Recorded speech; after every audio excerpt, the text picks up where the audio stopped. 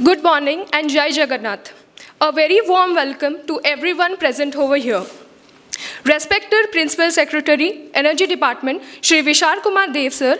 Respected Principal Secretary, HNUD, Commerce and Transport Department, Srimati Usha Padhee Madam. Respected dignitaries and honored officials from Bureau of Energy Efficiency, officials from state designated agencies of Chhattisgarh, Bihar, Jharkhand, West Bengal, officials from EMC Kerala, and our very own beautiful state of Odisha. Each and everyone present over here, a warm welcome to all of you. To mark the auspicious beginning of today's proceeding, I now invite our esteemed dignitaries to come forward and light the ceremonial lamp. I request Usha Padhee Madam, Vishal Dev sir, Samal Madam, and EIC sir to come forward and lamp the ceremonial lamp. Sudhir Mahapatra sir, please.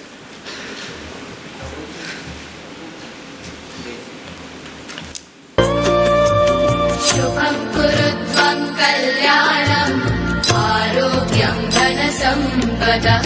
Shubham kurutvam kalyanam arogyam dhanasampada. Shatru buddhi vinashaya deepajyotir namostute. Deepajyotir namostute. Deepajyotir parabrahma. Deepajyotir Deepajyotir parabrahma, Deepajyotir janardanah, Deepo hartu me papam, Sandhya deepa namostute. O deepa brahma rupasvam, Jyotisham prabhuravyayah. O deepa brahma rupasvam, Jyotisham prabhuravyayah. Arogyam dehi putrauscha, Matim swachham ime sada. Praverastam samarabhya, Yavat suryodayo bhavet. Praverastam samarabhya, Yavat suryodayo bhavet. Yasya tishte gruhe deepa, Tasya nasti daridrata. Shubham kurutvam kalyanam arogyam dhanasampada. Shubham kurutvam kalyanam. I now take this opportunity to respectfully invite our esteemed dignitaries to kindly come up on the stage and join us. Let's welcome them with a warm round of applause.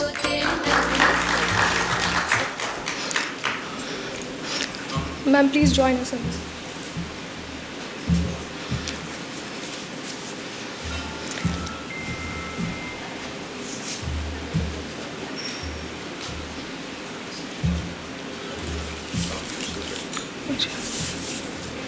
Pravatanalini. Sir. Now I request my colleagues to come forward and present floral tribute to our esteemed dignitaries. Please.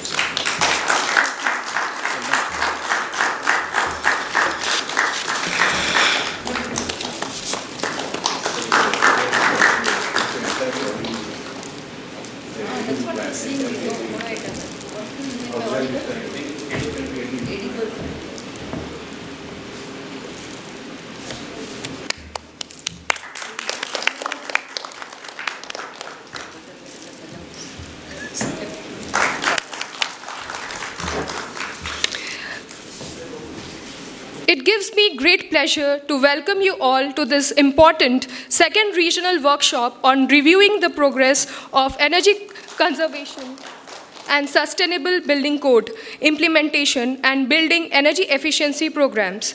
It is indeed a matter of great privilege and joy to welcome you all to this significant gathering, a confluence of knowledge, experience, shared purpose as we unite from various parts of the country to engage in meaningful dialogue, exchange ideas, and deliberate over challenges. It is now my honor to invite Shri Pyari Mohan Mishra Sir, Engineer-in-Chief Electrical, cum Chief Electrical Inspector and Head of SDA Odisha, to formally welcome our esteemed guests and dignitaries. Sir, please.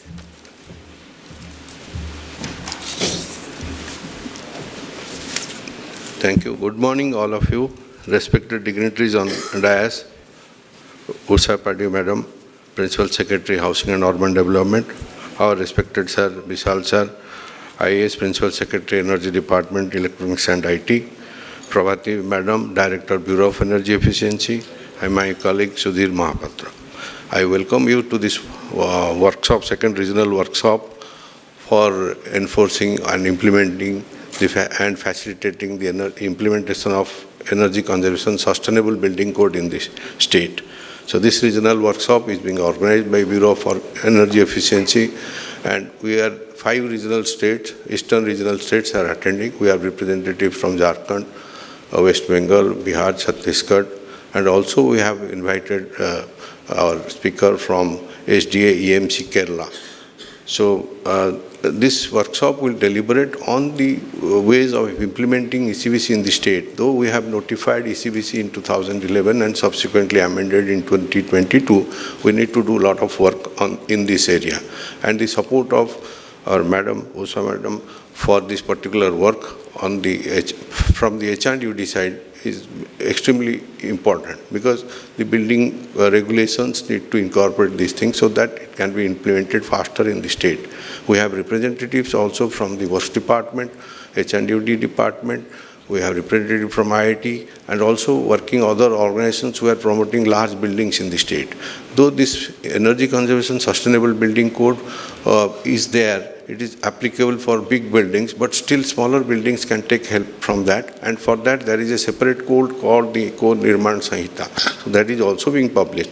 So the workshop, 2 days workshop, will be deliberating on these practices, and will be looking into the difficulties that is being currently faced by virtue of the absence of the regulations or enforcement. So all those things will be discussed, and SDA Kerala has been requested to give us the insight into how we can take up this further.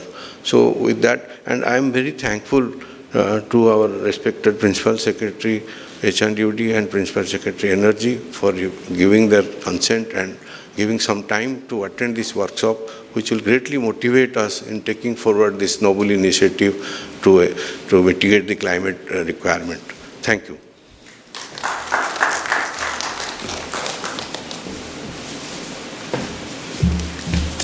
Thank you so much, sir, for your warm welcome and thoughtful words. Your insights have truly set the tone for the day.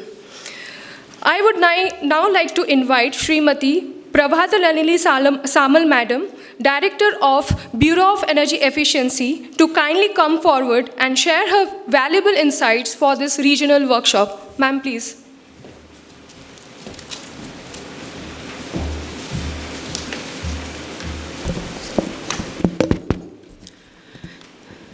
Shri Vishal Kumar Dev Sir, Principal Secretary Energy, Srimati Usha Padhee Ma'am, Principal Secretary H&UD, Pyari Mohan Sir, officials from SDA, Odisha, Bihar, Jharkhand, West Bengal, Kerala, Chhattisgarh, officials from Bureau of Energy Efficiency.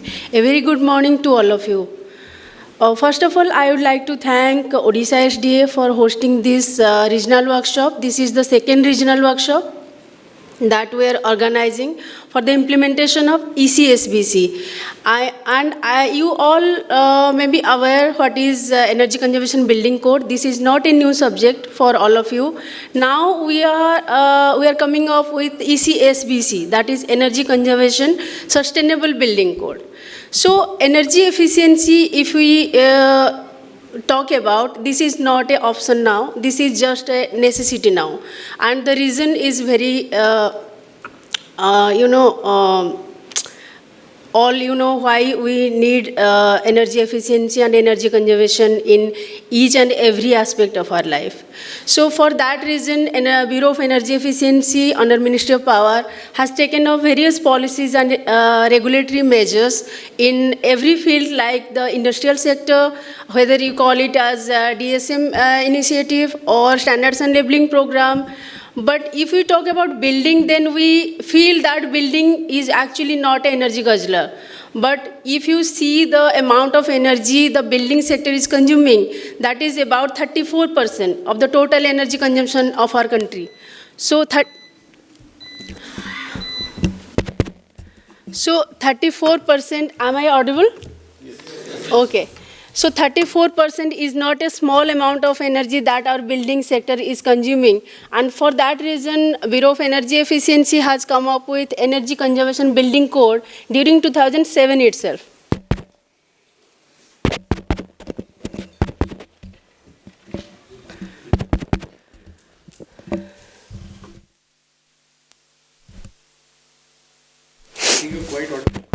Yeah, I can continue. So Energy Conservation Building Code consists of various components, and you please go through the Energy Conservation Building Code document, and you can see it contains the components like the building envelope, then electrical mechanical system, and also during 2017 we included the renewable energy concept in building code. But now we have come up with Energy Conservation Sustainable Building Code. That is the reason why we are organizing this regional workshop, just to introduce this new Energy Conservation Sustainable Building Code.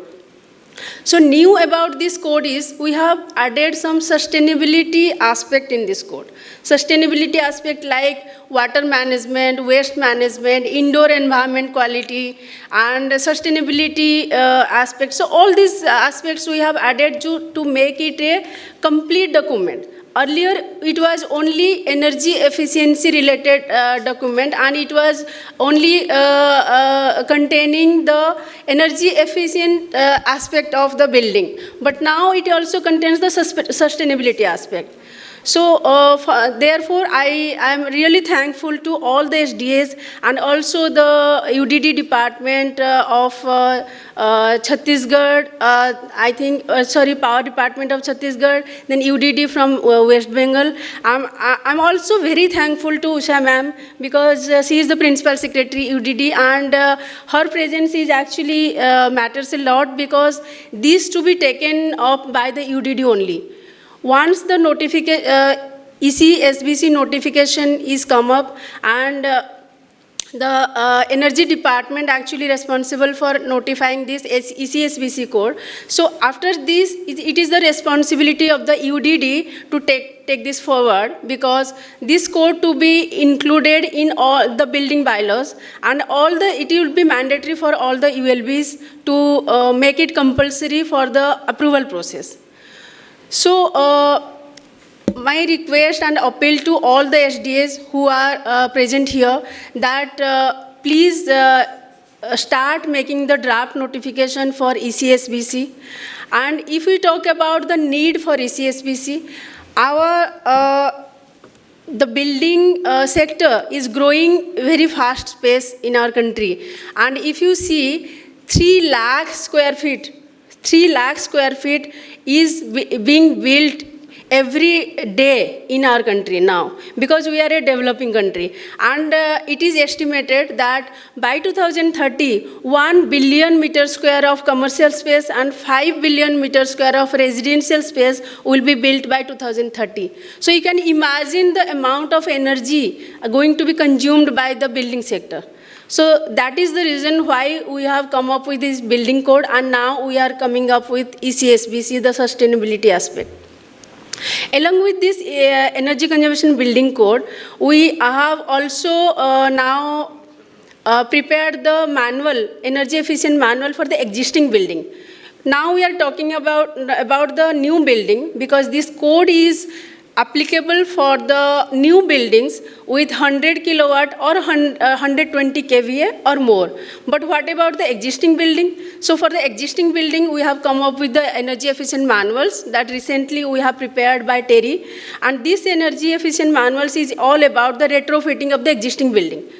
Of course, in the existing building, we cannot change the building envelope, but however, the existing building, the electromechanical aspect, all the sustainability aspect, that we can take care of with this energy efficient manual. So we have already shared the manuals with the SDA, and I will request the SDA to distribute all these manuals with you. So whenever our awareness program will be conducting in the states, so all these manuals to be disseminated with these stakeholders so that they will actually implement various measures in the existing building. And also B has taken up the star rating program for the building, where we are encouraging the buildings to come up and take their star rating, whether it is 2-star, 3-star, 4-star or 5-star, so that they can showcase their building. Whatever measures they have implemented, that can be showcased, so that it will be, the value of the building will be more. So all these activities B has initiated for the energy efficiency point of view. And for ECSBC, just to tell you that ECSBC is now in 3 tiers. One is ECSBC, the compliant building, that is mandatory. The minimum mandatory is ECSBC, then ECSBC plus, and then super ECSBC. So from ECSBC to super ECSBC, we can actually save 25% to 50%. If we comply with only ECSBC, then we can save 25% savings. And if we comply with ECSBC plus, then we can save 35%. And if we build a super ECBC building, then we can save up to 50% of the total building energy consumption. So Bureau also providing support to the SDAs to build super ECBC building. And as we have today Principal Secretary Energy here, that I would like to request, sir, please take up one super ECBC building in Odisha, because we have provided support to 13 states, and 3 states have already completed their buildings: Maharashtra, Uttar Pradesh and Sikkim. So I would like to, sir, Vishal sir, please take up one super ECBC building in SDA in Odisha, and we will provide 5 crores so that we can also showcase, because I am from Odisha, is my state, so I also want one super EC building to be showcased in our state. So with this note, I would like to conclude, and I would like to request ma'am and sir that please help us to take this forward in all these states, and then we can successfully implement ECSBC in Odisha. Thank you so much.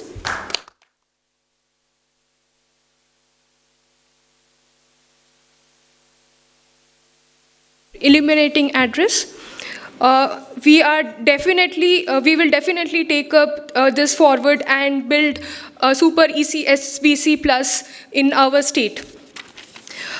We are greatly privileged to have among us Shri Vishal Kumar Dev sir, IS, Principal Secretary, Energy Department, Govt of Odisha.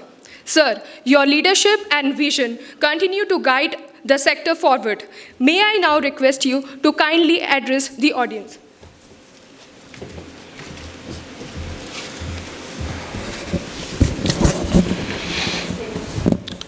A very good morning to everyone. My colleague, batchmate and chief guest of this workshop, Mrs. Usha, Padhee, Principal Secretary, Housing and Urban Development and Commerce and Transport. My colleague, EIC Electricity, Shri Pyari Mohan Mishra, who is also the SDA for Odisha for energy conservation. Director from Bureau of Energy Efficiency, Mrs. Samal. I am delighted to know that there are representatives of various states, Chhattisgarh, West Bengal, Jharkhand and also Kerala, which has taken the lead in coming out with they've incorporated the provisions of the ECSBC in their state code. Colleagues from the Energy Department, from the Urban Department, ladies and gentlemen, it's a pleasure to be here, and I'd like to thank Bureau of Energy Efficiency for this initiative for organizing the second regional workshop on the energy conservation and sustainable building code here in Bhubaneswar today. Energy conservation and sustainability, is no more an option now. It has kind of become mandatory because there are n number of talks and articles that have been written. We have finite resources, and if we want to leave our future generations in a good shape, we need to conserve energy and conserve resources. I mean, this is something which all of us know. ECSBC was notified last year, and it's an improvement in many ways over the ECBC, which was notified much earlier. From Odisha's side, we were the first state to actually brought out a state energy conservation building code way back in 2011. And the draft for incorporating the provisions of ECSBC into the state code is more or less ready. We'll be now circulating it to all stakeholders. And since Kerala is here, I think we'll take their inputs as well.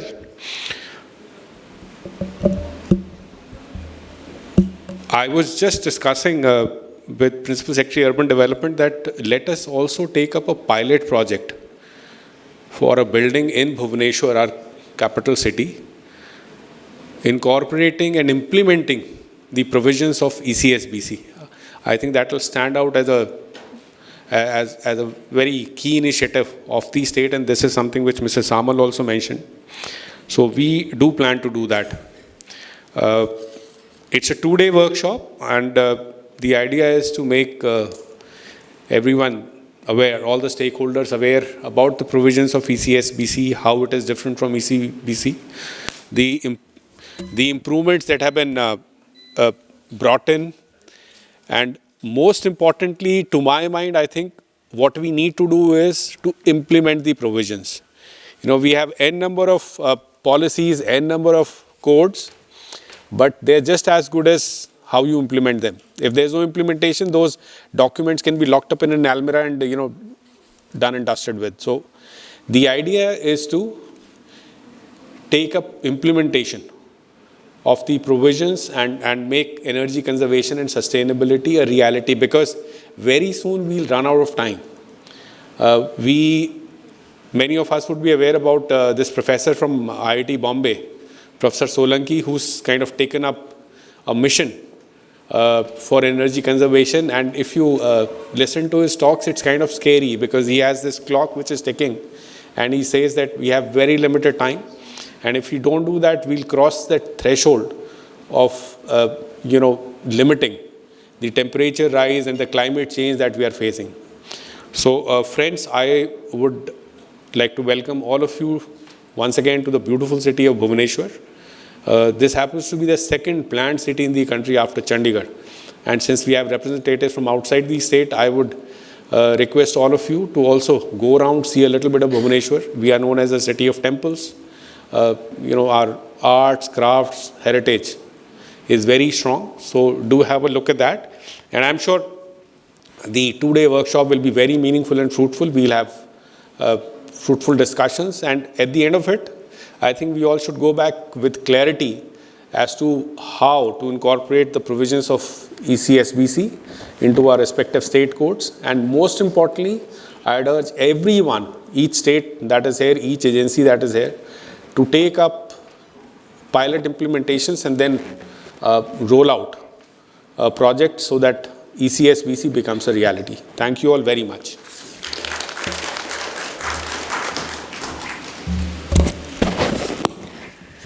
Thank you, Shri Vishal Kumar Dev sir, for your visionary address. Your guidance continues to inspire all of us working towards energy efficiency and sustainable development. We are now honored to welcome Srimati Usha Padhee Madam, IS, Principal Secretary of Housing and Urban Development, Commerce and Transport Department, Govt of Odisha. Her leadership, spanning urban development, real estate regulations, and infrastructure, has been pivotal in driving sustainable, inclusive growth across the state. Madam, we invite you to the podium to share your valuable insights.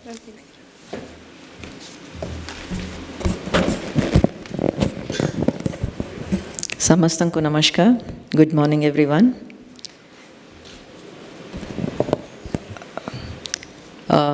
Distinguished guest on the dais, Shri Vishal Kumar Dev, my batchmate, and also the reason for which I am here. Pravatanalini Samal, Director, BEE. Maybe her love for Odisha has brought this workshop here. And today I can also proudly announce that she will be our advisor also in the department to help us in implementing. Then EIC, our designated agency who is important in implementation of these codes. Then Chief Engineer, all the colleagues and stakeholders who have come from West Bengal, Chhattisgarh, Kerala, Jharkhand, and also from Odisha. I was in Delhi yesterday, so my PS called and said that you have to be there in this workshop, which is at 10 o'clock. So I was searching for our building planners and our development authority vice chairman who has been in Japan now. So we had sent him to understand the building code and come back and do something. So I was trying to gather everything. So I'll share a few points and maybe that will be useful because not from the technical point of view, maybe from the implementer point of view. Though I look after the departments of commerce and transport and housing and urban development, I am also by education a qualified civil engineer. So but I never wanted to become an engineer. I wanted to become a doctor because my mother is a doctor. But I did not get the seat, then I was pushed into engineering. And somehow, because we were brought up in Tungabhadra Dam, which is a place near Hampi in Karnataka.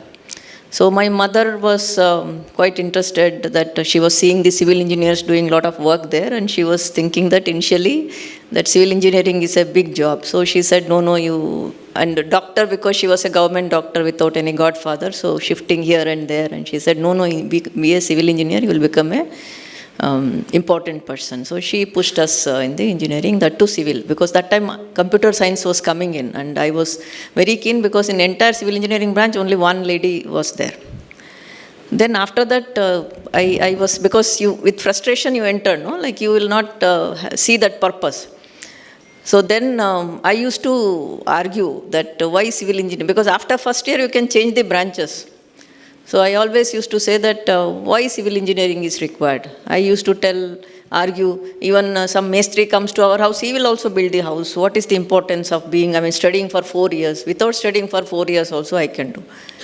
Then as I go through the courses, then I fell in love with the subject. Just because, say, somebody can build the building, but the professionals can make it more what we call sustainable, resilient, and everything. So all of us sitting here, we are the professionals and we see the purpose. I think that is the important thing, because in our day-to-day life with what we call everyday addressing the relevant issues every day on firefighting mode, we don't have too much of space to sit down, think and check out the plan and do it.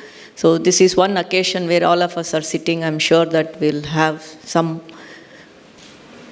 thought process which will be churned here, and we will be going back with that intention, motivation to do and implement all those things. This is the first thing I would like to say, that all of us who are here or who will be working with you when we go back, I think that is the energy which we have to create within ourselves to ensure that this is part of it has to become the part of the culture. I mean, it's not that something, as all the speakers here said, that it is not any luxury that you have to be 5-star or you have to be that compliant because it is mentioned in the code. No. Because this is essential. If you don't do this, we are going to face the problem in future. That is what we have to understand. It is not just because I have to tick off the complaint. So whether that feeling, that motivation, that type of culture, we bring it in among the people who matters, then that is the biggest thing which we have to do. All of us have that responsibility. Number 2, we have been talking of Vikasit Bharat, Vikasit Odisha, and one of the major contributor or what we call growth engine will be the real estate sector. And just now they mentioned about 35% of the energy is going into these buildings which are there coming up every day. So how we will be able to address this sector and bring those implementation provision and make it happen. And I was seeing in the beautiful brochure which they have prepared, they have made 4 important and then 4 additional. And I think all 8 vertical where implementation or interventions from our side is required is HNDUD department, that is Housing and Urban Development Department. So we take that responsibility. I was telling them that this is also a platform for me to come here and then suddenly it comes to our agenda. Otherwise, it's going in a routine manner. So we'll try to put an institutional mechanism. That's why I said that. So we can take the advantage of Mrs. Samal being there and we can create that institutional mechanism. Once in a month or 2 months, we'll sit down and we'll see that this is there in everybody's mind when they do it. It is not that something has to come once in a while. It is continuously there when whatever we do. And keep our regulators or the planners who are giving the clearances and other things, they can bring lot of incentives for doing it and lot of regulations for deterring them not to do it. So those things we can very well try to bring those things. And I'm sure that tweaking in some of the policies, because states can come up with their own version with customization, so we can very well, and this workshop certainly will bring some good practices or good ideas which will be able to help us. Last but not least, I would like to thank the entire team who have organized this. I'm hopeful that 2 days of workshop will bring a lot of learning, and at the same time the networking also. All of you are now coordinated and you will be in touch with each other and will bring that whatever we call threshold momentum. So if you bring so many people together who are in this area and there is that critical mass which is generated, then automatically it will take off, and we are looking for a Vikasit Bharat or Vikasit Odisha, which is to be a better place for our future generation. So we all carry that responsibility, and I hope that we will be able to do it. Once again, thank everyone, and thanks to you for patient hearing. I wish the meaningful workshop for next 2 days. Thank you so much.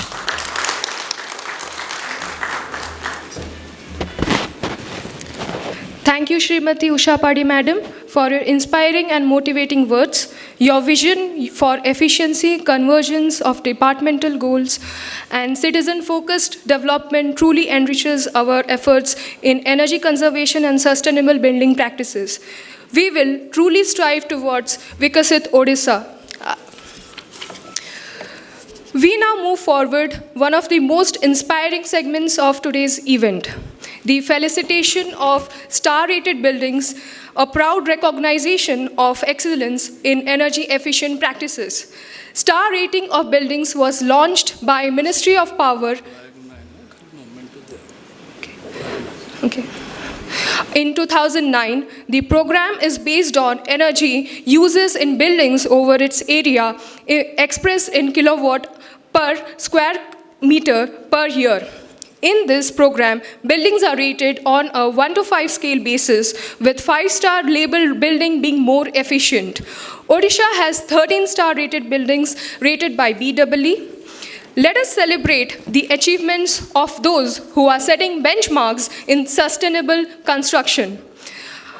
May I request our dignitaries to kindly honor and present mementos to the building owners. I would like to call upon the stage representatives from Madhusudan Das Regional Academy of Financial Management, Shri Bibhudatta Acharya sir.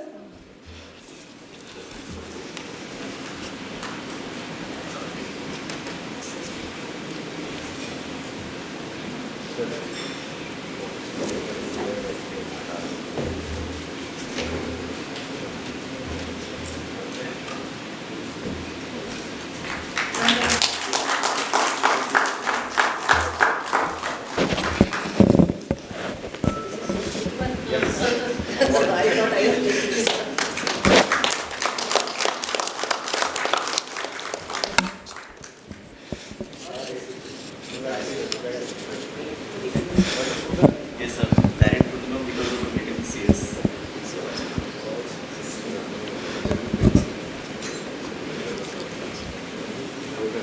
Next, I would like to invite representatives from Odisha Renewable Energy Development Agency, DD Tripathi sir.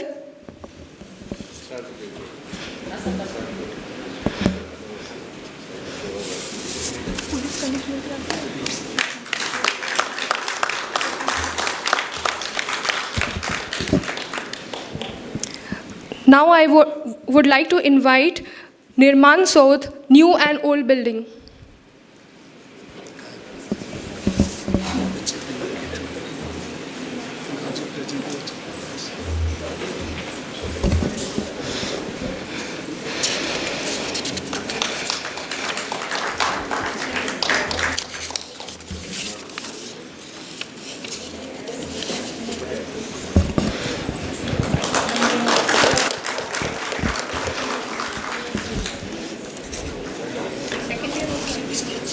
Congratulations to all the building representatives who have received the mementos. Now I would request my colleagues to deliver mementos to our chief guests.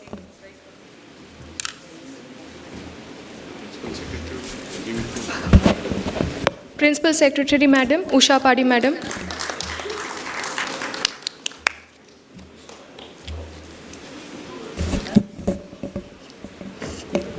Principal Secretary Vishal Dev sir.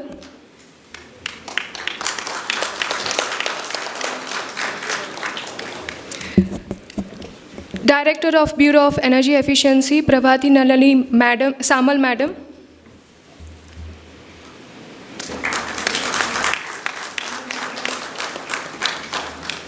Thank you, respected dignitaries for accepting our mementos. As we draw this inaugural session to a close, I now invite Shri Sudhir Mahapatra sir, our engineering chief engineer, testing, licensing and energy conservation, cum chief electrical inspector, to express gratitude and appreciation to all those who have joined us for the event. Sir, please.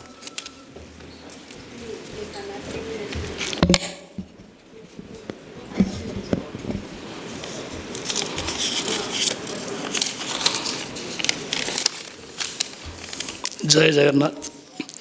Very warm and delightful morning to all our esteemed guests on dais, distinguished dignitaries and participants gathered here. It is my privilege to propose the vote of thanks and acknowledge the contribution of those who worked really hard to make this event possible. On behalf of the Office of EIC and SDA Odisha, I sincerely extend a vote of thanks to our Chief Guest, Principal Secretary to Housing, Urban Development and Commerce and Transportation Department, Srimati Usha Padhee ma'am, who spared valuable time from her busy schedule to grace the occasion. Today, we had the opportunity to hear your thought and word, ma'am. This will surely encourage us in all our future program on this issue. I also want to thank our Honorable Guest, Principal Secretary to Energy, Vishal Dev sir, for his active participation in our event. Your deep and intellectual way of imparting knowledge has added to the glory of this event. Today, we have got a lot of information on the subject from Director, Bureau of Energy Efficiency, Pravatanalini ma'am. She also gave deep insight into current topic and shared some interesting facts. We have no word to offer gratitude for your outstanding support and guidance extended to us at every step. A special mention to our respected EIC sir for being the catalyst that stimulated us to do our best. With a deep sense of appreciation, we thank our loving EIC sir for his untiring effort and humble guidance. I would like to thank all respective representatives of SDA from the state of Bihar, West Bengal, Chhattisgarh and Jharkhand who are blessed with their presence and active participation to implement ECSBC and building energy efficiency program.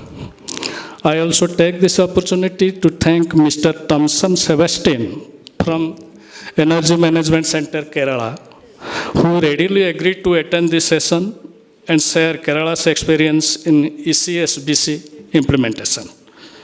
I am grateful to all participants for coming here for this event and thank all the delegates who will be attending the technical session later today for their participation and carry this initiative forward. Thank you.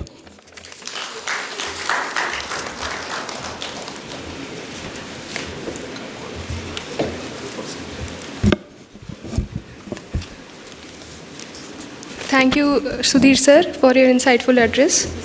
Thank you, dignitaries, for joining us for the event.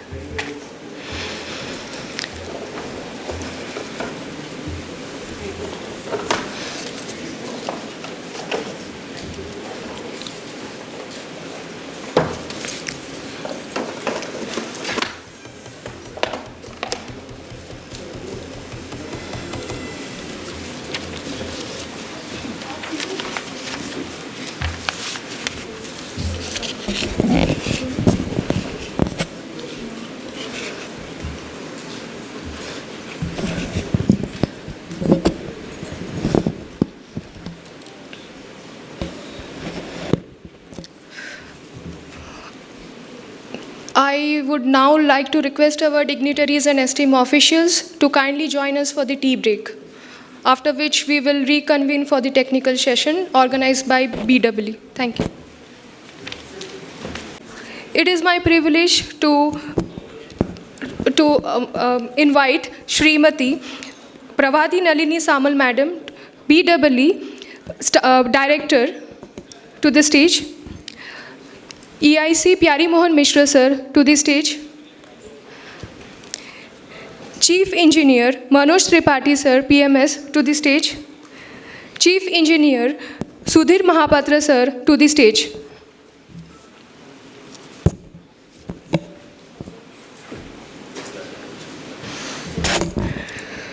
We would now like to felicitate. I would also like to request Hemant sir from BW to the stage.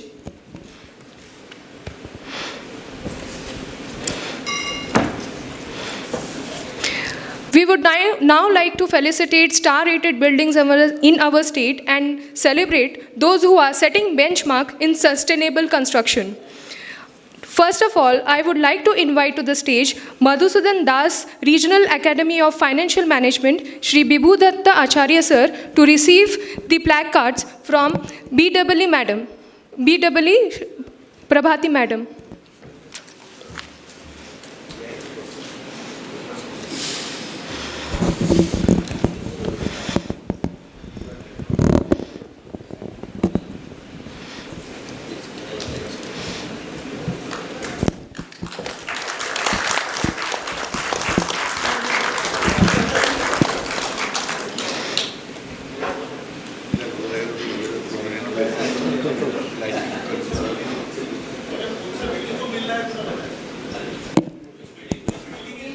Madhusudan Das Academy, their office in this Bhubaneswar.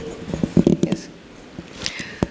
Now I would like to call upon this stage Police Commissionerate Building, representative from Police Commissionerate Building is Suresh Chandra Patra sir. Sir is presently working as an OPS officer.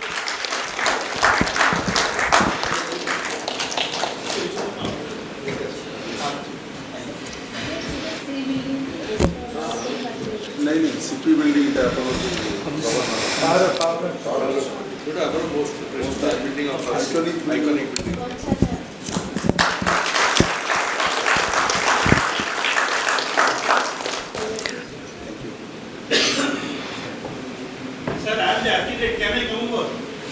Yes. I'm the architect. Please. Mr. Taranda.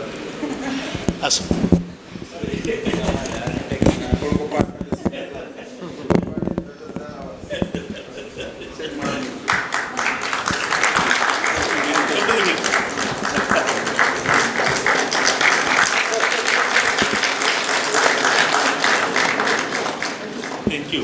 Thank you, sir.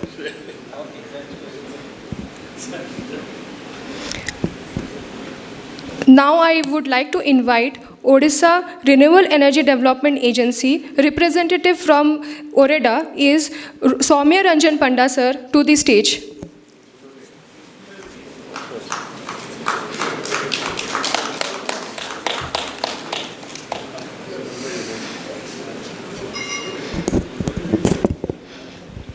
Please clap for all these.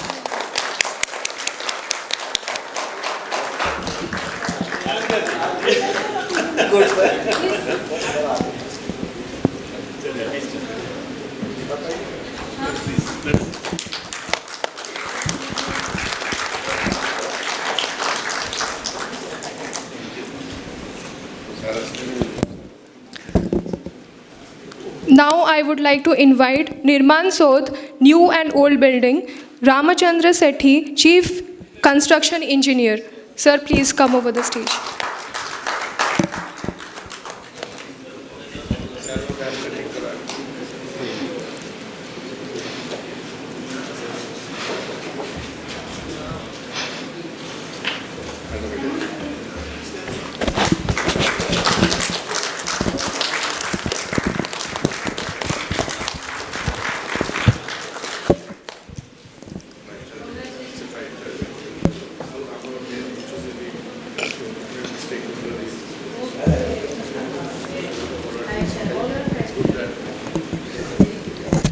Sir, please remain in the stage. Sir, we will be inviting all the participants, those who have received, for a group photo.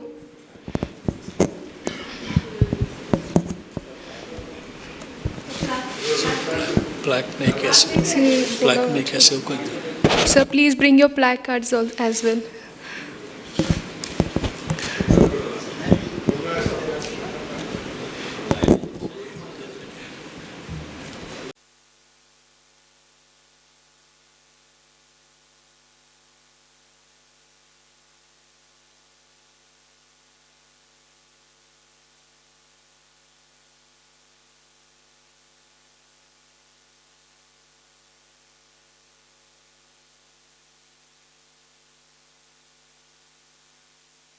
Our government buildings become 5-star rated. So that is our wish.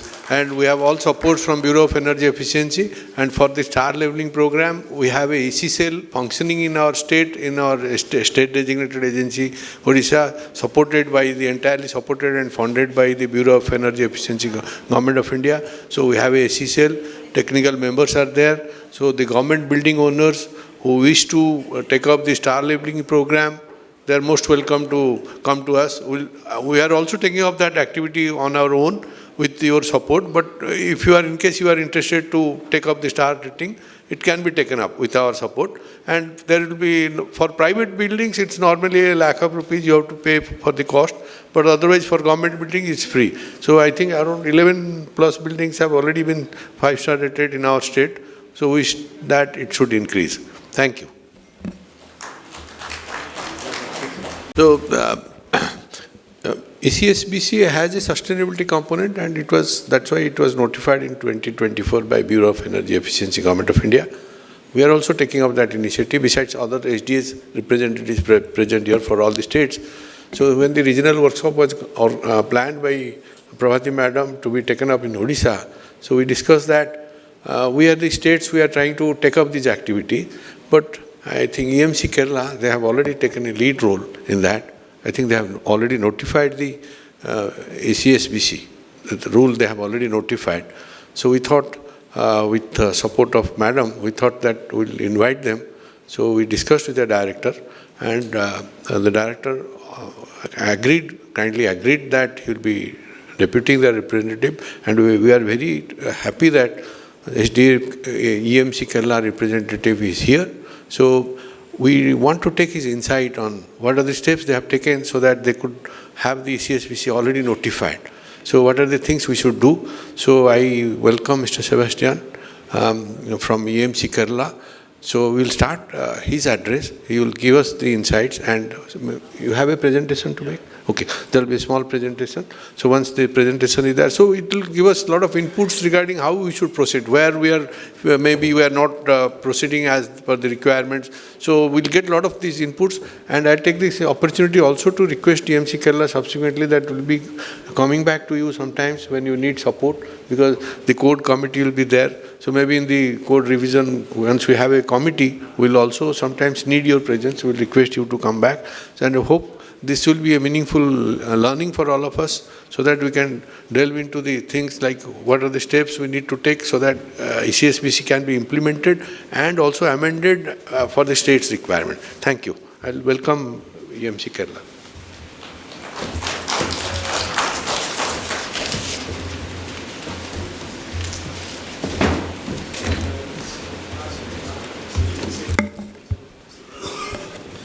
I express my sincere gratitude to Odisha SDAs as well as BE to provide us an opportunity to share our activities that I have done in the ECBC implementation. Next. So, EMC, Energy Management Center Kerala, is the first SDA that is formed even before the notification of Energy Conservation Act. We have the EMC was established in 1997, and we were the first this kind of agency that was entirely formed for the implementation of energy efficiency activities in the state. So the EC Act came in 2001, and we got the role of SDA in 2002. From then onwards, we are actually implementing the various activities related to EC Act, and ECBC is also main part of that EC Act. We have notified the ECBC rules in 2017, and the rules has been incorporated in KMBR and KBBR, actually the Kerala Municipality Building Rules and Kerala Panchayat Building Rules in 2019. I think Kerala is a unique state. We cannot bifurcate cities and villages. So there is a entire one city, and that will be varying. That will be stretching from Trivandrum to Kasaragod. Trivandrum is the southern end, and Kasaragod is the northern end. So we cannot bifurcate cities, villages in Kerala. So we have implemented ECBC in urban local bodies and rural local bodies. In Kerala, urban local bodies means municipalities and corporations. There are 6 corporations and 87 municipalities, and 941 panchayats are also there.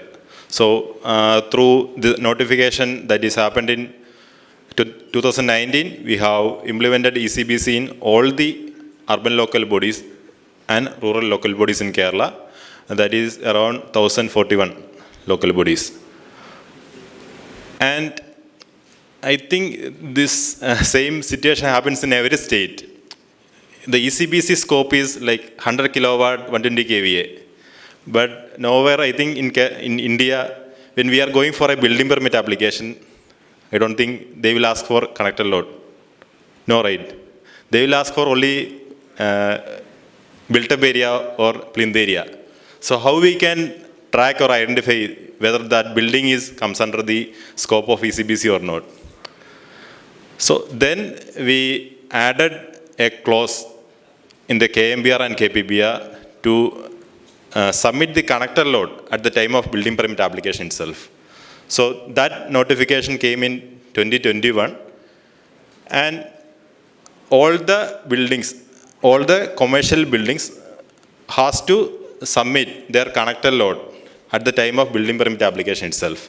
So at that time, at that point, the building permit authority can verify that submission, and they can ask for the ECBC compliance check if it is crossing 100 kilowatt. Okay, so that notification came in 2021. Then recently in 2025, we have implemented or notified the Kerala Energy Conservation and Sustainability Building Code Rules 2025 and became the first state to notify in India. Thank you for that. And as part of this ECBC activities, implementation activities, we have formulated the high-level committee for implementation that was constituted in 2017, and the ENS provision also added to that committee. And we are actually trying to modify the or amend the committee members for the incorporation of ECBC provisions also. That work is going on by the SD as well as the cell activities. So this is the code that is notified in 2017. ECSBC, Kerala's Energy Conservation and Energy Conservation Building Code Rules. And this code is applicable to all the buildings, commercial building with a connected load of 100 kV or 100 kilowatt or greater, or contract demand of 120 kV or greater, or the air conditioned area 500 meters square or greater. If any of the criteria is exceeded by a building, that building has to follow ECBC. And the ECBC is incorporated in the building bylaws also. So this is the procedure what we are following in Kerala for ECBC complaints. So as you can see, when we are getting a new building application, building permit application, first, as I already said, they need to mention the connected load at the time of building permit application. At the time itself, we can see whether that building has to follow ECBC or not. If that connected load is less than 100 kilowatt, then automatically they can follow the procedure, whatever it is there in the building bylaws. No need to go for these ECBC complaints. If it is crossing 100 kilowatt, then the applicant shall seek the support of professionals we have empaneled as building energy efficiency experts. So these are the people that are trained, evaluated and empaneled by EMC to implement this ECBC.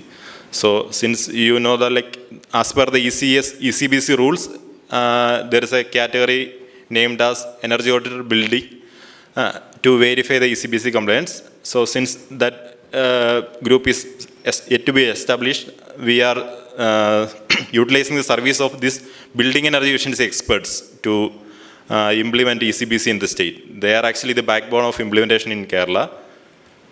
So at the building permit application itself, if one building is identified that has to be follow ECBC, they need to seek the support of BEEs. They will be collecting all the details, the building drawings, the HVAC details, electrical details and everything. They will check the ECBC compliance. If that building is not meeting the ECBC compliance, they will give the necessary directions or suggestions to make it as a ECBC compliant building. And they will make the ECBC compliant, means design it as a ECBC compliant. And they will share two documents that will be signed by them, their end. That is Appendix KC and Appendix G of the ECBC rules notified by Kerala. Appendix KC is actually it's with the KMBR and KPBR. That form has to be signed by the BEE, Building Energy Efficiency Expert. And Appendix G of the Appendix G of these ECBC rules also needs to be signed. Along with the documents, the applicant has to submit Appendix KD, KA and KB at the time of building permit application. The KA and KB shall be signed by the building owner itself.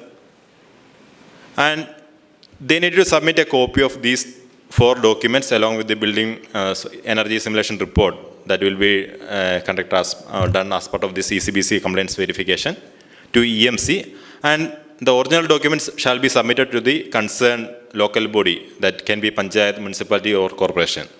So that's the process that will happen at the time of building permit application. If the building permit authority is okay with this building permit application, all the other documents related to building permit application, as well as he can just check whether these forms are available. With the application, they can give the building permit. The first thing we get, first feedback we are getting from at the time of ECBC awareness program, that feedback we are getting from the LSGD, the local self-government department side, is that they are already having a lot of headaches as part of this building permit application. They cannot go through the entire ECBC code, they cannot go through the entire technical parameters and everything. They said like, don't add one more headache to their head. So what they can do is, they can just verify what are all, whether the application is with the corresponding document submitted by the, shared by the BEEE. Since the BEEs are empaneled by EMC and they are going through they are checking the ECBC compliance, they can just check, the building permit authorities can just check whether the documents are there, and they can go ahead with the building permit if the other documents, other supporting documents are there. Then the project owner has to develop the ECBC compliant building as per the submittals given by them. So they can go beyond the ECBC compliance check, like they can build a building that is better than the minimum requirements. And finally, at the time of occupancy, after the completion of the building, again this BEEE, the role of BEEE will come. Like they need to seek the support of another BEEE, and that BEEE will evaluate whether the building is constructed as per the requirement of ECBC. So he will provide a certificate for that building, and along with that certificate, the building permit applicant. So the building owner has to submit Appendix KD of KMBR or KPBR. That is actually that's an undertaking saying that my building is developed as per the ECBC norms, and I hereby submit the compliance check certificate issued by the BEEE. Okay, that's the process that is happening in Kerala currently, and we are, based on the latest ECSBC rules, we are trying to modify based on the code. We are in the time of, at the time of construction itself, intermittent variation checking will be there from the BEEE side. That is also we are proposing. And this is a brief about the Building Energy Efficiency Expert Empanelment Program that is done by EMC. As I already said, at the time of implementation of ECBC, the hurdle that we are facing was the lack of sufficient professionals that can do the ECBC compliance verification. So hardly 2 or 3 master trainers were, the BE certified master trainers were there in Kerala. So we cannot seek the support of these 3 people for the entire state. So we created this BEEE empanelment program. And currently we are having 60 numbers of BEEs and 157 number of BESCs. These building energy simulation experts are like the first stage of BEEE empanelment. We are actually conducting this program through training, evaluation, examination and interview. After that only these BEEs are coming out. The first stage of training is like for a period of 20 hours, and we will be giving a sample project for them, for the applicants, sorry, for these industry candidates. They need to run the energy simulation based on the code, and they need to submit the output to EMC. We will cross-check it and verify through a panel of expert members. And if they are meeting the minimum requirement, we will empanel them as building energy simulation experts. The building energy simulation experts will be again trained for 16 hours, and they will be gone through a real life project kind of thing. So we will be giving a project with the minimum details, and like a real life project, that project may not be having these all the details that will be required for ECBC compliance check. Like for a building in Kerala, first when we are applying for building permit application, the details what will be having is a single building drawing. No other HVAC side, electrical details won't be there. So that kind of that BEE has to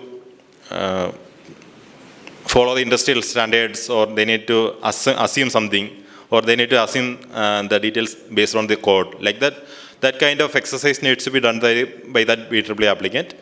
And we will be giving a 14 days of time for that BEE to evaluate the drawing or evaluate the building. And they need to submit a complete energy simulation report, ECBC compliance check report to EMC with the energy simulation output and the supporting documents to EMC. We will again we will verify the submission, and those who are meeting a minimum requirement, like the score we have decided is 65 out of 100. Like it's not a 30 out of 100. We need that people that are well capable of doing that ECBC compliance. So we have decided the cutoff mark as 65, and those who are meeting this 65 mark out of 100, they will be called for the interview, where we will be checking their proficiency in that field. And if they are okay with that, we will empanel them as building energy efficiency experts.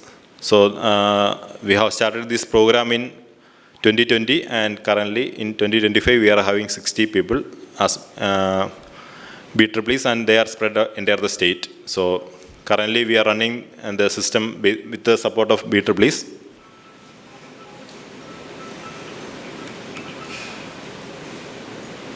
And we have come with another empowerment also. The BEEs will be supporting in the design of ECBC compliant building. So there shall be some firms to construct the building as per the ECBC requirement also. For that only we came with this empowerment of firms in building energy efficiency. So for that we are prescribing a minimum requirement, like the requirement of civil engineer with a BEE certification. That kind of details are there, and we have published the terms of reference for the empanelment also. Currently we are having 3 firms empaneled as these firms for building energy efficiency in Kerala. And these processes are going on. Both the empanelment of professionals as well as the empanelment of firms are going on. And although EMC is there for notification, the real implementation is happening in the LSTD side. Although it is notified in 2019, like we are still conducting training programs as part of ECBC's activities that are not sufficient for the entire state. Like the cell will be having a limited number of training programs. Most probably we will be conducting this program in the main cities. Okay, so this knowledge dissemination won't be happening to the entire state. So we formulated a intensive training program for the LSTD officials. For that we have conducted 23 training programs in 2 months, like from the southern end to northern end. That happened in all the 14 states. And first set of training were conducted for the secretaries and engineers of this LSTD in 1041 local bodies. And in the second stage, we conducted another set of training program for the front office officials. Most probably the building permit applicant will be dealing with these front office officials only. Like they won't be directly in contact with the secretaries or engineers. They will be dealing with the application will be, or their communication will be in the, their communication will be with the front office officials. So we have given a separate training for the front office officials also on this ECBC implementation, where we give them a clear picture how the ECBC is going to implement, or how it should be implemented, what are all the documents they need to verify as part of this ECBC verification. That kind of knowledge was given to this local body officials. And for this training program, we have utilized the service of BEETPlease only. Like we have conducted a trial, what you can say, we have conducted training programs in engineering colleges where this BEETPlease only invited as resource persons. We have evaluated their presentation, we have evaluated their knowledge in the communication area or the data. So their communication capabilities were evaluated, and those who performed well, we are invited for the training programs that were conducted as part of this intensive training. So with the support of this BEETPlease only, we conducted these 23 plus 25 training programs in Kerala. And most of the BEETPlease are working along with the LSTD only, because they will be involved in the building permit application. So they are well known or well familiar with the hurdles or whatever problems that are happening in the LSTD level. So that only. And as part of the knowledge dissemination, or we have prepared one separate guideline for the implementation of ECBC in Kerala. Like there is a rule for notification, there is a rule for ECBC implementation, and there are provisions in the KMBR and KPBR for ECBC. But a new person that is not familiar with the ECBC, he may not be aware of entire clauses or the ECBC rules. So for that, we have prepared one guideline that will be including and the notification that is existing in the Kerala, and the KMBR or KPBR, the building bylaws provisions that are also included in the this guide book. And we have distributed this guide book throughout the state. Like for all the local bodies in Kerala, we have distributed this guide book, and the same guide book has been published on the EMC website. So that single guide book will be having all the data that are, all the information that are relevant to the ECBC implementation in Kerala. And a new person can just go through that document and they can familiarize with the code. And this guide book will be a single book that can be used for the designers or the LSTD officials or the power department officials. So everyone can just go through that document and they can get familiarized with the code. Another initiative we have taken is we have designed a cartoon kind of thing where that poster will be displayed in every local body in Kerala. That will deals with the requirement of the code, the scope of the code, as well as the output or what will be the benefit of the code. That is actually in local language in Malayalam. So whenever the people are visiting the local bodies, the municipalities, the corporation or panchayat for some building permit application or whatever requirement, they will know about the ECBC implementation, what's the requirement, what's the scope, and we have given a QR code scanner that will be directing to the EMC web page where the ECBC related documents will be displayed. So that kind of a poster was prepared by EMC with the support of a cartoonist, and we have printed out the same and we have distributed the same to the entire Kerala, entire local bodies in Kerala. And we have done press releases also regarding the ECBC. Another thing is like the ECBC training programs dedicated for these engineering colleges as well as the architecture colleges in Kerala. They are the future people that will be working in the field of building energy efficiency, and we have given dedicated training programs for the engineering colleges also, other than the programs conducted by the building cell activities. Another thing what we have done is like people will be searching for ECBC compliance verification.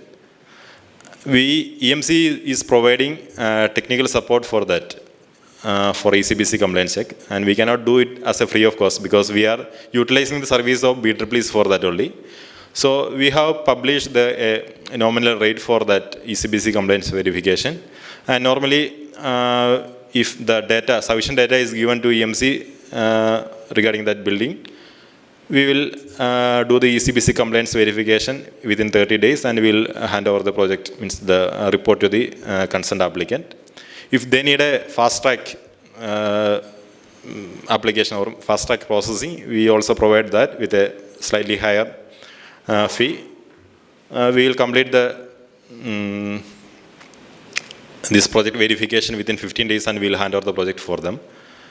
So this process also will be conducted with the support of BEEs only. Because we at EMC only, like the manpower is very limited, and we will be utilizing the service of our empaneled professionals for that. And the work will be allotted on call order, like based on that only the work will be allotted. And these are the rates that followed by the BEEs for ECBC compliance check. Like since it is based on the market value, they will be charging even less. Like since the competition is there, they will be charging less than this value also. And this is the new notification that is came in Kerala, that is ECSBC rules 2025. And we have, we have initiated this process, notification process, right in the 2023 after the EC Act amendment that incorporated ECSBC in the Act. So from then onwards, we started this process. And what we have done is, like, we have, at the time of application, means at the time of request for this amendment, the ECSBC code was not notified. So what we have done is, we made the rule as a code neutral. So whatever code BE is publishing, the same will be like followed in the state. It's a code neutral code. So if BE is revising ECSBC in 2026, we don't have a problem with that because the latest code that is published by BE will be applicable to the state. So that kind of work we have done, so that you people must be knowing the notification is a tedious process. It will be taking years and years. So whenever like the code is revised, we don't have a problem with that because it will be automatically followed in the state. And these are some of the highlights of that code. I think we can utilize all these ideas in the state also. First thing is, like till the energy auditor category come, we will be utilizing the building energy efficiency expert service for the ECBC compliance check and verification. Other thing is, like the notification will be done by power department, the implementation will be done by the LSGD. So the interdepartmental data transfer is a must thing. Like we need to get the data, collect the data from the LSGD to power department. So for that we have incorporated a provision in the rule itself, like annual building data shall be submitted to the SDA every year from the LSGD regarding this ECBC implementation. Like what are all the buildings comes under the scope, how many are getting this building permit. Every data has to be shared with the SDA based on this rule. And one more thing we have done is, we have given a role for the electrical inspectorate also. Because, for example, if one building, at the time of building permit application, that applicant is saying that I am having a building with a connected load of 90 kilowatt only, but the actual connected load may be 110 kilowatt. But at the time of building permit application, we cannot say, no, you are having a building with a connected load of 110 kilowatt. Because at the time of that construction, he even can intentionally reduce the connected load show that connected load at the time of building permit application. So we have given a role to the electrical inspectorate also. Anyway, he needs to go to the electrical inspectorate with a solid real electrical drawing. Okay. Then only finally he will be getting the electricity connection. So at the time of building permit application, he can even manage the connected load, or he can show the connected load in a lesser value. But at the time of giving application to the electrical inspectorate for the energization or the electrical scheme approval, he will be forced to give the exact connected load. So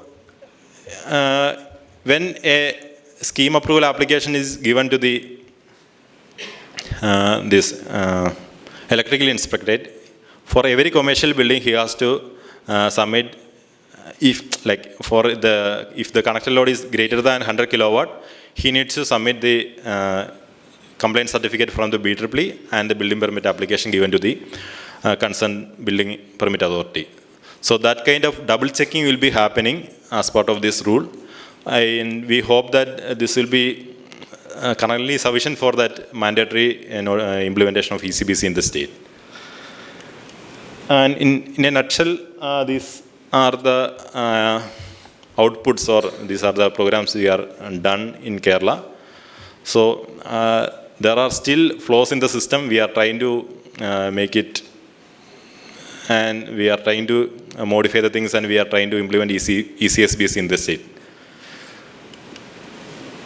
Thank you. If you are having any doubts, we can clarify it. Yeah.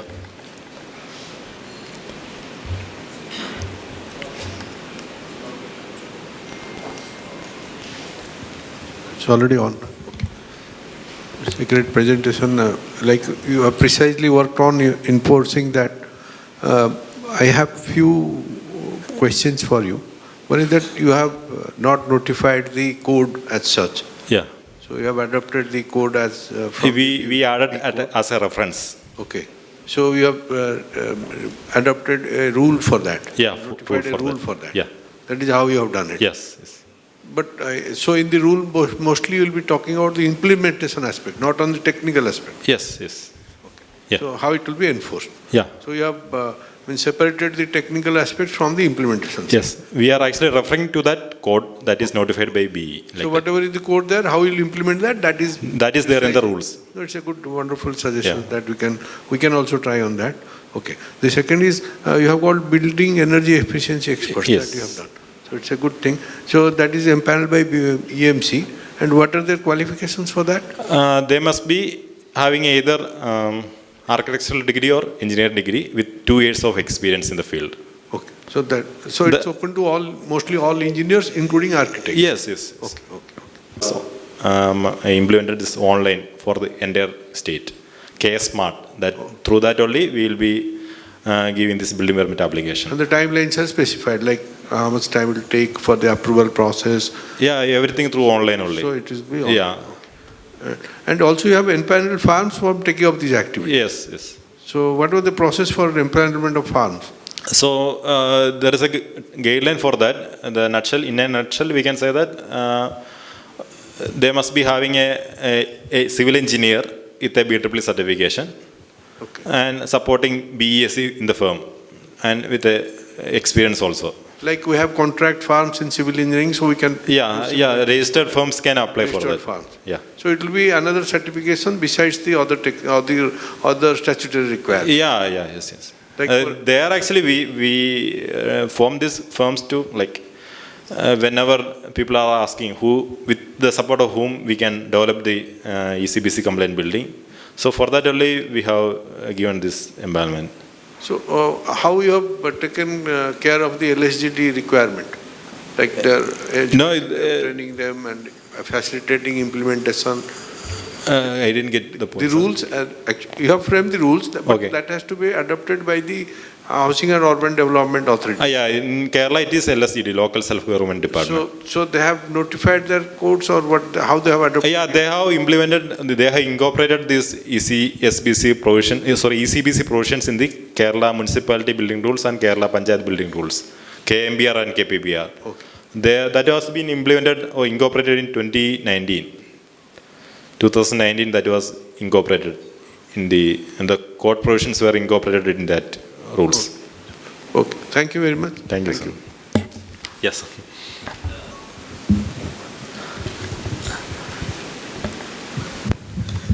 Great presentation, Thompson. I think Kerala is leading in front for sure because as an expert of ECBC in last several years. So just 2-3 questions which I faced during the implementation process in the state.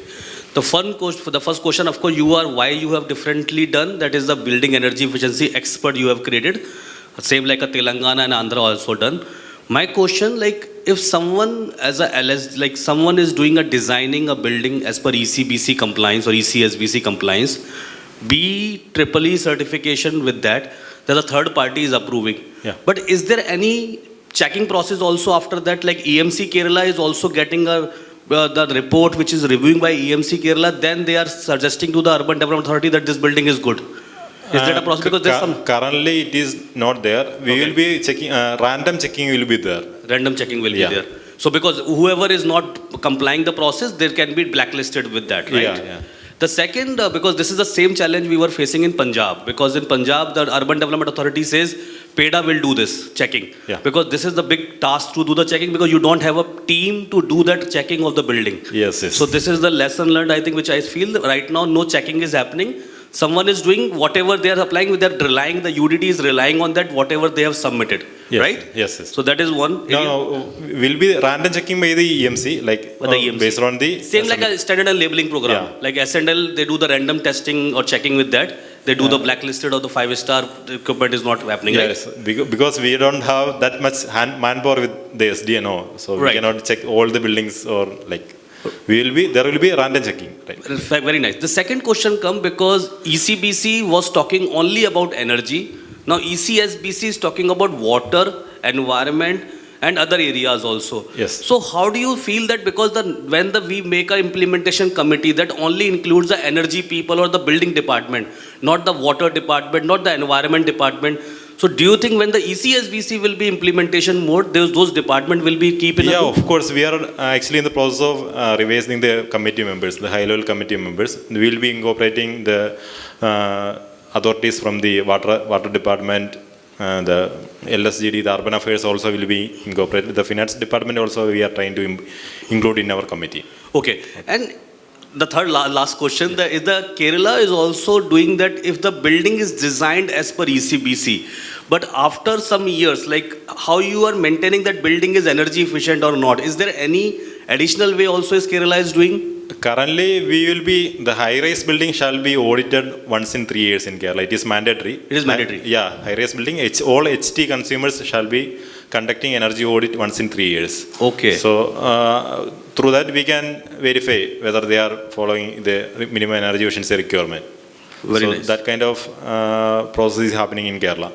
Okay. Also another thing, because a lot of time the consultant or the architect face a problem. I want to make a ECBC design building, but I don't have materials where I can procure that. Is Kerala doing some kind of a directory on that way?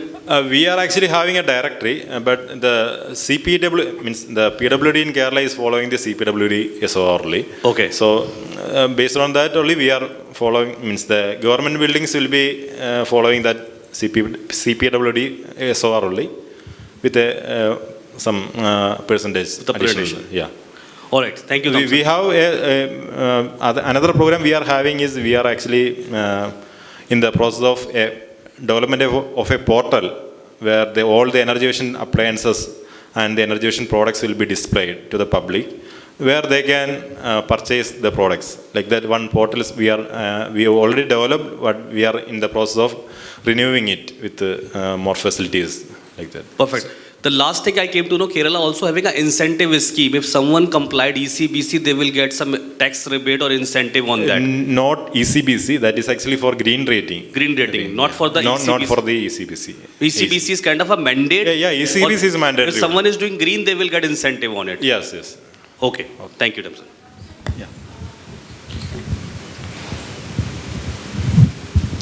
I just saw from your presentation that you have guidelines for ECBC. Yes. Yes. So, what is the difference between code and the guidelines? Have you just simplified? No, ma'am. In a single document, we are trying to incorporate the ECBC rule and the provisions that are given in the KMBR and KPBR. How the procedure, a flow chart kind of thing, to easy understanding of the implementation. Okay, for the implementation, for the ease of implementation. Yeah, ease of implementation. No other documents or no other data. What they are in the state, we are just created a single document for the implementation. How the procedure for easy understanding. That's the rule. Yeah. And another thing is that as I just informed that you have some incentives for the green rating. Yes. And now as B has its own rating. Yes. Bureau, that star rating program. So I would like to request Kerala as well as all the SDAs who are present here that you should have some kind of incentive program for the Bureau of Energy Efficiency rating, because as I saw from the last regional workshop also, first regional workshop we organized in Chandigarh for the northern region, where 8 SDAs participated, and there in every workshop people are actually talking about the green rating, LEED, Griha rating, all these things, but no one actually talking about the Bureau of Energy Efficiency star rating program. So we have to make it popular, because in our star rating program, energy efficiency is the predominant thing, but in the other Griha and all those things, sustainability is actually dominating factor. So if we want our building to be energy efficient so we should promote B star rating. And if you want sustainability should be the major part, then you should go for Griha rating. So for that, since I am from Bureau of Energy Efficiency, we all are government employees, so we should actually push for the Bureau of Energy Efficiency star rating program, because in this the EPI to be decreased. So for the EPI, for the minimum EPI, your life cycle cost will actually decrease for the building. So that would be beneficial for the building owner as well as who are actually staying in that building. So I would like to request Kerala as well as all the states that please make the star rating popularized, and we have already written to the SDAs that whatever the ECBC compliant buildings are coming up, please ask them to apply, and you please instruct your building sales that they should coordinate with these building owners so that they will apply for the B star rating at the design stage as well as after the operational stage.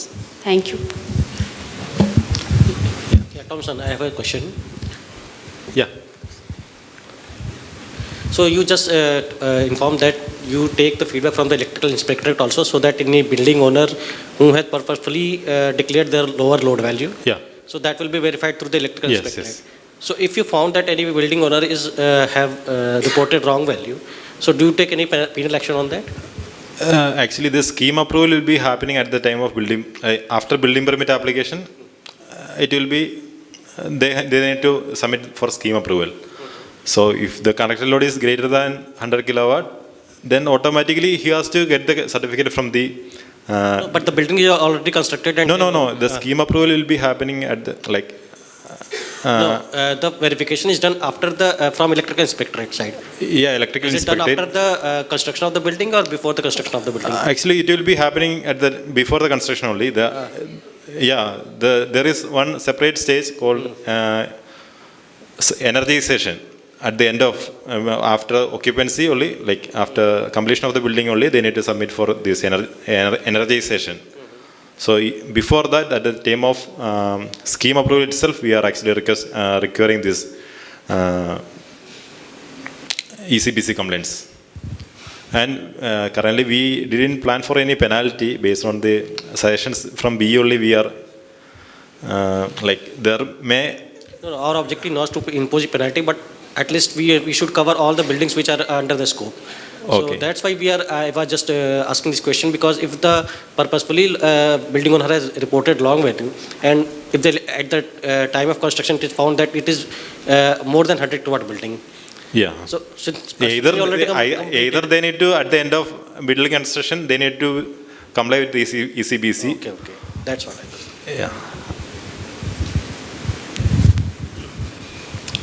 In fact, about this presentation, I have a small suggestion or little understanding about it. In 2011, our state notified first. Okay. And there is still now, our state, we have not come up with any legislation on ECBC. This is number one. Number two, that we had suggested B, but right now SDAs, most of the SDAs and B are here. At that time, we had suggested to B to reduce the workload on the compliance procedure. It's a robust compliance procedure. It has to be reduced. What Madam told, that we must give a design EPI calculation at the approval stage, and that design EPI calculation will match to the real EPI calculation during commissioning stage. If that design EPI calculation is coming to this much of kilowatt hours per square meter per annum, then it will be understood as that it is ECBC compliant. So ultimate our goal is to reduce the energy bill, energy consumption. So you go through this prescriptive, all these XYZ methods and go for a compliance, or you give a design calculation on your own and with a declaration that this is the thing, if it is matching with our designate EPI, then it will be understood as they be compliant or a ECBC compliant building. This was our strategy, or this was our suggestion. Can it be done this way?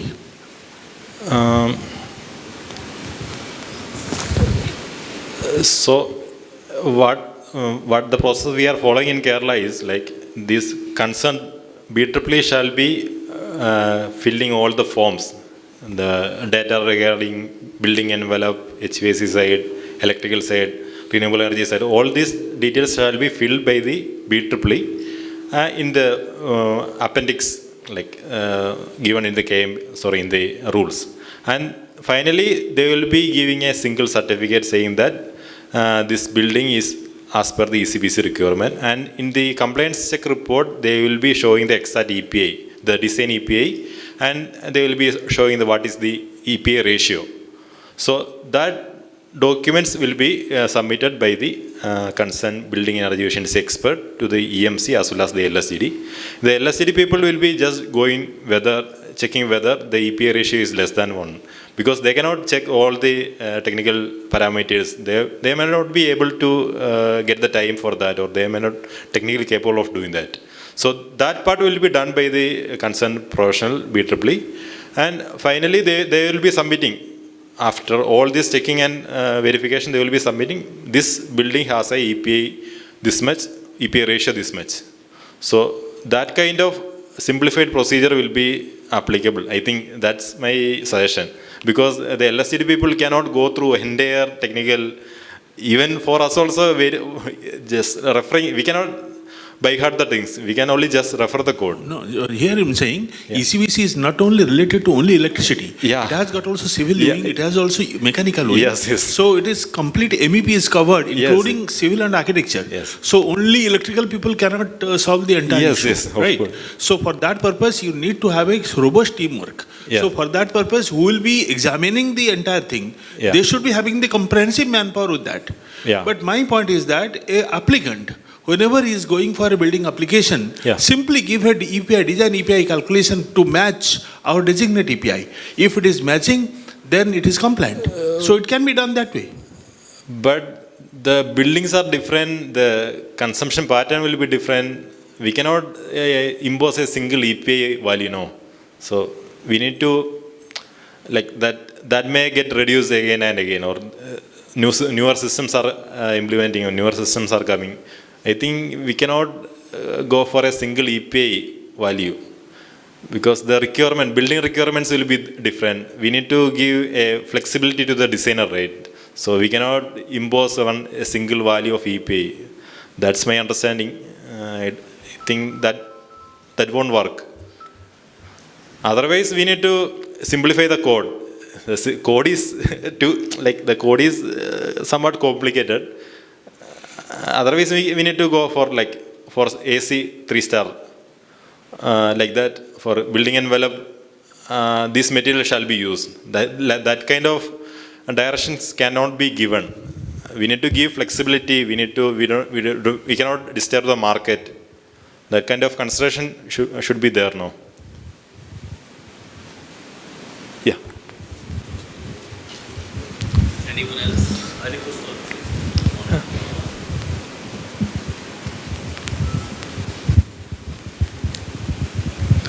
Good afternoon.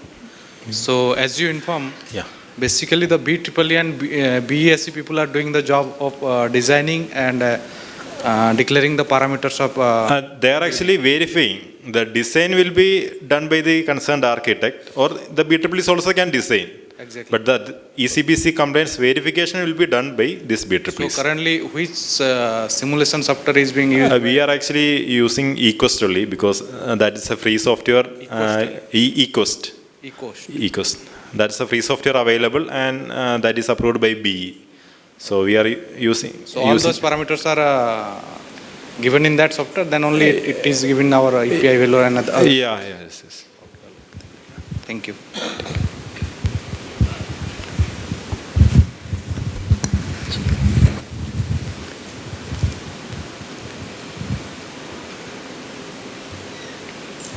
Okay, hi. My name is Rajiv Ranjan, and I am from organization All India Institute of Local Self-Government. My question is a little bit different from this ECBC, but it is related with the star and the rating system. For an example, recently RBI has connected us. They have done, installations of various captive power, solar power plant for their own captive uses in their buildings also, and somewhere it's also in a ground mounted system outside from the campuses and all, which they are using and consuming. Can they go for such kind of certification programs or anything related with the star ratings or the ECBC related activities? I didn't get your question. Basically, the organization, RBI, Reserve Bank of India, has installed their own captive solar power plant. Okay. For their own building consumptions, as well as for their residentials, apartments within the campus they have. They have installed these solar power projects within the campus and also outside the campus. Okay. So for example, they have a total 1 megawatt hour of load. Out of that, 800 kilowatt is they have already consuming and they have already installed it. Okay. Can they apply for any kind of star rating and or any kind of ECBC compliances for that? I think they can apply for junior rating, right? Yeah.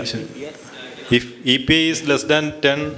No, there is no EPPA. This is for the captive consumption. Star labeling is any building. Already RBI building is a 5-star rated in several cities. There is also another rating called Shunya rating, because you have done open access investment to bring the power from outside. So you can apply for the Shunya rating. How much, whatever the energy you are consuming in entire year. Yes. If it is entirely you are procuring from solar, so you can apply for the Shunya rating as well. But the intent is the star labeling is the first step, then the second step is the Shunya rating. So you can definitely go for that labeling program. And what is the difference? The minimum 12 months energy consumptions are required. So whatever the building you have constructed, the difference between Shunya rating and the star labeling start from 1 star, 2 star, 3 star, 4 star, 5 star. So it depends upon your energy performance index. And it is a building 8 hours or 24 hour, your EPI is already defined in Bureau of Energy Efficiency labeling program. If you are complying with that, you can be apply 4 star, 5 star. Shunya rating, you have to calculate your energy consumption entirely. It should be of course more than the 5-star rating. That is something, and whatever the energy you are on site you are generating, you can go for that. Okay. So most of the government building, railways, CPWD building are applying for the Shunya rating as well. Okay.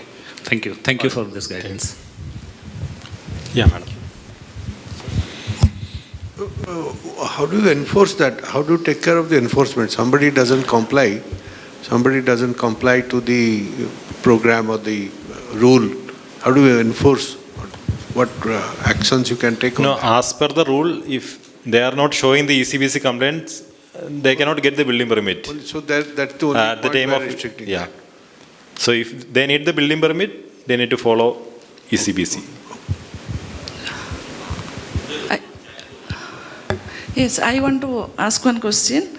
I want to know how government buildings in Kerala, they are following ECSB's compliance, and what are the procedures? Because in Odisha, it's not followed now, till now, and it's good that in Kerala it is being followed in 2025. So I want to know what's the procedures, how the government buildings designed by PWD in Kerala, they are following ECSB's rules. We are having BEEs from the PWD also. Like we have given a dedicated training program for the BEEs also, for the PWD officials also, and we have empaneled 2 or 3 engineers from the PWD itself. Like they are well versed with this ECBC, and the situation is like for government buildings usually there won't be any building permit. Yes, that's not required. Yeah, that's not required. That's the same situation is there in Kerala also. Oh, yes. The idea is like voluntary. We can say that voluntary implementation will be happening. So it's not happening now. It's not. like they are incorporating the ECBC provisions in that code, but they are not required to mandatorily show the ECBC complaints. But you are telling that you have kept them in. Yeah, we have given the ECBC training program for them, intensive training programs for them, and for architects and engineers. Like they don't have any mandatory requirement to show the ECBC complaints. Okay. Because government buildings is not required to they don't need to go for this building permit. Yes. Most probably at the time of occupancy only they can the building owner, the concerned authority can just sign saying that my building is following all the requirements. Yes. That kind of system, I think. Is there a checking in the government level? It should be. We are constantly. After the building is designed, there should be a committee which can check the building. It's better. But we are having 5 or 6 star labeled buildings. Yes. All are government buildings only. Like they are following a minimum energy efficiency requirement, and they are performing well. Okay. So what I can say is they don't have to show mandatory requirement. Okay, thank you. Because of the system what we are following. There is no need for building permit application at the time for government buildings. Okay. Sorry, Thompson, just want to add up here because I'm in between. You are from PWD department. Yes, I'm Deputy Chief Architect. Very nice, ma'am. I think good to know because I'm Ashu Gupta. I'm training in entire India for ECBC, and I'm also one of the master trainer for ECBC. So give you some good example for PWD Haryana and PWD Rajasthan. Like I did a training last week only in PWD department. Those states, what they have done, because there is no compliance as a building approval, but whatever the big building you have to apply for the EC clearance, that the environment clearance. Already environment clearance has mandate in the entire India. Whenever you are applying more than 20,000 square meter built up area building, they need to go with ECBC report. That is a mandatory for government building, like because a lot of government building we are designing where the environment clearance required, they ask for ECBC report. The second thing comes the smaller building, like PWD Haryana, they have notified in there because they are following the UDH bylaws, Urban Development Authority bylaws. Already in Haryana, bylaws are mandatory for ECBC compliance. Now they always get confused that my building is 100 kilowatt or not less than 100. They mandated every building, whatever they will design, that should be ECBC compliant. Any commercial building they want to do, we are doing more than 100 projects in Haryana for ECBC related thing. So that is something is one area. Rajasthan, what they have done, they have created a building energy efficiency cell in PWD Rajasthan. So 3 people are dedicatedly, architect and engineers, they are dedicatedly working, doing training program, and whatever the building that they are developing, hospitals, or they always check they have implemented ECBC or not. So these things as a PWD you can do. Yeah. And now what happened, the major concern part come cost. Everyone say the building cost will increase or something increase. We have recently, last year, we have revised the entire BSR, which is the building schedule of rates for CPWD. So now the new CPWD rules, they have already included all the energy efficient materials. So every state is now following those rules, that energy efficient materials. So already part of that in the BSR or the schedule of rate. So you can comply with that. So now these days, ECBC is not very expensive. The people always feel that the cost will increase. CPWD in 2010, they increased the 10% cost, implement Griha rating or green certification or ECBC. But today, after 15 years of that, everything is less expensive because they are very easily available. If you talk about LED, you talk about energy efficient materials, all available. But the guidance is required. So PWD plays a very important role because you develop the entire state building, or you can set up the example for the private developer that your all buildings are the green is the ECBC compliant. So it can be possible. Yes, there should be a sale consisting of architects and engineers in the government buildings, what I suggest. And all the buildings designed by the government should be checked by that. Right. And one thing is that 1000 kilowatt energy. 100 kilowatt. Right. So it should be like plinth area basis also should be there. Big buildings should be, plinth area basis is not there. So whenever only energy calculation. I think it's that's different thing. Na? After designing, you have to calculate and it should be that is also I want to give you the clarification because a lot of people get confused. Whenever I do training with architect, they always say, we don't know ki kilowatt kitna hoga. We only wise area. That how much area is required for the ECBC compliance. Because during the design approval, very difficult to calculate the load calculation. So they always say, because some states like Andhra and Telangana, they have also included, if your built up area is more than 2000 square meter, you have to comply with ECBC compliance. They have put that like that. Now I'll give you the back calculation because in every DISCOM connection, whenever they go for the DISCOM connection, they need to do a load calculation. I'll give you, how does it happen? Most of the DISCOM, like I read Jaipur, Haryana DISCOM, how they're doing, they always do the calculation of 10 watt per square feet calculation. Okay. यहाँ पे detail load होगा लेकिन वहाँ पे lump sum if someone want to do a rule of thumb calculation. So generally if any building 10,000 square feet over and above, they it's an air conditioned building, they always come under the ECBC compliance criteria. But it depends state to state. Every state is changing as per their requirement. Like in Rajasthan, they have done the 1,000 square meter built up area. If more than that, they can also for the ECBC compliance. So it depends. Same thing in Odisha, same thing in Chhattisgarh. Chhattisgarh is a 50 kilowatt. They have not 100 kilowatt. They have a 50 kilowatt more than because the small state, they want every building should be compliant that. Similarly, Northeast also, they have done 50 kilowatt. So it is very good. It is not required कि छोटी building को ECBC नहीं करना. Make sure every building should be sustainable. Every building should be energy efficient. But it depends कि compliance कहाँ पे आता है 100 kilowatt से ऊपर आता है. So maybe during the construction cost may be little higher, but operation cost is lower. Actually, after the bill will be less. Return of investment is so good. I'm telling you of my own building. When I designed normal building, my air conditioning load was 120 ton of air conditioning. But because of the ECBC implementation in the design, load comes to 60 ton of air conditioning. And that's 60 ton of air conditioning, my transformer load reduced, my DG set load reduced, my wiring size reduced. So you can imagine it is the actual cost saving. Yes, actually cost saving. Little bit higher in during the initial stage. But it's operational and the bill, all these. We have done some calculation. Maximum return of investment is 1 year or 2 years maximum of return of investment. A building takes 40-50 years. Okay, thank you very much.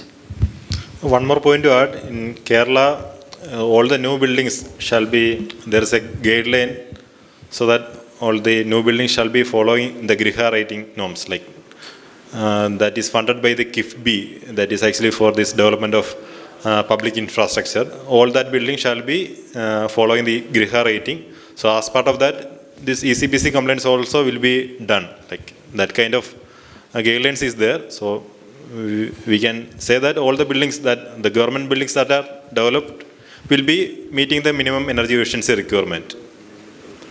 Okay. If there is no other questions, I think.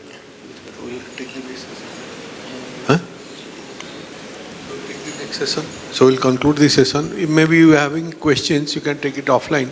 Yeah. Okay. Because it's a very interesting area. Many of you must be having questions on that. So we can take it offline. We have other sessions. We can Okay, carry thank on. you. Thank you once again.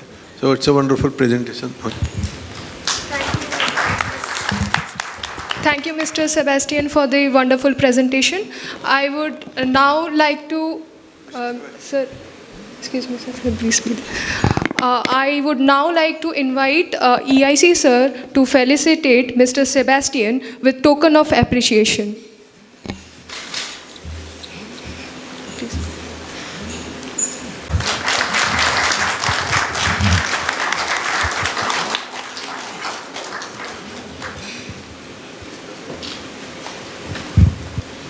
Next session. Next presentation will be presented by Pankaj Sharma, Project Engineer, Bureau of Energy Efficiency. Sir, please.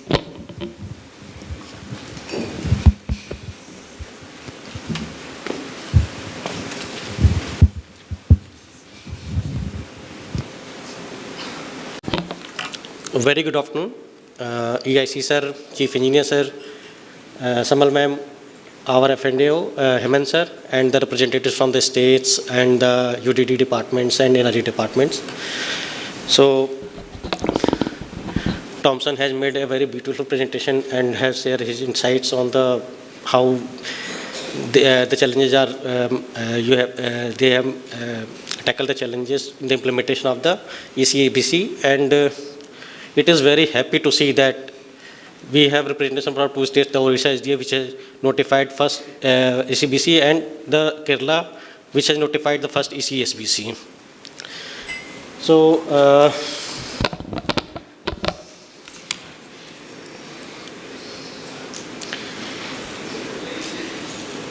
I am just giving a brief about the ECSBC. We will focus more on the structure part rather than the technical part, because we have many experts here, like Ashu sir is also here, who was involved in the development of these codes, so he may answer better on the technical part.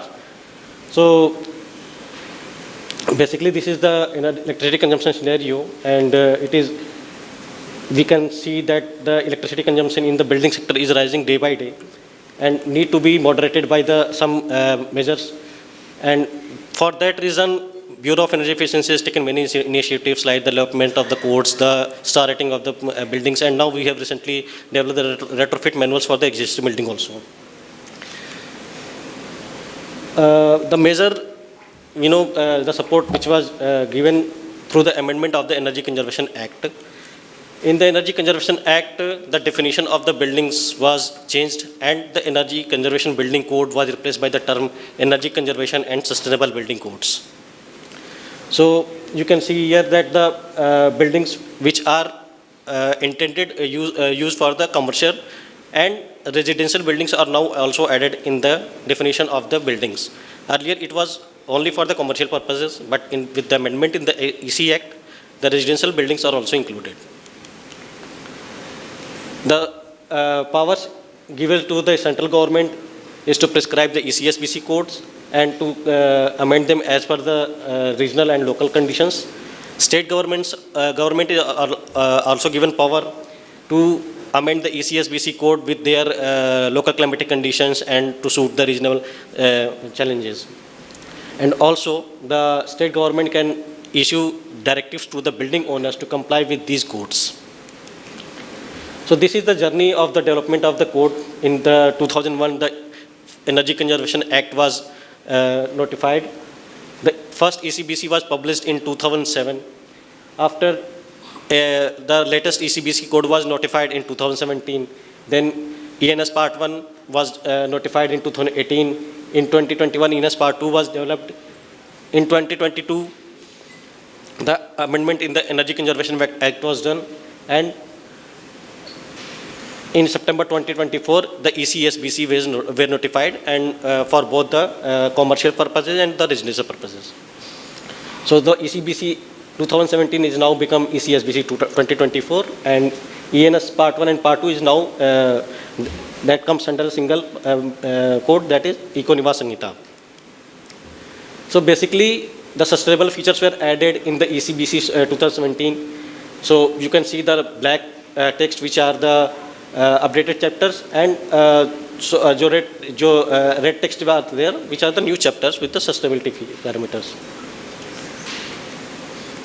So for ENS, the sustainable site management, water conservation management, waste management, indoor environment quality was given. The new compliance level are now proposed, the ENS, ENS plus and super ENS, and some points are also mentioned in the code which may be tradable within the sections.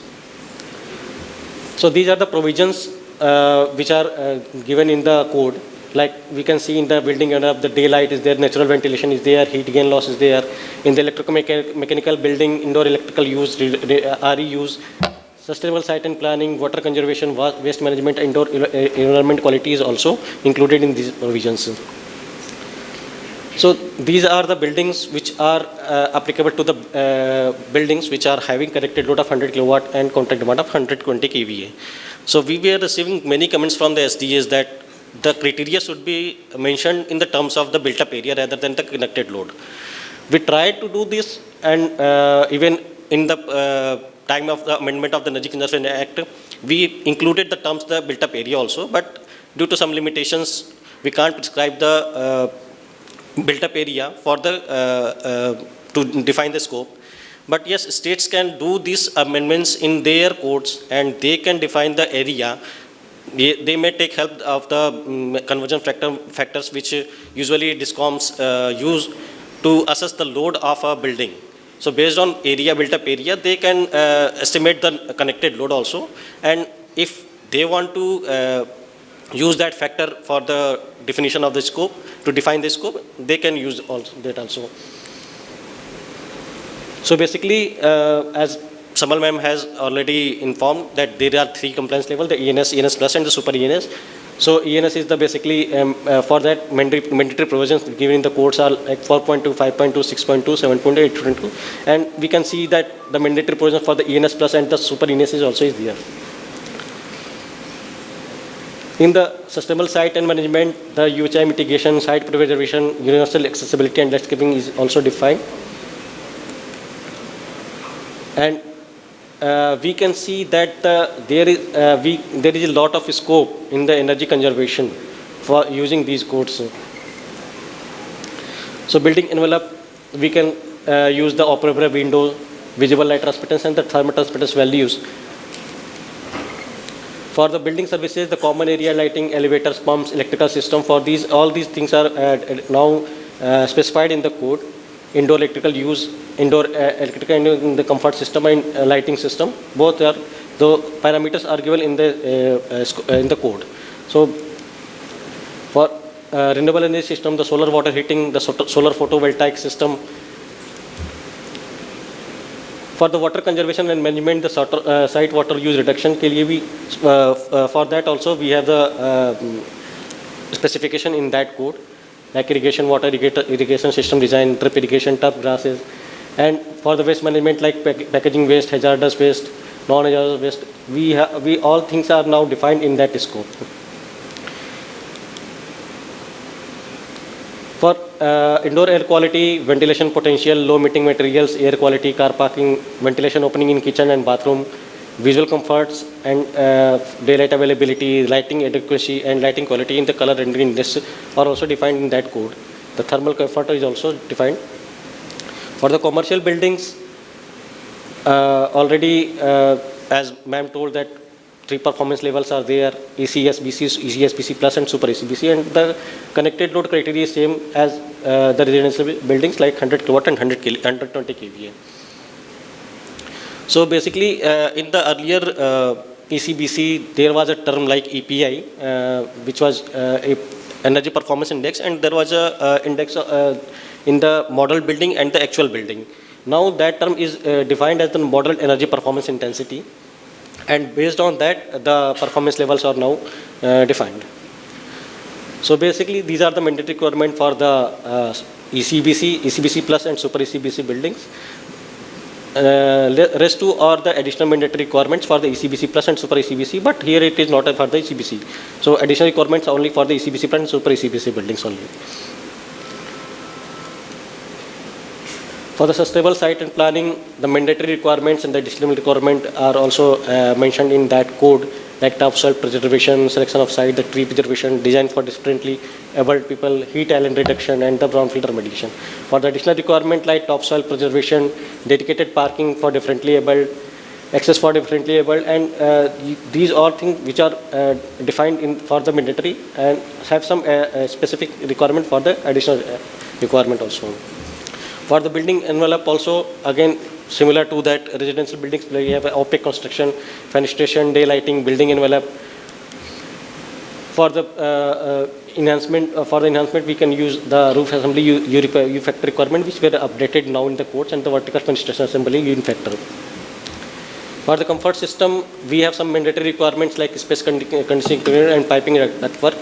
So these are the parameters which are mentioned in that code, which is mentioned over here. For the comfort system and control, prescriptive requirements and alternative compliance approach, and we can see the prescriptive requirements in the fan energy index, fan mechanical and motor efficiency, chillers, pumps, cooling towers, and for the alternative, we can use the total system efficiency. For lighting control, interior spaces, exterior building, and the controls are there. The lighting quantity and parameters which are shall to be compliant with the latest version of the IS code. 50% of the lighting power of the general lighting shall be allowed to be automatically turned on.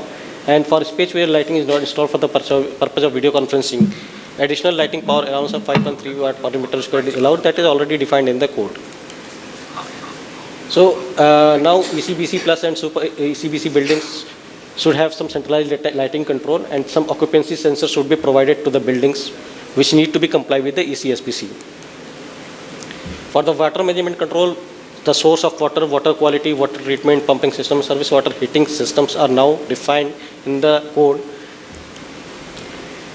For the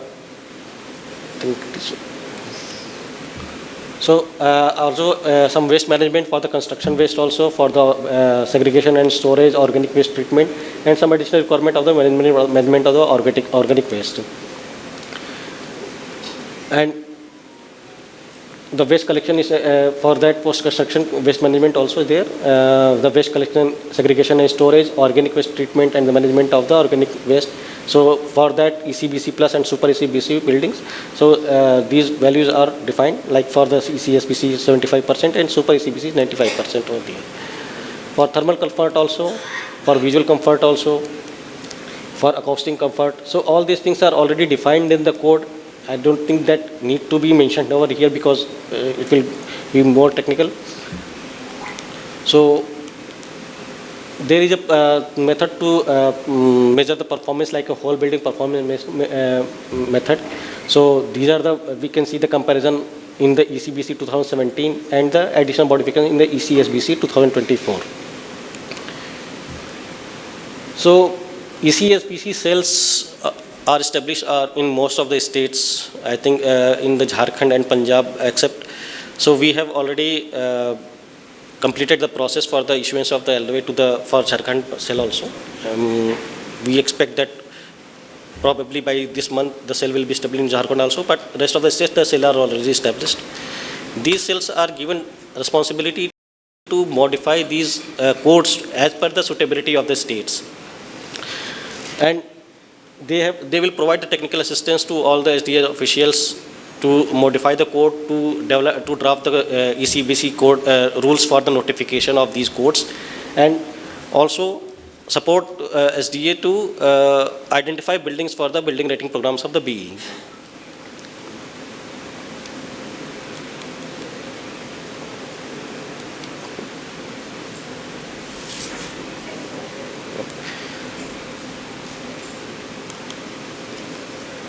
Also, SDAs are given responsibility, like to coordinate and regulate with the enforce the provision of the code and rules. They can take support from the building cells consultants. They should ensure that the buildings which are covered under the scope should comply to these levels. They can create a database of the buildings which are more than 100 kilowatt and above and can be covered in the scope. They can coordinate with other departments like ULBs, UDDs, energy department to create a mechanism to ensure that all the buildings should be complied with the ECSBC, and they can provide support to the authorities which are having jurisdiction for these purposes also.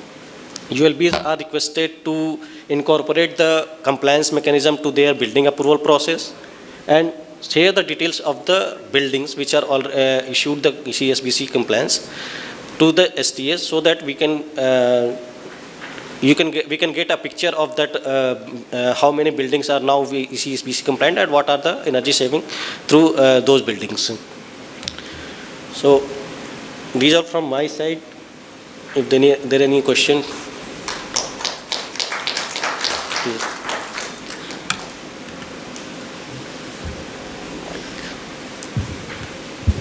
Madam, I will request on behalf of our state, I will like to ask you, like we have 3 resources currently deployed in our SDA. So they are supporting us for different energy conservation, building code related activities. Like Madam was saying, is it possible to have some few more resources so that they will be deployed in the other government organizations, like where the critical role is being played by them?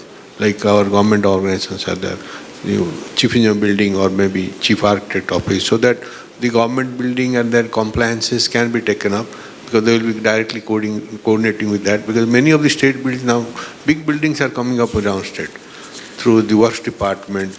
H&UD will be fine as far as they are concerned, but at least works department plays a very major role in taking up these activities. So is it possible to slightly expand the cell to have few more resources for some time? I'll put a request on that. So maybe you can consider that.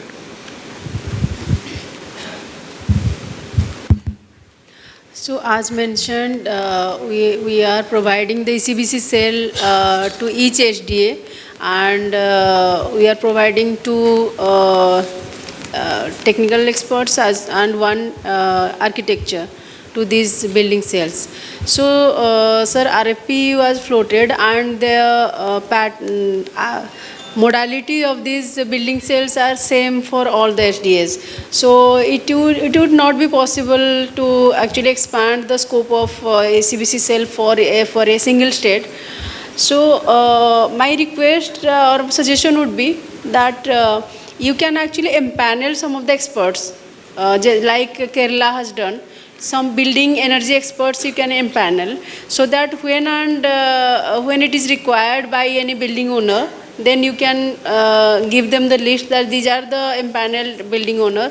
Of course, the building owner actually has to give something, has to pay something to these building energy experts. And the building energy auditor regulation is also underway. It's already approved by Ministry of Power, and very soon we are going to notify these regulations, building energy auditors buildings, energy auditor building regulations.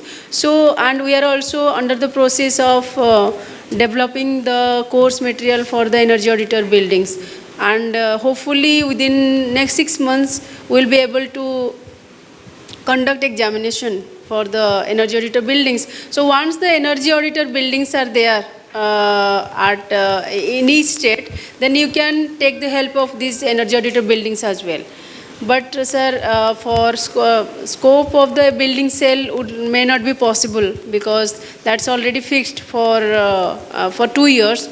And after 2 years, as our FAO is also present here, then he can also take a note that there is a request from the states that the scope of the cell should be increased, so that after 2 years we may have a discussion and we may consider that. We'll see.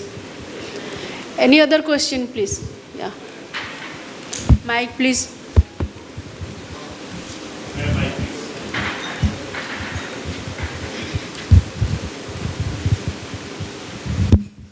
Madam, myself, architect Tara Prasad Dhal. We are consulting architect to most of the iconic buildings of Works Department of Odisha now. And we are also planning to make more and more award-winning projects in the coming years. This year, 4 buildings of Works Department has got Vishal Award. So, and one for Police Housing Corporation, the one which you gave the 5-star award, Police Commissioner building, and one for Chhattisgarh. So 6 buildings for Vishwakarma award. So I am involved with ECBC and all these things since 2011. And I am part of the notification process also, Odisha ECBC. So my real challenge in designing and getting it executed in department buildings is, please note it down, because in Odisha we are following our own schedule of rate, and in Chhattisgarh it is having a robust schedule of rate that is comprising of about 3,500 items, building items. But in Odisha we have got basic building items, and our building items are not so much stressed to meet all the criterions. Here you mentioned about that you have got one auditor, energy building auditor program, and that is to be notified very soon, and the course material also. But the most concerning subject is ECSBC, which is covering water supply, sewerage, wastage. You have got energy, you have got water, you have got building envelope, you have got site constraints, you have got topsoil management, so XYZ. So it requires a multi-functional approach. It is not only by the architect alone or by the structural engineer alone. It is, and for when I am talking about a hospital, it is having a medical gas pipeline system, effluent management system, and also radiation management system in very typical hospitals. So in those cases, multifunctional body is required to address this issue. So what is your opinion on this? As I mentioned, energy auditor building is part of the compliance system. So the building owner who are 100 kilowatt or the specified meter square and above, because every state is defining their own built-up area.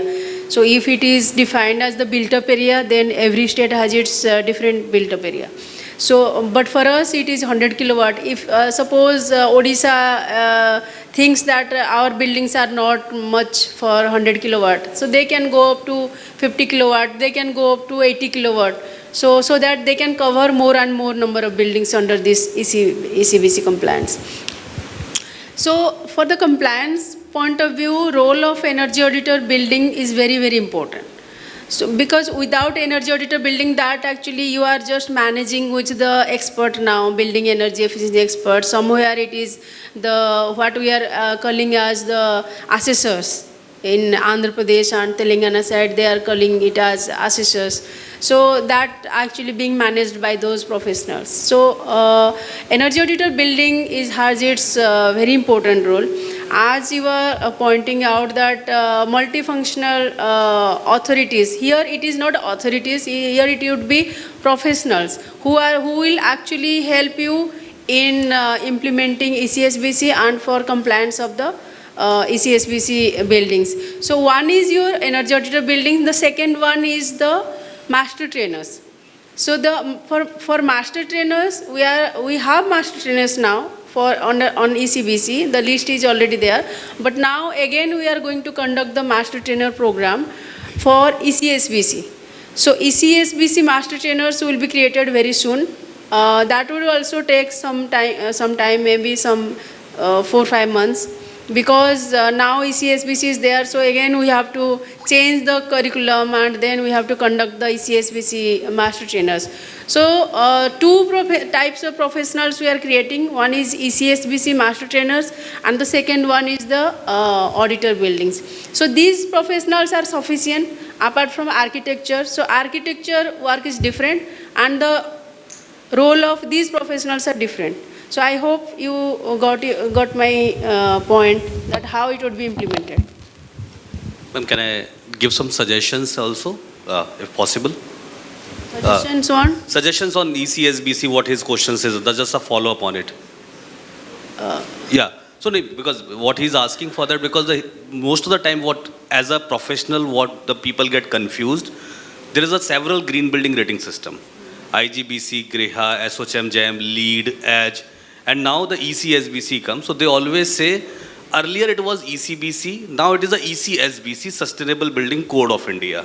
So now, because as a civil engineer, his query that of course, his expertise in something in the civil construction, building envelope or water, not in the energy specific. So people get confused that if you make a building auditor as energy, so like the civil engineers or the architects cannot do, so they can write this exam, which I want to clarify. They can also write, like I am a mechanical engineer, but my expertise also in the civil part. I do building envelope design, I do that. So any one professional can do. And the main goal which I understand from ECSBC, correct me if I'm wrong, it's kind of a government Indian green rating, compliance subject. Because right now the several people get confused with the different rating system. Yeah.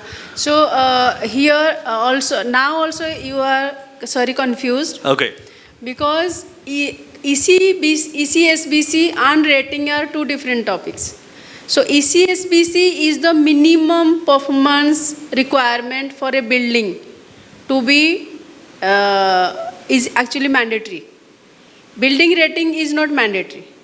So once a building is going to be developed, suppose आप एक building बनाने जा रहे हैं, पहले आपने सोचा मुझे एक building बनाना है, तो उसके लिए ECSBC is mandatory. आपको ECSBC का जब तक certificate आप ऑडिटर आपको नहीं देगा या एनर्जी प्रोफेशनल आपको नहीं देगा, तब तक ULB आपको अप्रूवल नहीं देगा.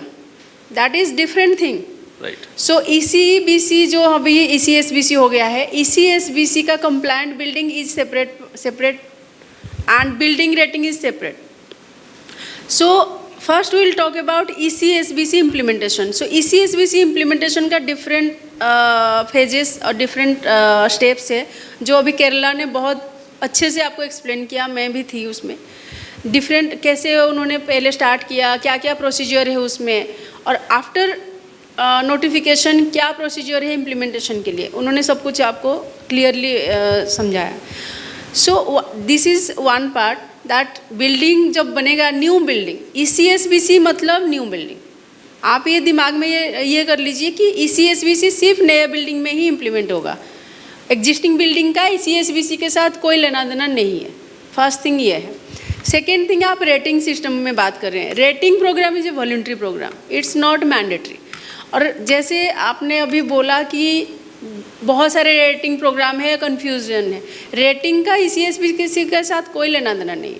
रेटिंग का मतलब ये है कि अभी ऑपरेशनल में, जैसे एक बिल्डिंग ऑलरेडी है, ये एक होटल है, हालांकि होटल का हमने अभी तक EPI डेवलप नहीं हुआ है. सो जो कमर्शियल बिल्डिंग है, जैसे हम किसी शॉपिंग मॉल की बात करें या किसी ऑफिस की बात करें, उसमें जो EPI है, एनर्जी परफॉर्मेंस इंडेक्स, वो कितना यूज हो रहा है पर किलोवाट आवर पर मीटर, कितना किलोवाट आवर पर मीटर स्क्वायर पर ईयर, तो कितना यूज हो रहा है वो डिफाइंड है. अगर वो इतना यूज हो रहा है ऑपरेशनल केस में, तो उसको ये स्टार मिलेगा. इतना यूज हो रहा है तो ये स्टार मिलेगा. So that is actually directly proportional to your active energy and your what you call the money. Directly proportional to your money. कितना यूज हो रहा है आपके बिल्डिंग में, इलेक्ट्रिसिटी बिल कितना आएगा, आपका AC बिल, ये बिल सब कितना आएगा. एंड ये रेटिंग, इसलिए B का rating is totally developed on the EPI. However, now since we have developed this ECSBC code, तो हमने अभी हम क्या करने जा रहे हैं कि जो हमारा रेटिंग सिस्टम है उसमें हम सस्टेनेबिलिटी एस्पेक्ट भी ऐड करने जा रहे हैं. तो पहले तो सिर्फ था कि आपका कितना एनर्जी यूज हो रहा है, अभी उसमें हम लोग पॉइंट सिस्टम भी ऐड करेंगे कि आपके यहाँ वाटर मैनेजमेंट है कि नहीं, वेस्ट मैनेजमेंट आपके पास है कि नहीं. तो it would be as per as your गृह. It would not be as far as Griha, it would be more than Griha, lead and all those things, because they are only concentrated on the sustainability aspects. The energy aspect is, I think, 40% or 40%. Something like that. So just recently I had called a meeting with all the rating organization, where I came to know that the energy efficiency parameter is only 40%, but here it is 100%. So now, along with 100% energy efficiency measures, we will also add the sustainability aspect. So within another 1 or 2 months, we will be finalizing the revise rating program, जिसमें कि ये सारे parameters भी होगा. तो ECSBC is different thing, rating is different thing. ECSBC करना नहीं करना there is no question, because ECSBC तो करना ही होगा. नहीं करेंगे तो आपको ULB से अप्रूवल नहीं मिलेगा कि ये बिल्डिंग आप बना सकते हो. अगर आपने बना भी लिया तो अब आपको ऑक्यूपेंसी सर्टिफिकेट नहीं मिलेगा. तो ये I think now I am clear. नहीं, absolutely ma'am, I think you are pretty clear. But इसमें ये जहाँ पे इंसेंटिव जिन स्टेट्स में मिल रहे हैं ना मैम, वहाँ पे ये आता है कि हम मुझे क्या गृह भी करना पड़ेगा और ECSBC कंप्लाइंस भी करना पड़ेगा, तब मुझे इंसेंटिव एक्स्ट्रा FAR मिलेगा. सर ये आपका रिस्पॉन्सिबिलिटी है, because you are operating the ECBC cells in the states, right, and you are the major stakeholder because you have 5 ECBC cells. So you have to understand the SDAs as well, the various authorities and the building owners and the architectures, that ECSBC is the mandatory thing and Griha, all those things, rating are all voluntary thing. True. So आप लेना नहीं लेना ये आपके ऊपर depend करता है, but ECSBC तो करना ही है.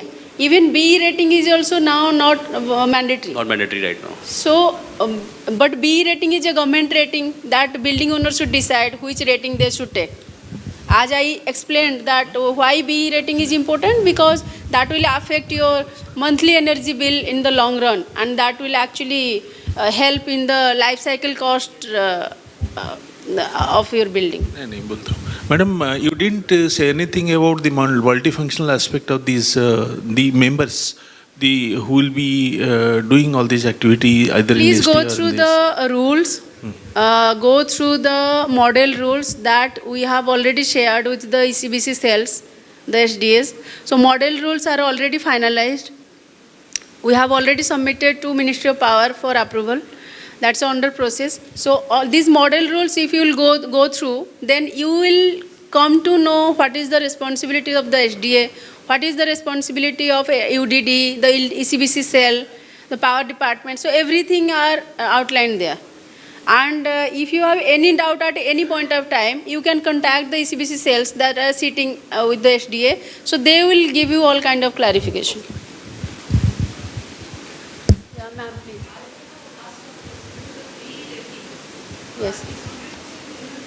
Yes. Yes, ma'am. Yes, yeah, 100%.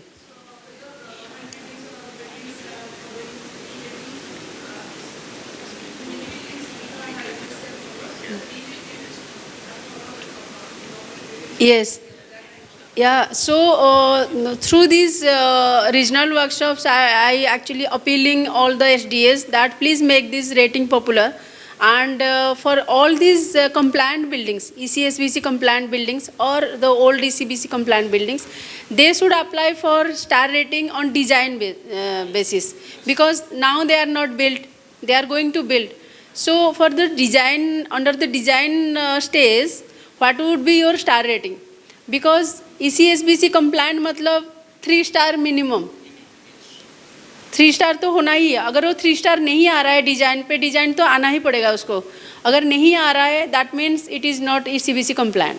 और and after completion of the building, during the operational stage, if it is not coming 3 star, that means you have not compliant with each and every aspect of ECSBC. So then again we will check your building. The energy, we will instruct the energy auditor building that go and check that building, because that is not coming under 3 star. So that process also going to start. We have already written all the SDAs कि जो भी ECBC compliant building है वो उनको आप enforce करिए कि वो star rating ले.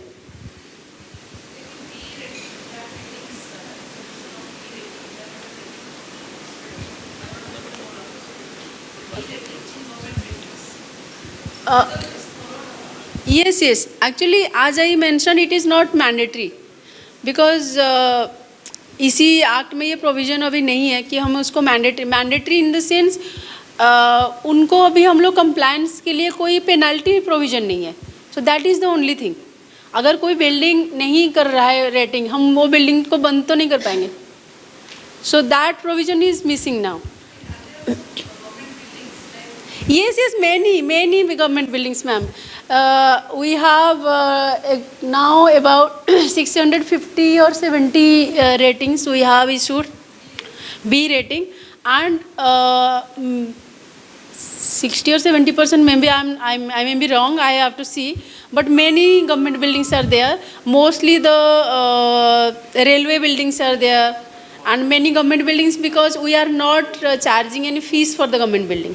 Government building के लिए free है, and for the private building it is 1 lakh fees. So government buildings actually free of cost. So please circulate all the government buildings, among that they should apply for this star. Even CPWD and B के साथ एक MOU भी हुआ था in 2019. So first CPWD buildings are the first which were exempted from the registration fee and the renewal fee. So yes, so many of the CPWD managed buildings are now star rated, and they do retrofitting in their existing buildings. They modify their buildings and apply for the star rating to be also.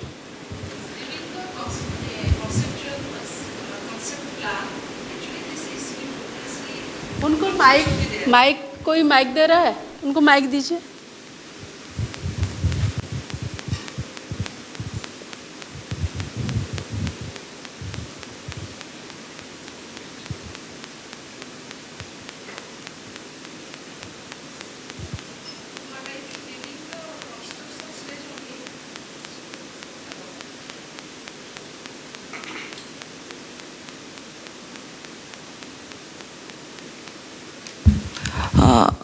While the architects are preparing the concept stage, conceptual drawings, that time it is better to follow the ECSBC code.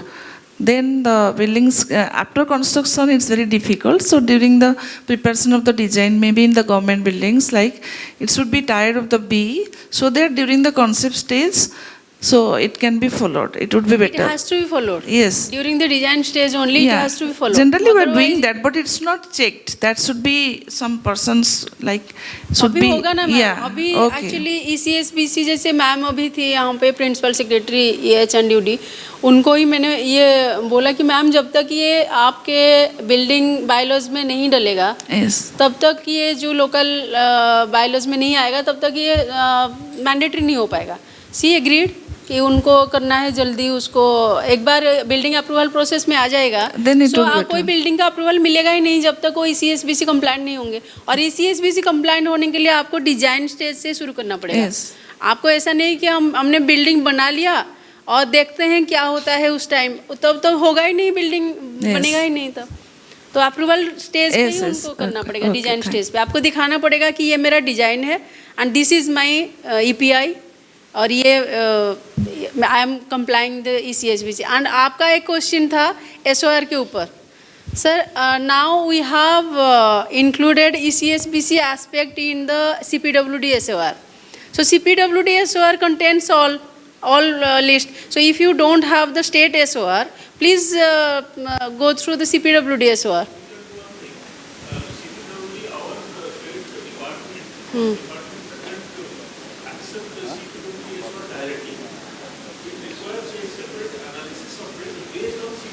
हाँ, तो that state can take up.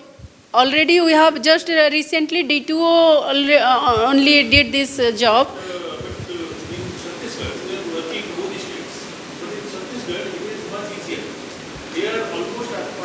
Yes.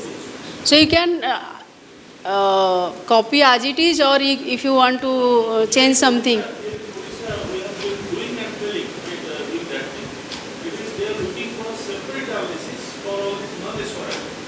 So I would like to request D2O, since you are here, that please circulate this CPWD SOR with all the building cells, not with only your building cells, with all the building cells. All the building cells and all the SDAs. That this is the notified CPWD SOR. So kindly follow this as per your state guidelines.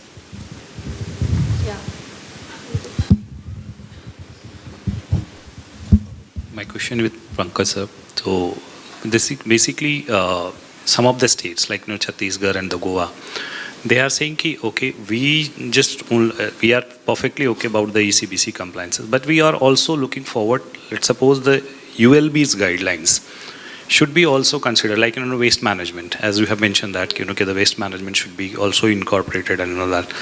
even like, Goa, just they are saying, ki our buildings are going to be more related with water related, because they are the more water challenges and other things are there. So can we also consider these as a part of these compliances? Like, state, like when Chhattisgarh, when we reached there and we had a discussion, they say, we want to consider also the biodiversity, which is a totally different aspect, because it's environmental aspects. But can we also include in our, like, the campus designing or anything related with that?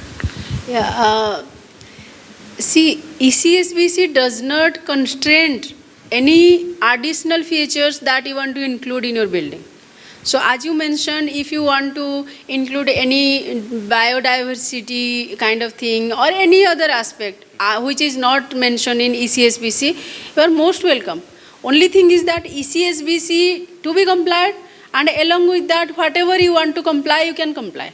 Okay. So that there is no constraint. There is no constraint about not that. At all. Okay, That is more than welcome if you want to add more and more features of sustainability. Because it's very simple. When we were discussing with the Goa cell, they said, now we want to, all the water bodies should have a water percolating bricks. Yes. So water percolating bricks concept is a very new, but they are saying, it will be really helpful in this. So if they are complying these kind of another initiatives, it will be, I think it will become under this. Okay. There should be actually maybe some aspects are missing in ACSBC, that some sustainability aspects are missing. So that you can include. Okay. Thank you. It may not be like each and every sustainability aspects are there. So आपको जो आपके building में जो करना है आपको कोई नहीं रोक रहा है, लेकिन मिनिमम ECSBC आपको करना है. Okay. Thank you.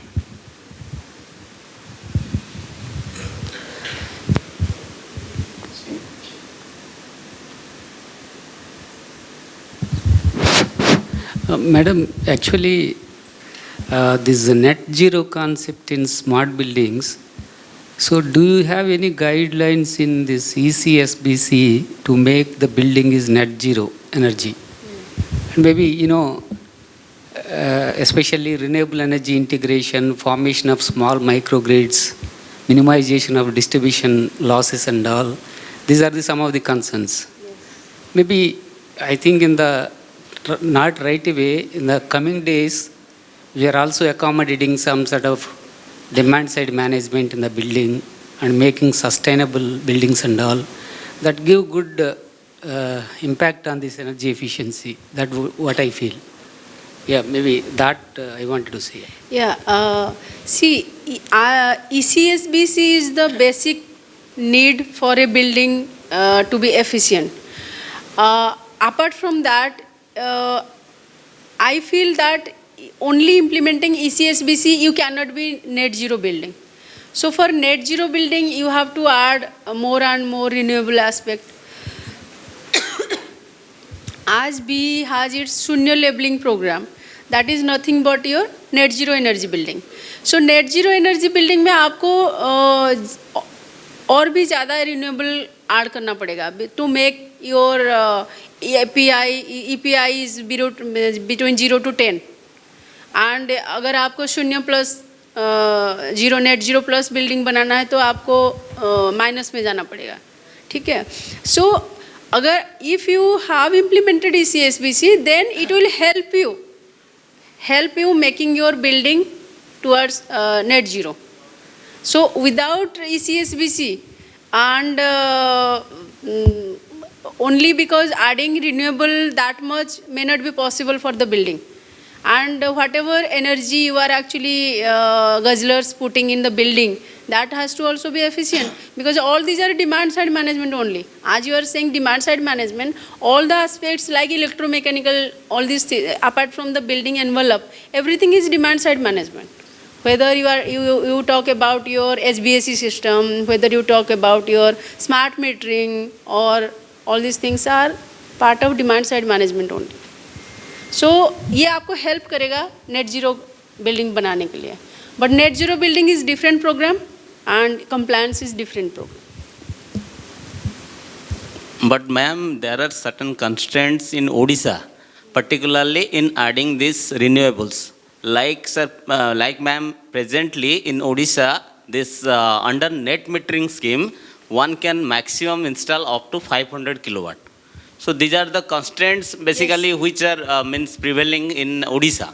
Yeah. So means it has though means the government of India is encouraging for renewable, but these are the constraints which doesn't allow us to means go for higher these renewables. That's why I told you that only renewable will not help you, and this depends on the guidelines of each state. I don't want to comment on the guidelines of the Odisha state why they are not allowing, because it's the decision of the state government. The renewable energy department may help you in. I request EIC sir to take up this matter with means government of Odisha so that more renewables can be added inside Odisha. Yes, madam. The idea here is maybe the thing is IIT we have a large rooftop area and we identified around 4.5 megawatt peak we can install, and the thing is because of this policy like net metering policy 500 kilowatt cap, so I think we are unable to go ahead. I think we send some sort of letters and all. Yeah. Maybe this is not the forum, but at least maybe we are bringing this point into your notice so that you will take up. Sir, we are not the right organization. MNRE is the right organization. That you should write to MNRE why this cap is there. And maybe some guidelines are there, something would be there, that's why that cap is there. Because I don't know, in other states this kind of policy may not be there, that they cannot go for 100% renewable. So that I don't know. So I cannot comment on that. But that's why if you have that cap, till that cap is there, then if you implement ECSBC, that would help you. Ma'am, one more question. Which parameters should be monitored to means assess whether a building is 3-star rated or 4-star rated? EPI only. Only EPI? EPI only. Okay, okay. Now it is only EPI. But as per the revised star rating program that we are going to have, that may add some more points like sustainability also. अभी तो EPI तो रहेगा ही रहेगा. But EPI, if you'll see, like EPI defines like kilowatt hour per square meter, like that. Yes. So if you'll see like educational buildings, means the occupancy means like 8 hours it will be occupied, whereas hospital it will be 24 hours. Yes, yes. So in that case, how it is means different? All those parameters have been taken care of. Okay, ma'am. Thank you. While computing this EPI, so BE has taken care of all these parameters. You please go through the schedule. Schedule are already, Pankaj, are already there? No, you will make the presentation. Pankaj will make the presentation on the star rating program also. Schedules are available on our website. So you please download the schedule, like you are talking about the hospitals. Yeah. So you download the schedule for a hospital and you can see the kya parameters उसमें है. My actually request to all of you that you please open our website. Building section में जाइए. क्योंकि आप building के programme में आए हैं आज यहाँ पे, so you should go to the building section. वहाँ पे सारे आपको डॉक्यूमेंट्स मिल जाएंगे, चाहे ECBC कोड हो, ECSBC कोड हो, या फिर ये जो शेड्यूल की हम बात कर रहे हैं, और ये मैनुअल जो एग्जिस्टिंग बिल्डिंग के लिए जो retrofitting manuals, all are there. So you can download and go through one by one so that all your queries will be resolved. Yeah, thank you, madam. Thank you. They have already distributed.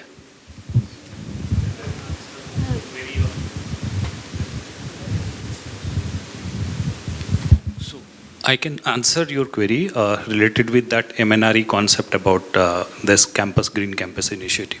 See, under the Green Campus initiatives, if you are planning to go for the net zero concept, you are willing to go up to as per your needs and as per your requirements. So let's suppose you have a 5 megawatt hours of capacity.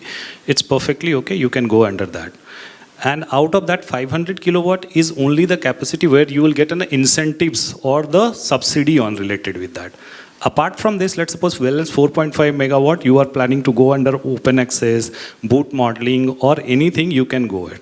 But for net zero compliances, like, 100% okay, I want to go with the net zero concept about that, it's perfectly okay and willing to take up that. So you have the 5 megawatt capacity, out of that 500 you install it for your own captive purposes, Balance 4.5 megawatt you can export to the grid, or you can go with the open access, or you can also go under the net zero. But your campus will be considered under the Green Campus Initiative. But his concern is there is a cap that he cannot install. No, there's no cap. It's a cap is only for 500 kilowatt. You will get an incentive or the subsidies for till the 500 kilowatt. That is only about that. There's no such kind of nothing, sir.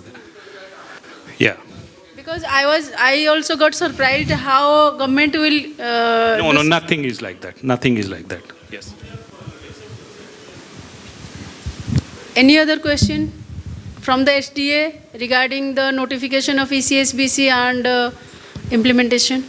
Perfect. That's all, Madam. Actually, because many government officers are also here from different departments, on behalf of Bureau of Energy Efficiency, I just want to inform that Chief Architect Madam is also there. Like, we have got a ECBC cell established by Bureau of Energy Efficiency. In case they are having some buildings which are in the design stage and they want it to be verified whether it is ECBC compliance or not, they can very well contact us. Yes. We have these, we have the technical resources available, so we can extend all the support. So that will be a good work for all of us. Thank you. Thank you, sir. I am actually very, I'm not saying because I am from Odisha, but I am saying as on behalf of Bureau of Energy Efficiency that Odisha SDA actually is very much active in taking of many energy efficiency activities. Chhattisgarh also doing very well. And but I am new to this building program, just for 5-6 months I have joined this program. So my request to all the Eastern SDAs, like, please don't hesitate to interact with each other. Like sir was very keen that madam बताइए किसको हम बुलाएं जो so that कि उनसे हम कुछ सीख सके कैसे वो ECSBC उन्होंने किया.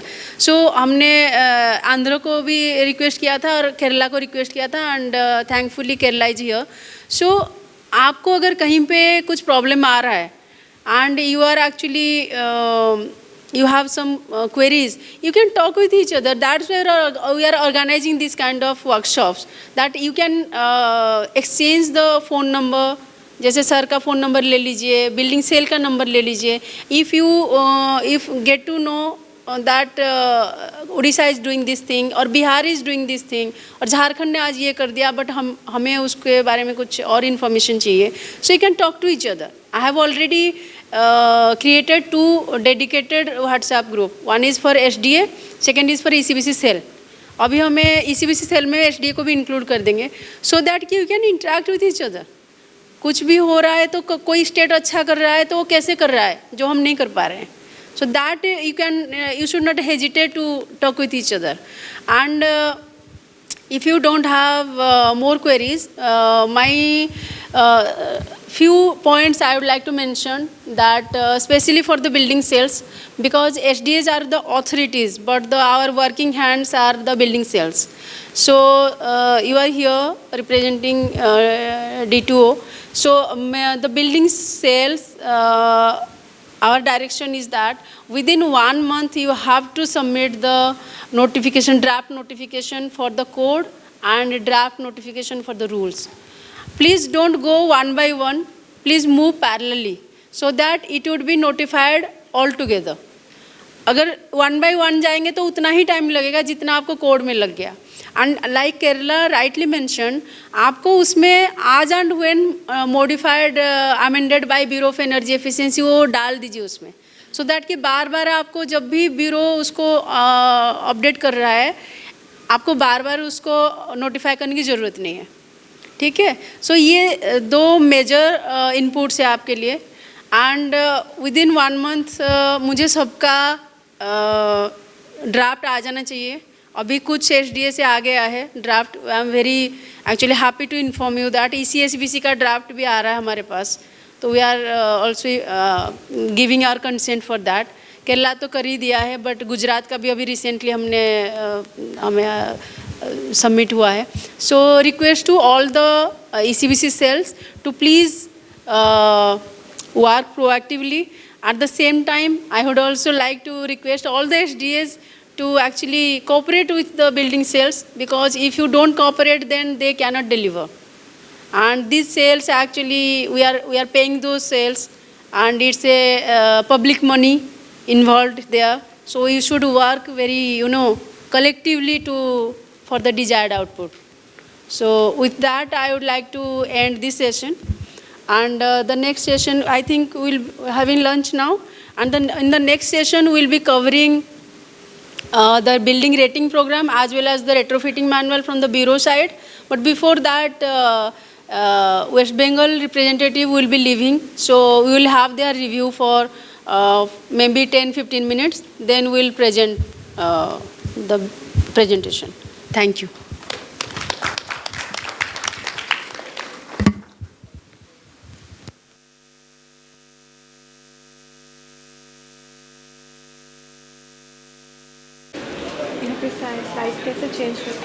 स्लाइड कैसे चेंज करते हैं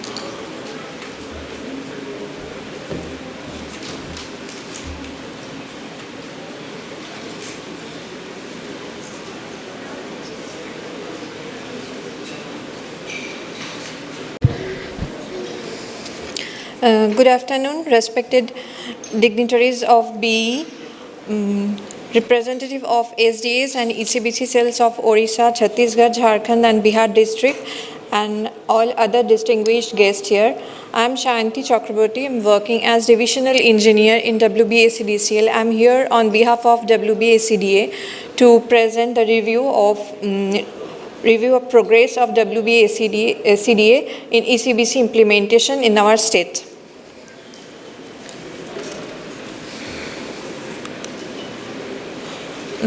So here is the financial details of past 4 years.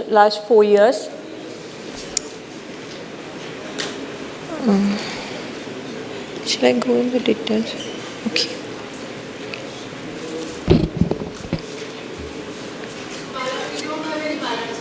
No, ma'am. No, ma'am. Okay.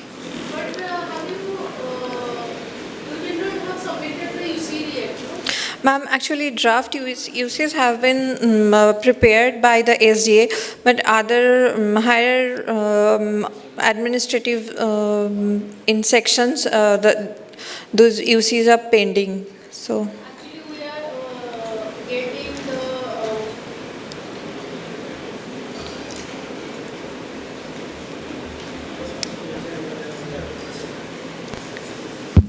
We have received this audit statement for UCs.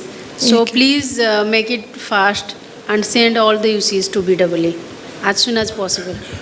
Okay, ma'am. I will check the status and get back to you as soon as possible. Yeah, because okay, with the details. Without UC, we will not be able to pay your building sale for the present building sale. Okay. So UC you have to send to us. Okay? Okay, ma'am.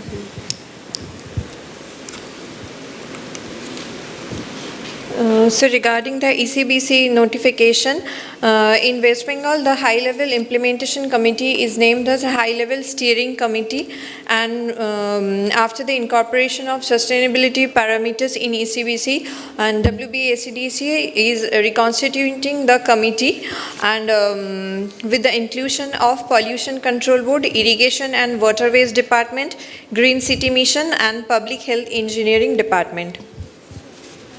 Building cell for you is D2O. GID. So building cell, please look at this slide. They have ECBC notified, they don't have rules notified, and they don't have included. They have not included in building bylaws. So this is no use of this notification. So it's your responsibility now to move both ECSBC and ECSBC rules together, so that once it is notified, all these notification and rules, then we can include it in the building bylaws. Yes, ma'am.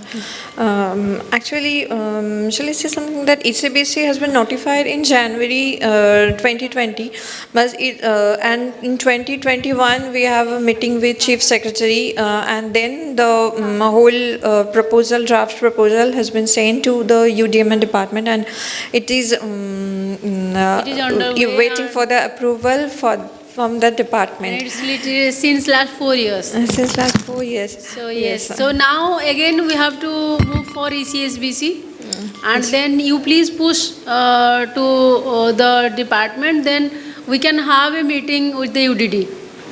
Yeah, That's sure, why actually I had UDD officials are here. Yes, ma'am. So now since they are here, they can actually feel the importance of this notification inclusion. So once this ECSBC is notified, you please, and there is no need for to wait for ECSBC also, because ECBC is already notified.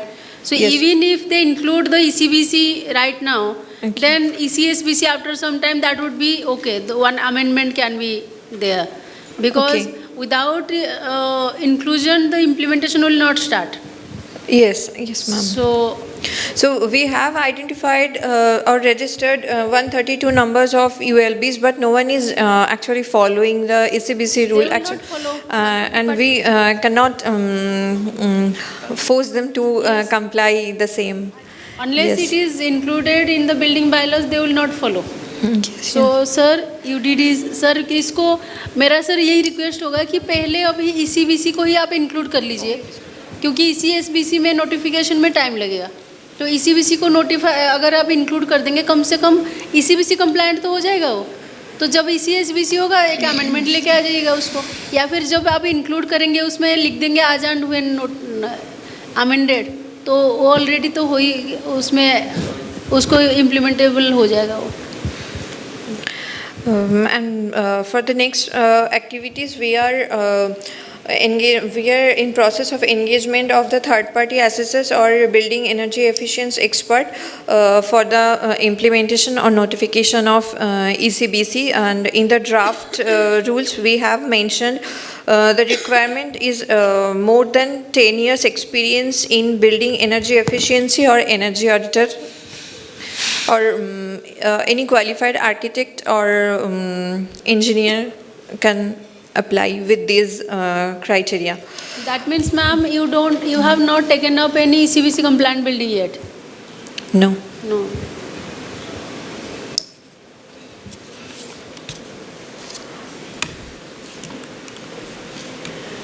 So, super ECBC building identification, we have approached NKDA, New Town Kolkata Development Authority, for spare us some time, and so that we can have a meeting. And actually we have communicated with architect ma'am there, and we got a positive response from that department.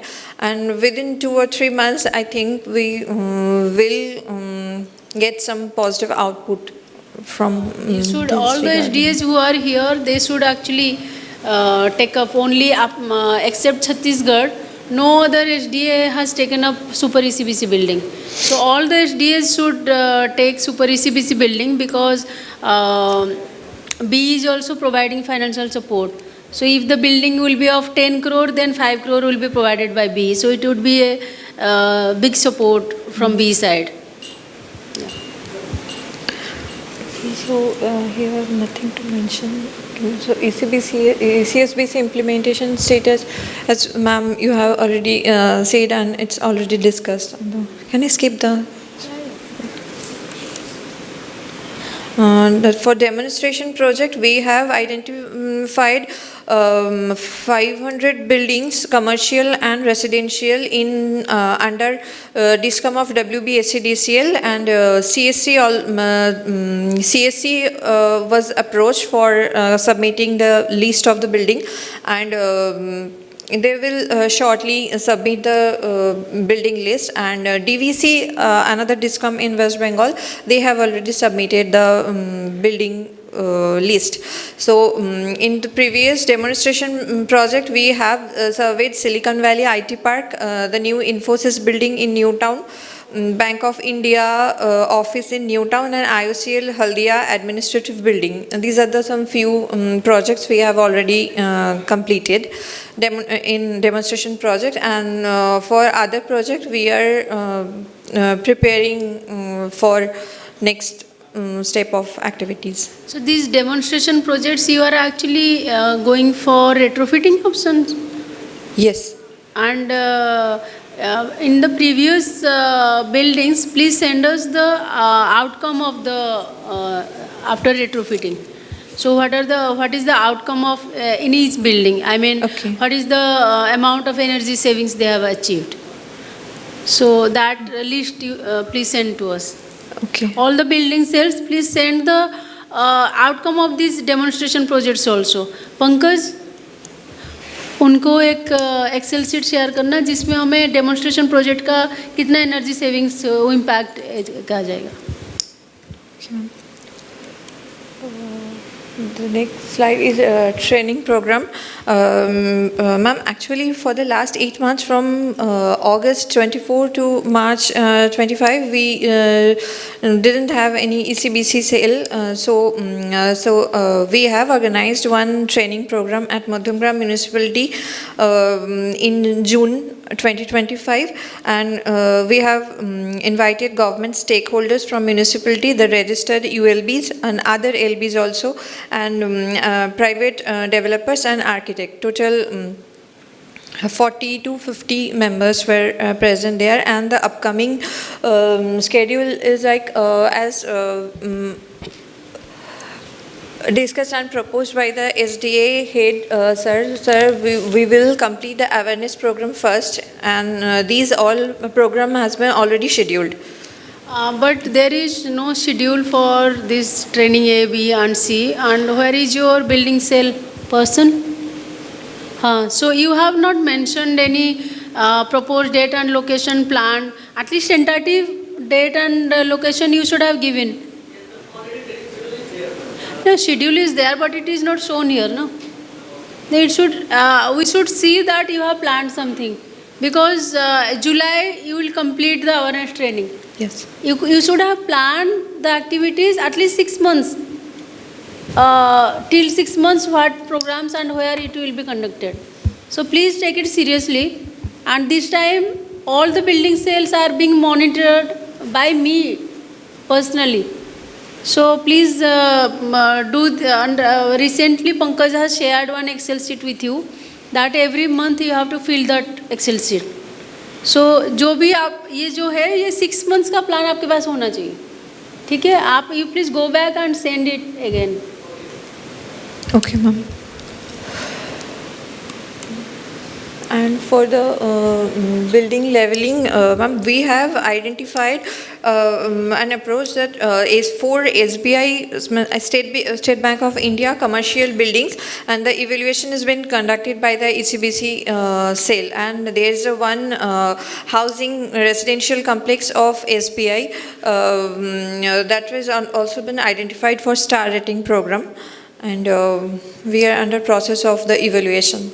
See, you can do one thing. You can just write the all the government buildings that are present in West Bengal. At least you can start from Kolkata at least.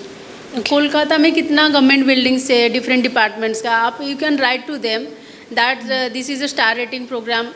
Recently we have sent a letter to all the SDAs, जिसमें हमने आपको ये लिखा है कि जो ECBC compliant building को आप स्टार रेटिंग के लिए अप्लाई करना है आपको. तो आप अभी आपके पास ECBC कंप्लायंट बिल्डिंग तो नहीं है, तो जो नॉर्मल गवर्नमेंट बिल्डिंग्स है तो आप SDA से उनको चिट्ठी लिखवाइए कि ये एक स्टार रेटिंग प्रोग्राम है. आई एम श्योर ऐसे कितने बिल्डिंग ओनर्स हैं उनको पता ही नहीं कि स्टार रेटिंग होता क्या है. तो आपका ये रोल है कि आपको लेटर नहीं लिखना है, आपको लिखवाना है. आप मैंने शेयर किया था ग्रुप में कि इस ओडिशा SDA कितना एक्टिवली सारे लेटर्स इशू कर रहा है सारे डिपार्टमेंट को. तो आपको लेटर लेके उनके पास जाना है, SDA वेस्ट बंगाल के पास. सर या मैडम इस पर साइन कर दीजिए, हमें सबको लेटर लिखना है. एक लेटर बहुत इफेक्ट लाता है, प्लीज बिलीव मी. कोई लेटर आएगा तो उनको एटलीस्ट पता तो चलेगा ना कि ये एक प्रोग्राम है, ठीक है. और उनको दिखाए कि ऐसे देखिए प्लाक भी होता है, इसमें ये प्लाक भी इशू करता है. That will actually increase the credibility of your building. उसमें ये करने के लिए आपको you have to implement various energy conservation measures, जिसमें आपका पूरा इलेक्ट्रिसिटी बिल भी कम हो जाएगा, आपका building will be comfortable in winter and summer, उसमें आपको कम AC की ज़रूरत पड़ेगी. So all these things you have to mention in the letter and you have to send them. तो उसमें आप सारे बिल्डिंग्स को पहले लेटर तो लिख दीजिए, ठीक है, then you can follow up with them. ऐसे अदरवाइज तो 3-4 बिल्डिंग से ज़्यादा आपको मिलेंगे नहीं. अब इतना टाइम नहीं है कि आप एक एक बिल्डिंग के पास जाएंगे, and they may not entertain you also कि आप कौन है, हम नहीं जानते आपको. तो you first send letters from SDA, और आप उनको बताइए कि since she is here, she can tell the concern officer that B has instructed us to send letters to the building owners. Yes, ma'am. And for Shunya leveling, actually, solar department, we have approached the solar department, and in various projects in schools and colleges, in government school and government colleges, solar has been implemented. So we are approaching with the solar cell and making the further process for Shunya leveling. Yeah. So, yeah. Thank you so much. Thank you, ma'am. Thank you all. ये मैंने उन सबको बोला है कि आप bill इसमें share कीजिए ग्रुप में, जो भी आपने लेटर सेंड किया है उसको ग्रुप में शेयर कीजिए. Today we have sent letters to this departments to take part in the rating programme. तो what will happen, you see, there are many building cells, I mean 26 building cells are there. Some cells are active, some cells are not active, or they don't know how to proceed. All are doing the trying to achieve, but some are actually they know how to proceed, some they don't know how to proceed. So if you share this kind of information, then it will give them a clue कि ऐसा ये this is also a procedure. So whatever initiatives you are taking, you just share in the building cell group. Okay? Thank you, Shayani Madam, for presenting the presentation. Now I would like to request Chief Engineer Sir, Sudhir Mahapatra Sir, to come over here and felicitate Shayani Madam as a token of appreciation.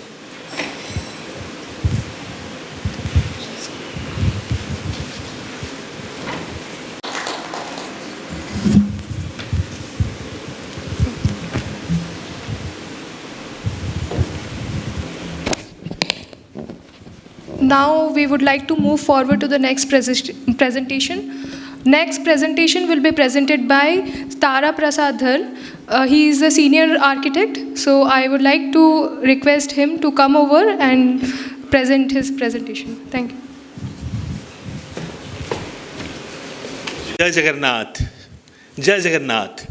Welcome everybody to the land of Lord Jagannath. And respected dignitaries, it was not my session, in fact I was forced in.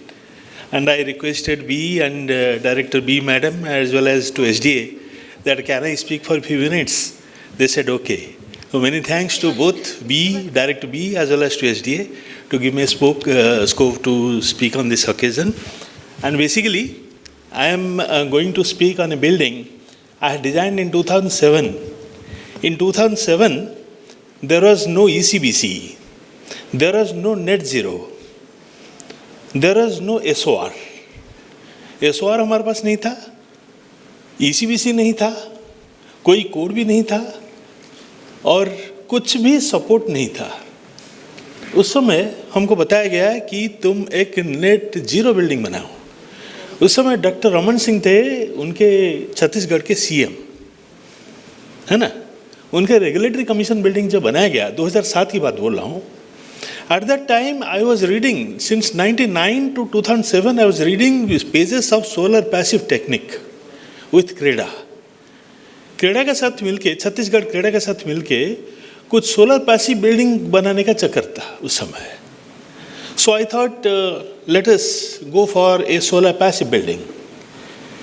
And in the dais or while giving the presentation, The chairman of Electricity Regulatory Commission building at that time, he said that, Mr. Dhal, you are going to explain this concept to Honorable CM. I said, yes, fine. So, the day I presented, Honorable CM asked me one question that, बिजली कितना बचत होगी? ये first question थी. बिजली कितना बचत होगी? 2007, it was in the winter. I said 30 to 40%. ना क्या टेक्नोलॉजी यूज़ कर रहे हो? उस समय विवेक धान थे, एनर्जी सेक्रेटरी, उनके सेक्रेटरी भी थे, सीएम सेक्रेटरी थे. उन्होंने बताया कि सोलर पैसिव टेक्नोलॉजी यूज़ कर रहे हो, थोड़ा दिखाओ, समझाओ. वो करने के बाद he said that can you make it zero energy? I said yes, we will be doing. And eventually it became net loss. In 2010 it was completed. In 2011 it was fully commissioned. It was a G+2 floor building, and it was designed particularly for some amount of people, about 100 people roughly. Then the second floor they evacuated forcibly. They said no, one more office will come inside. So the air conditioned area also increased. That means in one office designed for some odd people, it was designed for almost, then while occupation it became twice. You see, you are talking about EPI today, and मैं तो भुगत चुका हूँ. We are thinking of something in the design stage, but while occupation, it is something else. It is not in our hand. Then they said that, तुम्हारा energy consumption कितना हो रहा है? तो in a crude method, I entered into some calculation on my own. Then I said that this much of unit. At that time, EPI concept was not there. 2007 की बात बोल रहा हूँ. So, this much of unit. So, zero energy करने के लिए, net plus बनाने के लिए, तो I consulted CREDA. Said that to make it net zero or net plus, how much kilowatt solar power plant is required on the rooftop? They said 80 kilowatt. 80 kilowatt solar power plant बनाने के लिए roof space उतना है ही नहीं, था ही नहीं. Then we went for an umbrella. So that became the first umbrella building in Raipur, in Chhattisgarh. And that is the mystery behind net loss. That is why the subject is the mystery behind net loss. That is the umbrella. So, let me give a little more background story on that. So, that is basically a regulatory commission building, that is a quasi-judiciary building. It has got courts, it has got offices, it has got conference, it has got ombudsman like what we have got already OERC. There it is same thing. And it became we designed it, we put it in 2 stages, and they gave me a site which is a very difficult site. The first of all, the external air condition is very, very poor. Raipur का condition जो air condition है, the air pollution contents suspended particles is very poor because of the lot of construction activity. And if you look at the master plan of Raipur, they have got 2 industrial belts at the outskirts. And at that time it was a new city. So it was completely new city. And new city was growing. New Raipur was not in picture at that time. Everything was going on within the Raipur itself. You might have gone to, many people might have visited Raipur. It is a very congested city. Population density is very high. Lot of construction activities going on in almost in all fronts. Almost all, they are expanding to periphery because there is no space within the city. So the air condition, the condition of the outdoor air is very pollutant, and lot of dust was there. So that time, that is one of the negative characters I got it with my design. Number 2, that site was in a thickly residential area because, as I told, there is no space for any government building during that time. New secretariat was not there. Then the secretariat was running in a hospital. They revamped the entire hospital, putting a secretariat there. Their SP, their collector's quarter was made to a CM's quarter, CM's residence. It's still continuing there also. They have not shifted. So, most of the government buildings, they were being constructed, new government buildings, they were being constructed within the Raipur city. That is the main occasion where the micro level temperature is different from the outskirt. Let me come back to this. So, how I made an umbrella to solve two purposes. One is setting my own building, because in order to go for the microclimatic condition where the green vegetation was not much, the first option with me is to shade my building. By shading my building, I can very well achieve energy efficiency. That was my confidence. Next. Next, please. Yes. In 2007, two buildings were designed on table. And I myself drafted, in 2007, I myself drafted both the buildings. One building I'm talking about, and one building you have given 5-star today. Police Commissioner building you gave 5-star today, and the second building you have already given 5-star in 2011. Right? And that is B's first 5-star rated building in Chhattisgarh. And it has both the buildings, another similarity. Both the buildings have got Vishwakarma Award in 2025 by Niti Aayog this year. But the vocabulary of both the buildings are separate. If you will see, during that time our EIC Saab was executive engineer in energy conservation cell. And this police commissionerate building was designed with north-south orientation. It was not with east-west orientation. It's not west orientation, you know. This is west orientation. North-south orientation the building was designed. Home Secretary and Chief Secretary had told me particularly that you are doing a lot for Chhattisgarh, you do this thing for Odisha. Make another a net zero for Odisha. I said yes. It was a squarish plot. It is a 100 meter by 100 meter squarish plot. The building was designed, the foundation stone was laid. Then we came to the site with Police Housing Corporation, all most engineers, chief engineer, chairman, and the then police commissioner. We had visited the site. There, the user is saying, Mr. Dal, I do not want to make my building this side. I want the building to be west side. I said, the entire energy efficiency equation will be changed because the orientation is changing. Will you allow me to change the design? And I said, no, you cannot change the design. The design is finalized by Honorable CM. I said, then energy efficiency can never be achieved with this design. Whatever it may be, you do it. He is the user. Chairman Police Housing Corporation said, Mr. Dal, I am undone. What the user is saying, you do it. It was done. So this is the story of the first design of the Police Commissioner building when it was grounded. And today, you are giving the 5-star B 5-star rated building or whatever, I don't know. Some plaque is given. And the second one is this. That is southwest orientation building. While finalizing design, the chairman of Electricity Regulatory Commission building said, Mr. Dhal, if you are doing it in this way, I don't require red, blue, green technology. I require a beautiful building. That is my first criteria.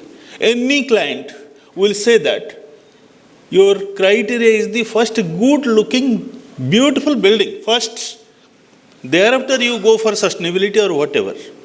Nobody will compromise with the beauty. And while doing the design, many people criticized.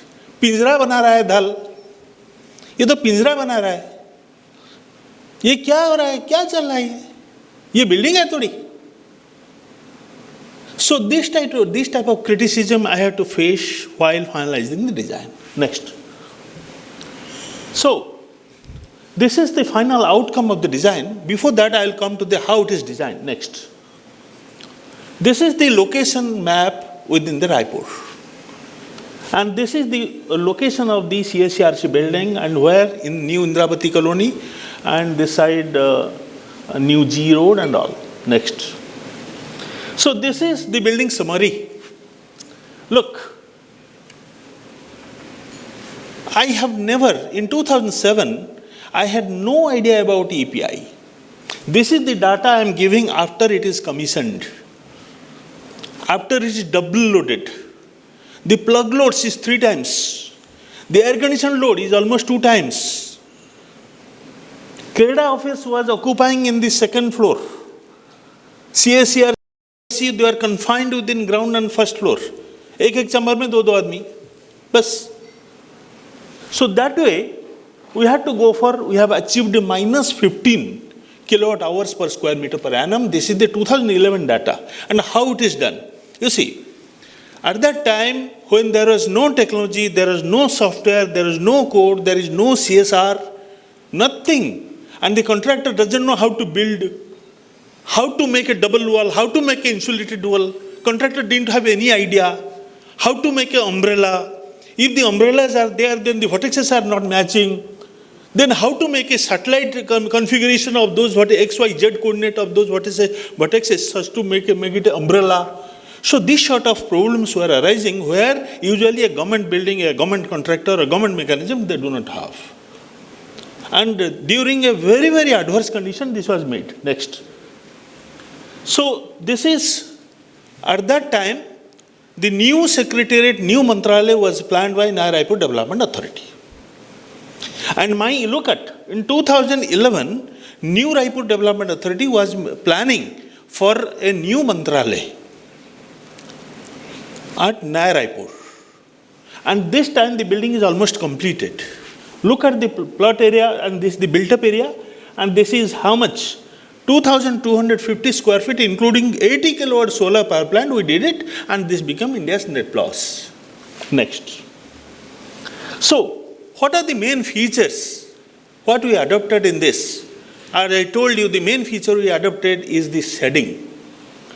Because it is of southwest orientation, and the user emphasized that we'll go for only a beautiful building, that is the first criteria. Then you go for whatever energy efficiency, all these things. Whatever you do, but a beautiful building. For that purpose, we have to optimize the building envelope by shading, by umbrella. Next. So, this is the photograph of the site. I was so curious. During that time, there was no Bhubaneswar-Raipur train. There was no flight. I used to travel twice in bus to Raipur. This commitment should be there with any architect, with any planner, to do something new.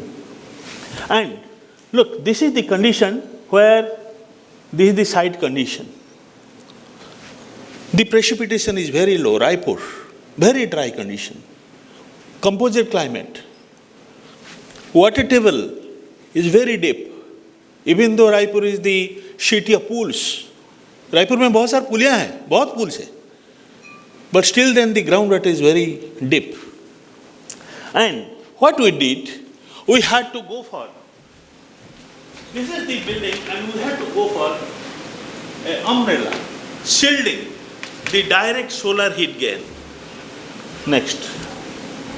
So, we had to develop our own tool, BOC analysis.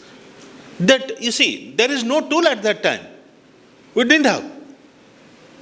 There is no consultant available to us. We have to develop our own tool. V for volume, O for orientation, C for microclimate. Because we have to finalize the volume of the building for energy efficiency. The volume, for that purpose, you have to go for own sun path analysis and go for a favorable zone and critical zone. They are the critical zone. This is the critical zone and these are the favorable zones. So the critical zones are shaded. Next. This is the first model. This is the first model we created. Because at that time, CREDA was not in picture. I didn't know how much electricity will be consumed really. I didn't know how much solar is required to make it net zero. I didn't have any idea. Thereafter, this is the first model to shed it by critical zone and favorable zone analysis. Next. This is the second model. Next. And this final model. So before final model, again we have to consult CREDA that क्या इतना में हो जाएगा? जैन साहब थे, संजीव जैन, हाँ हो जाएगा, करो यार देखते हैं. Next. This is the final model. Next. And this is where I am being asked by Honorable CM, Dr. Raman Singh, क्या जीरो एनर्जी बन जाएगा आपके उड़ीसा बना देगा. Next. This is the final plan. And we have to go for the tilted angle of 79 degree. Whether first it was IGIT Sarang who was approving our structural drawing. IGIT Sarang said, no steel, you go for concrete. I said, no, it is not possible. We had to go for, if somebody is from housing board, Chhattisgarh Housing Board was doing this construction. Then they put concrete pedestal of 20 feet long, 6 meter long concrete pedestal to sustain a concrete pillar. Ultimately, those columns 1, 2, 3, 4, 5, 6, 7, 8 tilted columns, 79 degree, such that we'll get the comprehensive shading on the building, southwest part of the building. And this is air condition. Next. And in the first floor plan, next, this is second floor plan. And the tilting angle is continuously increasing in every floor. That circle is increasing in every floor. Next. So see, what we did, a lot of exercise. This is 79 degree tilted angle with the dressing.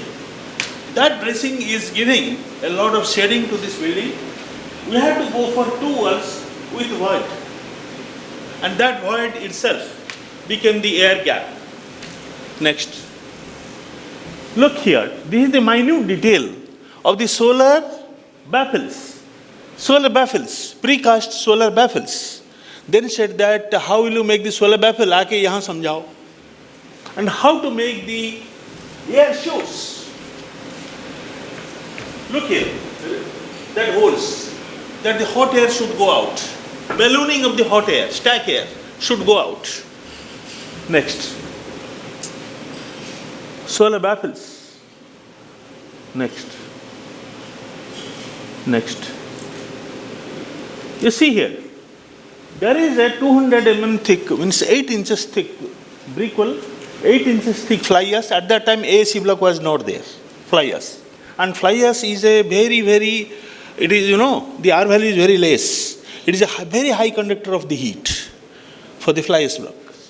And there, we have got the air gap of 8 inches, and the main wall is insulated by thermocol. At that time, XPS, EPS was not available. Thermocol. Next. Next. Next. There, our engineers failed to go for a tilted column first or the umbrella first. Whether egg is first or chicken is first. My engineers could not support me. My structural engineer said that I will give the design, you do it. But the field engineers, they could not do. They said that whether the tilted columns first or the top first. I said, bhai, top se shuru karo. Top shuru ho gaya. Next. Then columns. Ties. Next. Next. How did you apply the red? Sorry, previous slide. Where it is red one? No, red is just a color. It has nothing with this because it is related to Energy Electricity Regulatory Commission. They said that you something red should be added. That's why we added red. There is no technical requirement. That is a different thing. What user says that we have to do. Next. Next. Next. Next. Next. Next. Next. What is the EPI now? Minus 15. At that time, minus 15. And this year, EPI, excluding, you see, I'm coming to that slide. How the EPI is calculated, I'm coming to that slide. Next. Now, B has given the EPI itself.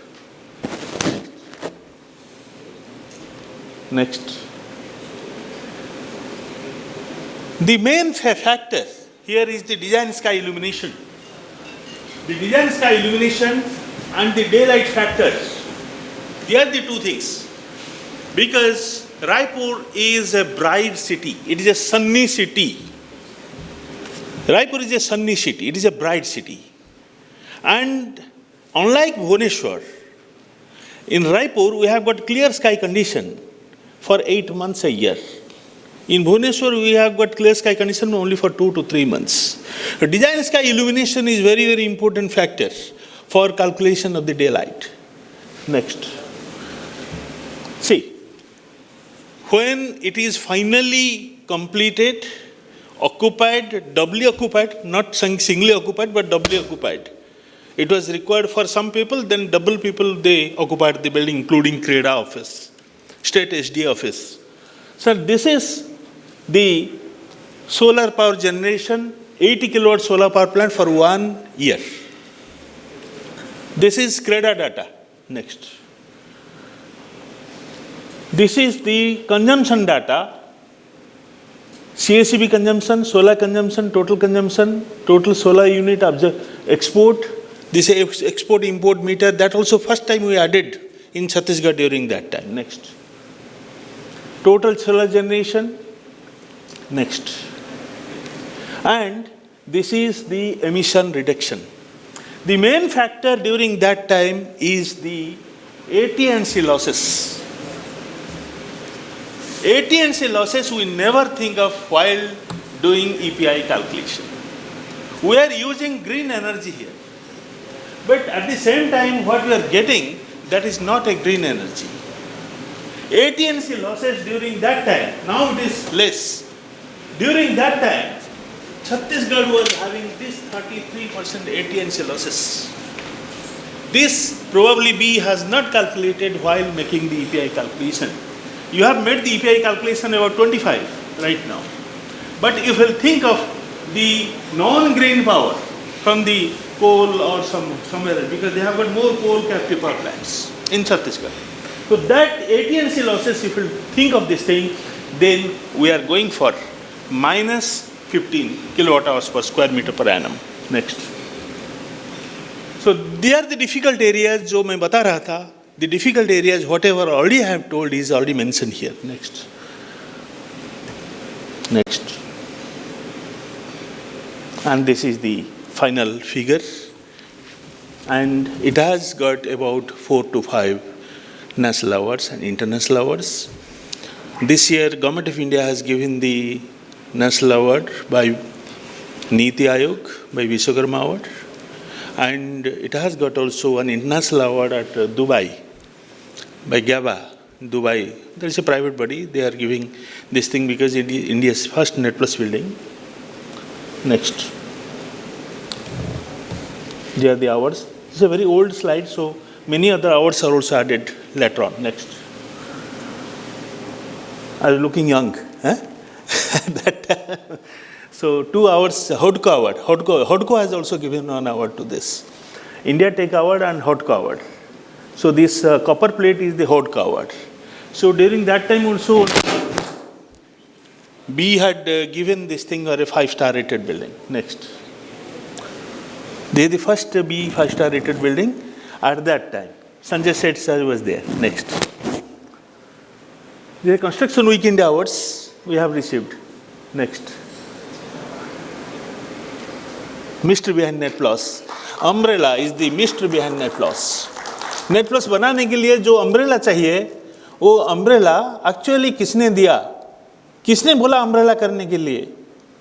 Umbrella CREDA ने बोला कि अगर तुम्हारा roof area नहीं बढ़ाओगे, मैं तुमको net plus building नहीं करा पाऊंगा, और रूफ एरिया बढ़ाने के लिए मुझे ग्राउंड एरिया ज़्यादा नहीं कर सकता.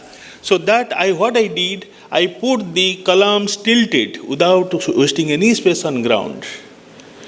So that became the mystery of net loss. Thank you very much. So I can ask for any Asu. Please ask something. No, thank you. If you are not asking, then there is no question.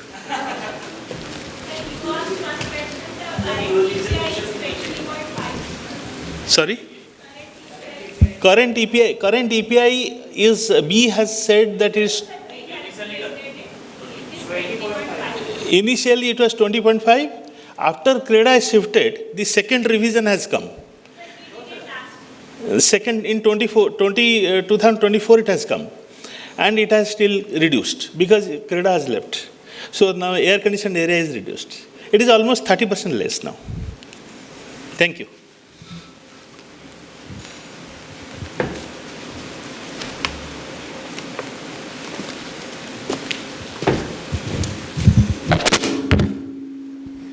Thank you, Tara sir, for your valuable information.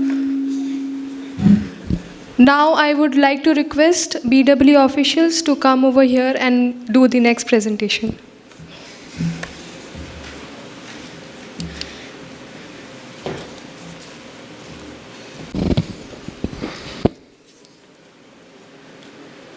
Okay, so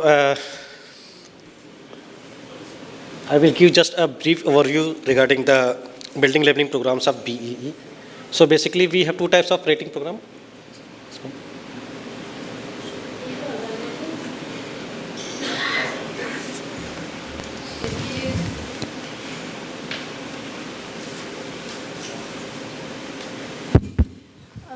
SDA Odisha से कोई है क्या? हाँ. If there is a tea break, then please ask them to solve here, because we will make the presentation and complete.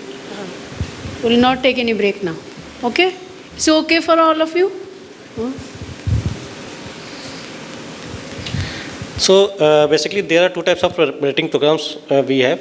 One is the star rating for commercial buildings and the residential buildings, and another is the SUNI labeling program.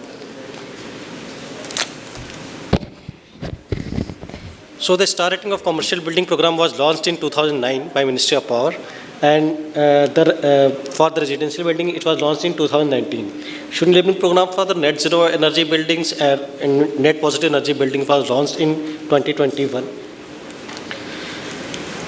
So for the commercial star rating program, we have currently 4 typologies covered under the scope. Office building, which is the day use office buildings, BPOs, which are 24 hours uses office BPOs, hospitals and shopping malls. So based on the energy uses in the buildings, the EPI is calculated and the rating is done on the scale of 1 to 5 based on the EPI which is calculated. The certificate validity is 3 years. Earlier it was 5 years, but we have now reduced it to the 3 years. And as of now, although it is written that 460 plus building have been issued, but figures might have been updated. So basically this is the scheme participation process. So any building owner who want to apply for the star rating, or any government building want to apply for the star rating, so there is an application form which is uploaded on BE website also. There is an energy information data sheet. The building owner has to fill that energy data, information data, a covering letter is there, and an agreement on 100 rupees non-judicial stamp paper. So that is to be submitted to BE. After scrutiny of those documents and after the verification of the payments regarding the registration, the application is forwarded to an independent agency. National Productivity Council is now hired by BEE for that, for doing those data verification. And when we forward those applications to NPC, NPC coordinate with the building owners or the authorized representative of that building. They fix some date. On that date, they go on site, do all the verification.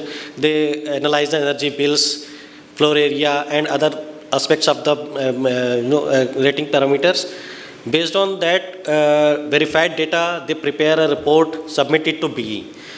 That report is again shared by BE to the building owner, so that building owner can get a look on that report, and after taking feedback from the building owner, the certificate is issued. After certificate is issued, we again give the information to NPC, and the NPC do the fabrication of plaques, and that is dispatched from the NPC. So this is the registration fee. For the large office building, it is 1 lakh per project. For medium office building, it is 75,000, and for less than 10,000 square meter buildings, it is 50,000. Renewal fees is also categorized in 3 categories. And for the government buildings, the registration fee and renewal fee both are exempted. For the BPO buildings, there is no such large, medium and office categorization. Only 1 lakh per project is the registration fee for the BPO buildings, and rest of the buildings like shopping malls and the hospitals. Only renewal fee is added 25,000, and renewal without upgradation means any building which want to apply for the renewal after the expiry of the existing certificate period, but their rating is not improved, so they may apply for the rating by paying the renewal fee of 10,000 only.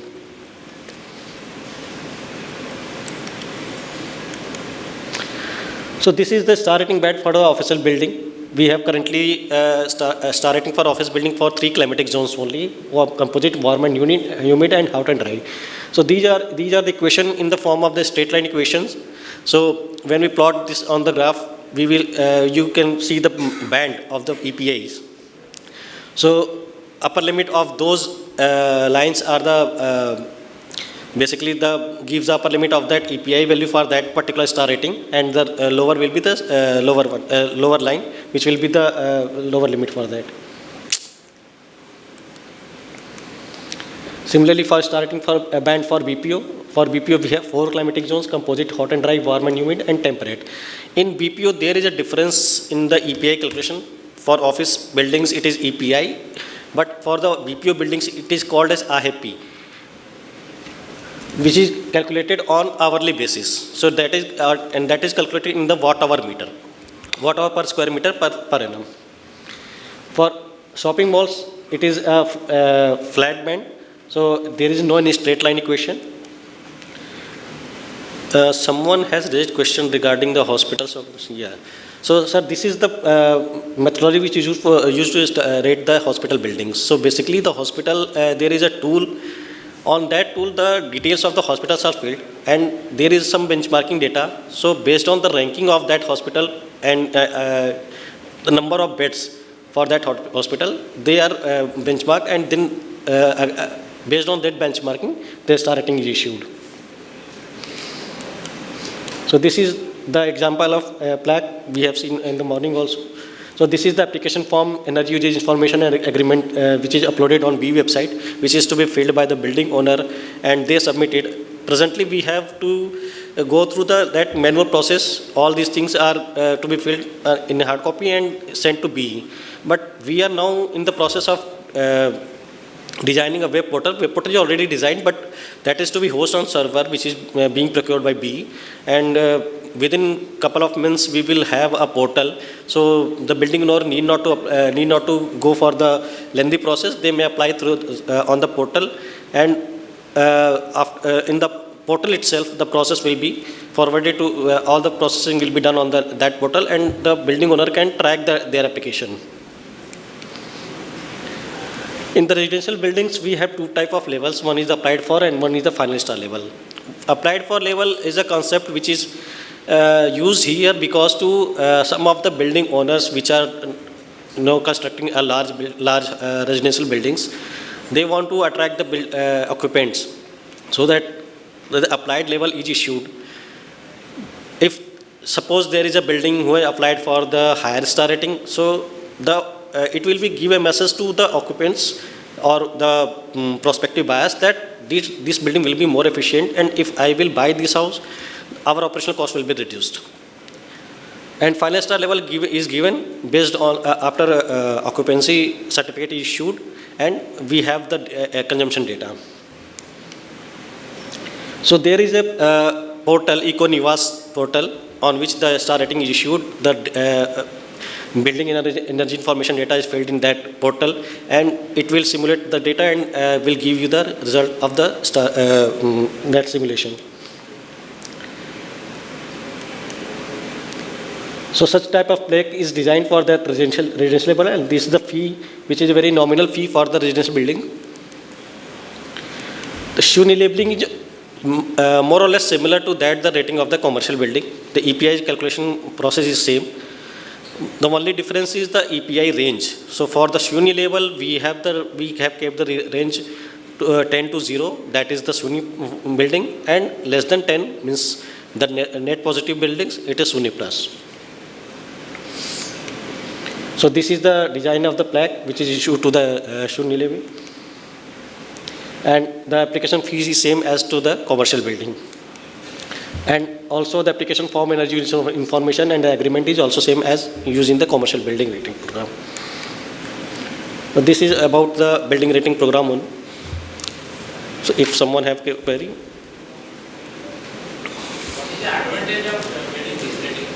Sir, if you see about the monetary terms, there is nothing, but that is given to to commemorate the building owners towards the effort they have made to achieve that star rating, and also it is inspiration to others, so, to get their building to be more efficient.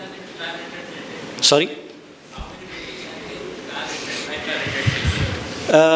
I don't have exact figure, 5 star rating, but more than 460 plus I have shown the figure. They are already issued star rating. If this is only, there is no advantage, then the fee should be minimized so that people become interested to apply for this thing. Sir, we are getting the reverse feedback.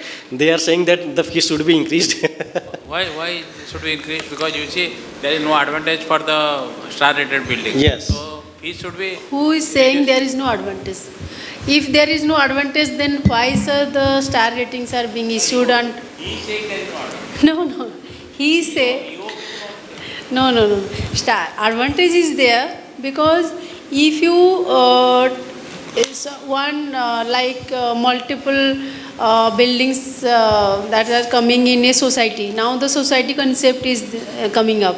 So if the society, suppose one builder is coming up with a society, and in a society there are number of houses, number of buildings. So if the society is 5-star rated, then the attraction towards the society will be more. Because as a consumer, if I have knowledge and I know about the energy consumption and all those things, then it would be easy to convince the consumer that see this society, the houses are actually energy efficient building, and on the long run you will be benefited for the small energy, small energy consumption. So the benefits are there. That's why I asked how many buildings has been star rated. Say Bhuvan sir, I am going to purchase a house or society. Yes. Which are the societies that has been star rated, or so that I can go to them? Sir, I don't think that उसके लिए हमें लिखना पड़ेगा, हम आपको बता देंगे कि क्या कौन सा लिस्ट है हमारे पास है. Already we have for ECBC we have there is some star rating for DG set and all those things. We have written to you that for who are the manufacturer for DG sets with star rating. There is no reply. That's why I am interested. DG sets are not star rated now. No, but ECBC says that there should be some rating for this Griha certification and all those things. Sir, please don't mix up with Griha and ECBC. No, Griha says that ECBC is mandatory for them. Haan. So ECBC should be Yes, there. yes. So you feel that there is no star rating for DG set now? Actually, DG set जो star rating है, that is not operational now. DG set का star rating. But this is a part of ECBC guidelines. That we have to see कि उसमें लिखा क्या है. आपने तो पढ़ा होगा, उसमें क्या लिखा है DG set के बारे में. वही स्टार रेटिंग वाला चाहिए बोल के. हाँ तो क्या उसमें तो लिखा होगा कि कौन सा स्टार रेटिंग चाहिए. वो लिखा है स्टार रेटिंग वाला चाहिए DG set to get it ECBC rating. हाँ तो आप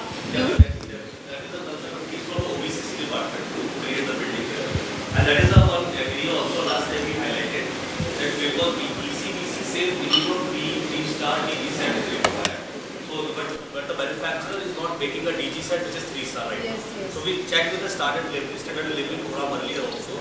So they say that whatever the CPCB norms coming up, the latest one, 3 or 4, we can go with them because the same issue we face is CPWD as well.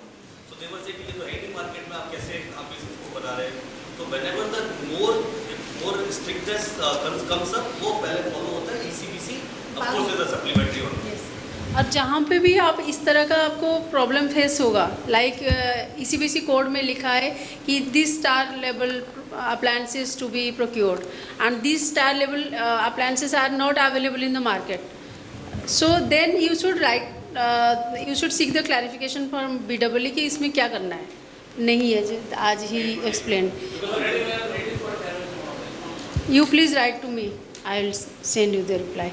I was earlier looking after standards and leveling program.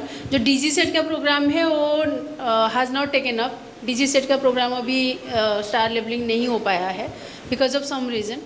So other appliances are there, but DG set में अभी issues. Okay sir, I cannot comment because it was already there. उसमें सबसे पहले ECBC की guide में सबसे पहले लिखा है कि कोई भी लोकल स्ट्रिंजेंट कोई कंप्लायंस है, अगर देखो बहुत सारी जगह पे ECBC में आता है, रिन्यूएबल एनर्जी कहते हैं कि इतना % लगना चाहिए, लेकिन स्टेट का गाइडलाइन कहते हैं कि मिनिमम 5% लगना चाहिए, तो state guideline will be followed first, then ECBC. Yes. Yeah. There is no local guideline, but CPCB norms is there. CPCB 4 now they are mandated with that, so which is completely followed. Yeah.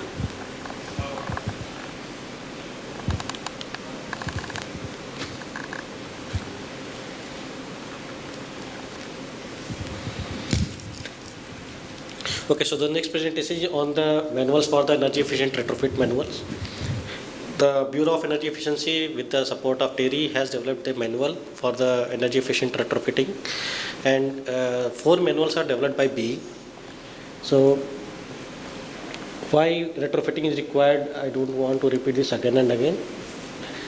The detailed parameters of the retrofit. So basically, we have to initiate with some energy management program, we have to determine some energy efficiency targets, some assessments will be done. Based on those assessments, we will identify some energy saving opportunities, calculate the cost for the retrofitting and paybacks for those replacements. And after doing all the calculation, we can implement and monitor the performance of this for the retrofitting. So basically, the manual is divided in 2 parts, one for the passive retrofits and second one for the active retrofits. In the passive retrofits, the building envelope retrofitting is there, like we can use the external for the external walls, for the external roofs, for the fenestration, and whatever the measures which we are going to be taken is segregated in 3 categories, like the no cost, mid cost, and the capital intensive cost. So there are some metrics of the energy conservation measures to be taken in that manual, and there are some case studies also given in those manuals. In the we can say like the low cost measures, like occupants behavior is there, operation maintenance, the cool roofs and walls. Mid cost, we can see like the envelope air tightness, roof dock shading, external shading device. In the capital intensive, the wall and roof insulation materials, we can put high performance glazing system, we can install, right pipes we can install. So these are some of the pictures you can see for the retrofitting options. In the active retrofit solutions, the first part is for the lighting retrofits. So basically, we can do some audit and assessments. Then we can go for the design optimization, energy efficient lighting technologies. And again, these things are again segregated in low cost, mid cost, capital intensive cost energy conservation measures. In HVAC retrofitting, we can use like no cost HVAC, like optimizing the HVAC system, occupancy based scheduling, air filter maintenance. In low cost, some variable air volume controls, duct sealing, HVAC tuning. Mid cost, we can install like energy recovery ventilation, demand control ventilation. So these are the some of the things which is given in that manual. So for both residential and commercial, we have 4 manuals. So more or less the energy conservation measures are same for the commercial and residential. That there might be some difference also. In the electrical system and appliances, we can do some just optimize scheduling, behavioral changes, like when someone is not in the room, please switch off the lights and fans, similar things like that. The medium cost, like you install VFDs, the energy efficient transformers and the power factor constraint devices, and then capital intensive measures, we can install smart meters and energy rated appliances. Again, in the active retrofit solution, the integration of the RE is can also be done to further reduce the energy consumption through grid. And these are the manuals which are developed. So one for the residential for the 4 climatic zones, another for the commercial for 4 climatic zones. Third one is for the residential in the cold climate, and the fourth one is the commercial for the cold climatic zones. So all these things which I have mentioned earlier, so these things are already included in those manuals, and that is designed in such a manner so that it can be easily understandable by a lay person also, and need not to go very deep down in the technical analysis. So you can just identify that these are the no-cost measures, these are the mid-cost measures, and the high-cost measures. So based on that, if you go through those manuals, you can go for the energy efficient retrofits, and all that manuals is distributed to all the SDAs also. It was requested that please translate these manuals in the local languages and distribute to the common person, so that everyone can get the knowledge of those retrofits, and whenever they are doing some modification in their home or in their shops or in their commercial premises, they can go through those manuals and do some energy efficient retrofitting. Okay, these are from my side.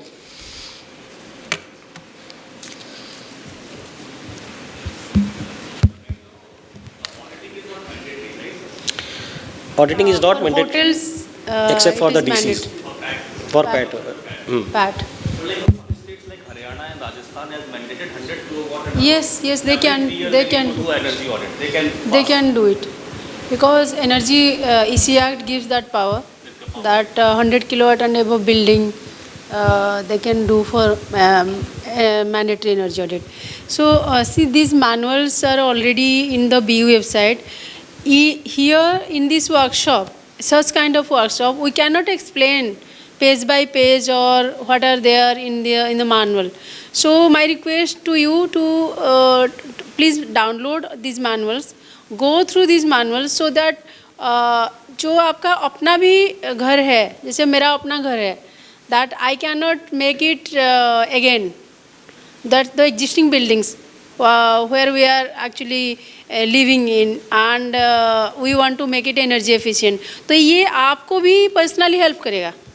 आप तो officially तो आपको करवाना ही है, but आपके personal जो houses है उसमें क्या आप कर सकते हैं, जिसमें कि हमारा एसी का बिल अगर 7-8 हज़ार आ रहा है तो उसको हम 3-4 हज़ार में 5 तक कैसे रेस्ट्रिक्ट कर सकते हैं, कैसे शेड लगाने से भी ये एसी के कंजम्पशन में फ़र्क पड़ता है. So all the small measures are mentioned here. So you please go through all these manuals. Just we are here just to make them aware that such kind of manuals are there, and for you and for official use also. So whenever you are organizing any workshop or dissemination program or some, you can send these to the colleges, the ITI institutions, schools also. तो जैसे 10th class के बच्चों को आराम से समझ में आ जाएगा ये, कि अच्छा वो लेके घर पे दिखाएंगे, ये देखिए कुछ आया है आज, क्या कुछ घर पे कुछ करना है, पापा आप देख लीजिए क्या इसमें कुछ है, क्या क्यों आया है ये. जैसे कॉलेज के बच्चों को एटलीस्ट जो आर्किटेक्चर से जो सिविल इंजीनियर्स है, it is very helpful for them. So only thing just to convey you that please don't expect that यहाँ पे आके आपको you will be expert in everything. This is just a awareness workshop that these things are to be taken up, These manuals are there, the rating program is there, we are coming up with the building energy auditors, we are coming up with the master trainers. So we are here just to give you this kind of information. And apart from this, if you want some more information, please send me mail. You can have my email ID, you can have Pankaj's email ID. So anytime you can send us mail, and I assure you, you will you will get your reply. Thank you. If any other questions, queries, we are here. You can put it up. Or tomorrow we will have around 1 to 2 hours discussion. The SDA wise their review, where they are, what is the financial status, all those things, because other stakeholders are not required. Only we want to talk to the SDA regarding their financial status, what is the fund they require, and various activities they have to take up, like West Bengal presented. So other SDAs to present tomorrow. Also today we will be discussing if anything else in your mind regarding this ECSBC rating program. Anything in your mind, something new also, you can just convey to us that B should take up this thing, we should do that this way. So those new ideas also will be very helpful to us.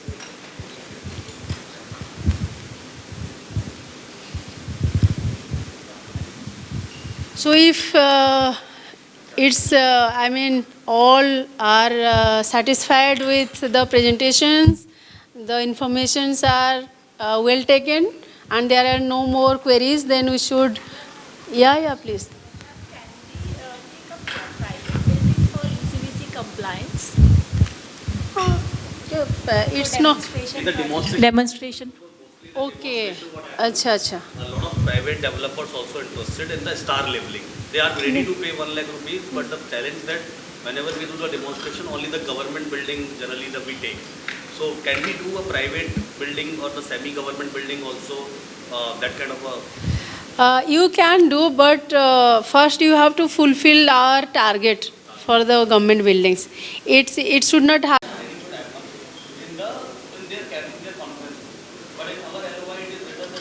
In the hotel. So, but the challenge comes that because like the same thing we are doing Jaipur Development Authority or other authorities.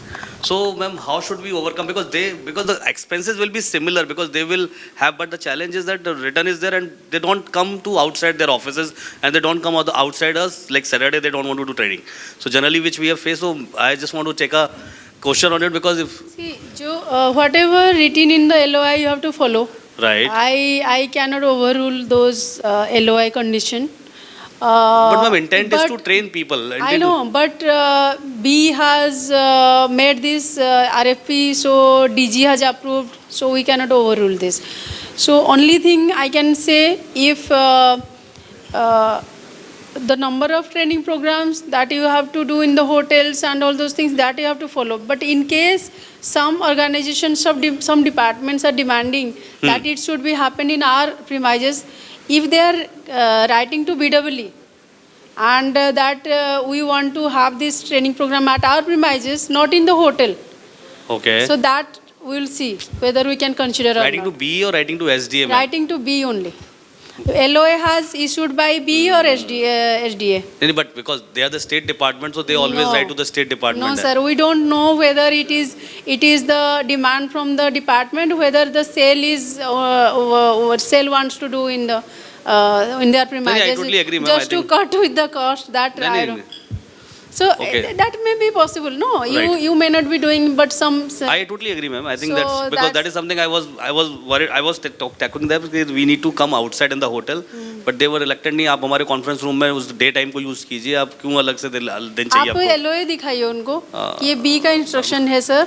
अगर आप बहुत tough होता है ma'am दूसरे department में when we interact with them ना very difficult sometimes too because we do not get the same response. Because we also get the complaints from the departments and from the participants that the facilities are not up to mark. I totally agree. I think because of the some people are not following that concept. Yes. Totally, ma'am. So, ma'am, some new ideas which I think I want to share that already the star labeling you are doing because the same thing, now someone asked that what is the benefit? Like in the New York City right now, it is a mandate to put a star label outside the building. Is a minimum EPI. Every 5 years they get a notification or penalty if they do not reduce their carbon emission or the energy consumption with that. So that is something, in future India will also happen the same thing. And I can see the benefit, like now these days private building or developer wants star labeling because the government rating, and it is something ESG compliance. Every big corporate is talking about environmental social governance, and it proves that you are environmentally compliant in that way. So that is a major benefit in the private sector. Now my idea comes that ECSBC is there because there I think because in the last 17 years I feel somehow the review of that work which the people are doing, because most of the states has, like Kerala has done, Telangana has done, or Punjab has done, already buildings are coming up. But the challenges which I face, ma'am, as a trainer, as a consultant, as something, someone is doing something and someone is doing something, the building is compliant with ECBC. Who is the reviewer authority to review that? And that should be randomly reviewed, or like, because we do a lot of work in New York City also. New York, the city has developed the cell to review. Whatever the building comes, there were 5 people, is a third party who review the work, they give the comment also. So most of the people, when they get a comment, they out from the market also. They do not able to do that. So this is something the authority should also come, the BE should develop kind of thing, because the problem comes up right now in like Punjab. In Punjab, what happened, the PEDA is doing that kind of a work, but they also have a limited resources. They can't do that. So this is something is required. Actual implementation will happen. Greha IGBC, why this is implemented? They are the reviewer authority. They review, they come on the site to check. Then the things are happening. Otherwise, we do in the design on the paper, but implementation is happening or not, that is something the challenges come. So how should we overcome that? Yeah, this is what you raised is perfectly all right. Actually, this is what you are saying is actually required. What is required? What is right now? What we are facing the difficulties, let me just explain you. That the manpower crunch is not only at the state level, at the center level also. So in Bureau of Energy Efficiency, if you see, we are only 2 to 3 people are handling this program. The building cell for entire India. For entire India. So, and that's why we are taking the help of building cell in each state, that they will help us to get this thing done. And now we are in the process of getting more and more people in B also, another 2 to 3 people. So what you are saying, that the rule says that the energy auditor building has the highest power, and they are the approving, they are the agency who will actually approve the design stage and operational stage, the compliance. Absolutely. But SDA is the highest authority to approve the final thing. So it's the SDA only, not any other authority. So SDA has to actually strengthen or make a cell, building approving cell. Now the building cell is there, so there is no problem for the SDA. But when in all the states, the ECSBC will be notified, it will be included in the building bylaws, then thousands of buildings will be coming up every year for the compliance building, and the SDA has to give the final approval. So giving the final approval is not a difficult task, because it is coming through the building energy auditor.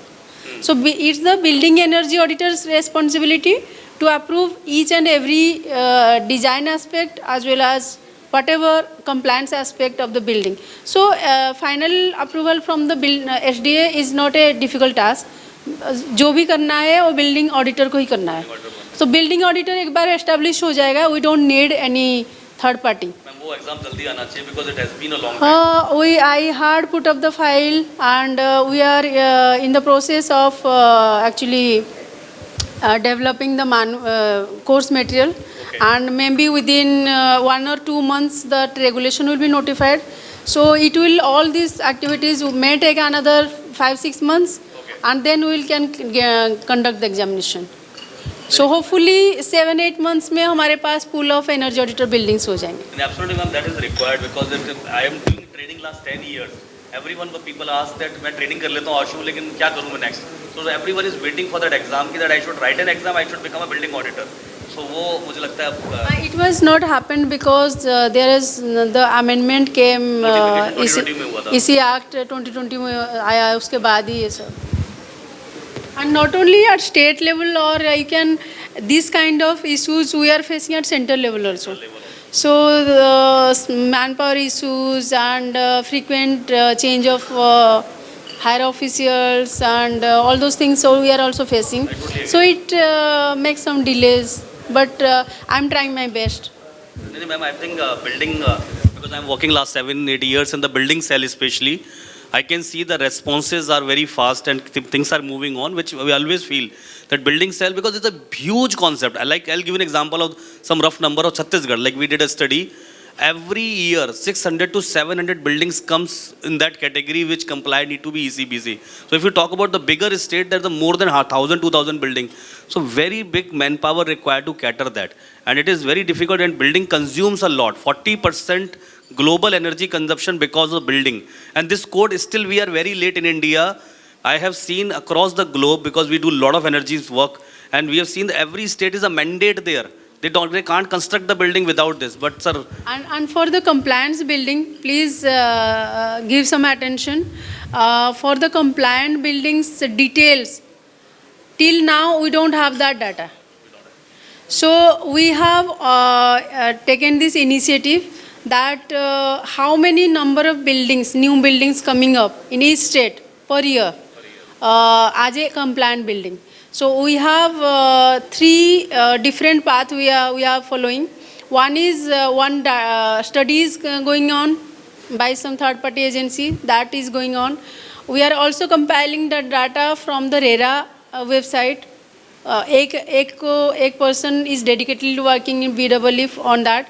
And we have also written to the DISCOMs, 100 something DISCOMs we have written, and 50 plus DISCOMs have already responded. Okay. That these many buildings, they have issued the connection 100 kilowatt and above. So three ways we are working, and the building sales, since you are here, that please follow up with the DISCOMs. The letters have been sent to, copies of the letters have been sent to the SDAs also. If you don't have the copy of the letters, please ask us, we will send you again. Then you please follow up with the DISCOMs in your state and make sure that they have submitted the data to BWE, so that at least next 2 to 3 months we have the database that कितने buildings actually compliant building हमारे country में आ रहे हैं. हमें पता नहीं अभी तक कि ये 5,000 है, ये 10,000 है, या 25,000 है, या 30,000 है. तो ये जो कंक्रीट डाटा एक बार हमें मिल जाएगा तो हमें इसका इम्पैक्ट एनालिसिस कर सकते हैं. तो उसके बेसिस पे जो फ्यूचर पॉलिसीज़ हैं एंड वो that we can actually make. Any other questions? और आप लोग बोर हो गए? Okay, so thank you so much each one of you for attending this workshop, and I hope that you have gained something. At least you know now what is ECSBC, what is the difference between ECBC and ECSBC, what is sir your role as a UDD, what is the role of the power department. Chhattisgarh power department से कोई आए थे? SDA तो आए हैं, power department से मैंने देखा था लेटर, उनको भी आना था, मैंने लेटर देखा था. एनीवेज, तो what is the role of SDA, what is the role of power department, what is the role of UDD? आज you saw both power secretaries were here, the power secretary energy and principal secretary energy and principal secretary UDD are here. So it's a great opportunity for us actually that we get the commitment from the higher authority, and now it is easy for Odisha to take it forward. That it would be easy for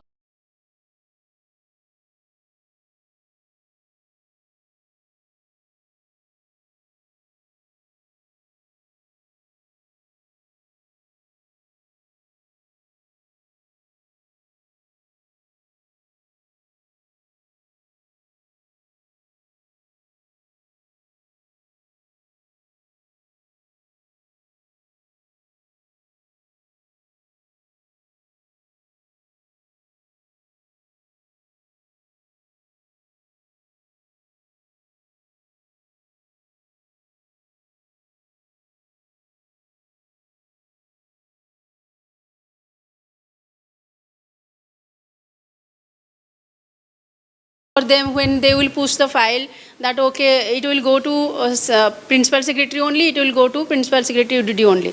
So it will be very easy for them to do the notification or include in the building bylaws. So after going back from here, you all are requested that please go to your authority and make them aware and request them that the way the other states are working, you should also work in the same manner. And जो भी आज यहाँ पे आपको समझ में नहीं आया या due to some hesitation you did not raise your queries, please send me mails anytime, and my mobile number or number also you can take, but don't ring me or please give me a message. I will reply you at my convenient. Okay.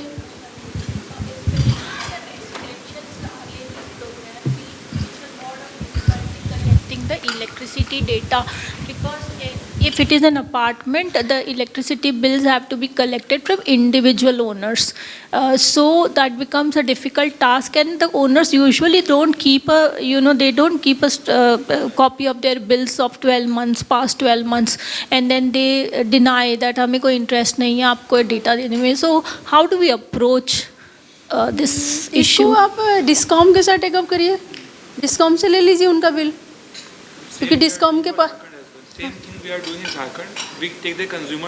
हाँ बिल्कुल okay, discom से ले लीजिए, discom दे देगा आपको. Okay okay, कोई issue नहीं. अगर डिस्कॉम से लेने में कोई डिफिकल्टी आ रहा है तो आप हमें बता दीजिए, हम डिस्कॉम को कॉल कर लेंगे. Sure. या आप SDA इज देयर, अगर SDA से नहीं हो पाएगा then you can come to. Okay, everything we can, मतलब B लेवल पे आने की जरूरत भी नहीं है. मैं I think round of discussion होना बहुत जरूरी है, क्योंकि क्या दूसरा स्टेट अच्छा कर रहा है तो दूसरा स्टेट एग्जैक्टली, या दैट्स व्हाई आई सेड ना, just keep discussing with each other.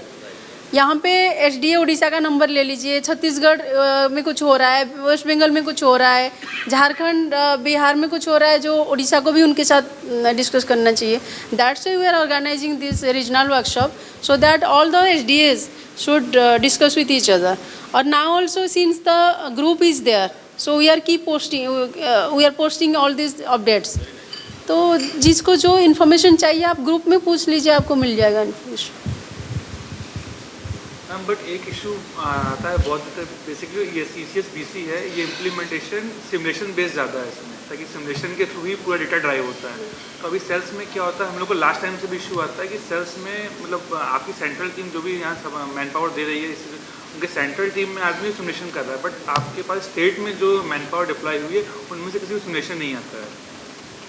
ऐसा इशूज़ हुआ था हम लोग लास्ट टाइम. सिमुलेशन नहीं आता है, जो ECBC सेल में 3 लोग हैं, लास्ट ईयर का हम लोग एक्सपीरियंस है. उसमें तो हमने रखा था कि लास्ट ईयर हम लोग PWC के स्टार्टिंग से झारखंड में PWC है, बट वहाँ पे जो भी डिप्लॉय हुए थे स्टार्टिंग से उनमें किसी को सिमुलेशन नहीं आता था. तो they will do simulation from there on. अगर आपके सेल में किसी को सिमुलेशन नहीं आता, आपके यहाँ कौन है एजेंसी? अभी मैम ALSG अपॉइंट. ALSG है तो उनके, हाँ मैम बात हो गई, राजीव से बात हो गई. अच्छा, अभी आप झारखंड से है ना सर, अभी आपका तो हुआ ही नहीं ना बिल. बात भी होगी, मैं इससे पहले नहीं, इस बार हमारे सिमुलेशन का क्राइटेरिया है, तो उन 1% सिमुलेशन. लास्ट टाइम इशू क्या हुआ था, हमारे पास झारखंड में हमारे पास ड्राइंग्स और data more than 100 buildings available था. But due to the reason कि कोई एक्सपर्ट नहीं है, वो सेंट्रल टीम जब एंगेज होती है उनके खुद के प्रोजेक्ट्स इतने ज़्यादा होते हैं, तो ये लगेंगे की वजह से मतलब मेरे पास मोर देन 100 बिल्डिंग्स का डेटा पड़ा हुआ है अपने पास. That criteria is there. अगर आपके सेल में कोई सिमुलेशन एक्सपर्टीज़ नहीं है, please write to us, will change it, क्योंकि वो क्राइटेरिया है ऑलरेडी कि सिमुलेशन एक्सपर्ट एक होना चाहिए. अदरवाइज देख जी sir, exactly, otherwise how can they verify that those data. Tools को लेके भी आता है, जैसे कुछ एजेंसीज करती हैं वो डिज़ाइन बिल्डर पे काम कर रही हैं, कुछ इक्वेस पे काम कर रही हैं. तो क्या होता है, जब हम उस डेटा को या उस रिपोर्ट को भेजते हैं UDSG या फिर डिपार्टमेंट ऑफ ULBs को होता है, तो कहते हैं डिज़ाइन बिल्डर पे आपने कि हम तो कभी चेक ही नहीं कर पाएंगे इसको. तो एक टूल का भी होता है, इक्वेस्ट को थोड़ा ज़्यादा प्रेफरेंस है, कोई भी ऐसा टूल जो फ्री में मतलब जो भी कोई भी एक्सेस कर सकता हो, तो इसका एक थोड़ा सा लगेगा. ये बहुत अच्छा पॉइंट आपने रेज किया है, जो मैं भूल गई थी आप लोगों को इन्फॉर्म करना. जो अभी जो रेजिडेंशियल टूल है, इको निवास संहिता ENS टूल जो है, अभी गुजरात के लिए एक एजेंसी ने उसको बनाया है, ECSBC residential tool है वो, and that is going to be approved by Gujarat SDA. It is in under discussion. So once Gujarat will give its consent to that tool, that will be adopted at national level. So B will adopt it, and B will send to all the SDAs that residential tool. And commercial tool we have already, but that where are you? Commercial tool we have, but we have to modify it, है ना? So yeah, according to ECSBC, we have to modify that commercial tool. That commercial tool is already there. It's already developed, but no use because ECSBC अब दोबारा करना पड़ेगा. तो उसके लिए हमें फिर से RFP निकाल के it will take some time. ENS वाले टूल में भी इशू आता है, जावा के साथ कॉम्पेटिबिलिटी की इशू तो वो आधों के लैपटॉप में चलता ही नहीं है. अच्छा. अगर इवन कोई बिग 4 कंपनी है जिनमें प्राइवेसी है सिस्टम में, उनके में तो रन ही नहीं कर सकता वो. ओके. तो ये एक जावा कंप्लायंस वाला भी इशू है, मतलब उसको ऐसा रखा है कि जावा के मैंडेटरी उस चीज उसमें ना रहे. तो अभी जो टूल इन्होंने डेवलप किया है, that is updated version only. Gujarat में टेस्टिंग के लिए किया वो भी जावा इनेबल्ड है. तो फिर उसमें क्या कर सकते हैं हम? उसको अभी क्या होता है, सपोज जैसे जिसके में भी लैपटॉप एक्सेस में प्राइवेसी वाला प्रोविजन लगा है, कंपनीज जिसमें आईटी का रखा है, तो उसमें वो जावा के वो फाइल्स इंस्टॉल ही नहीं होती हैं.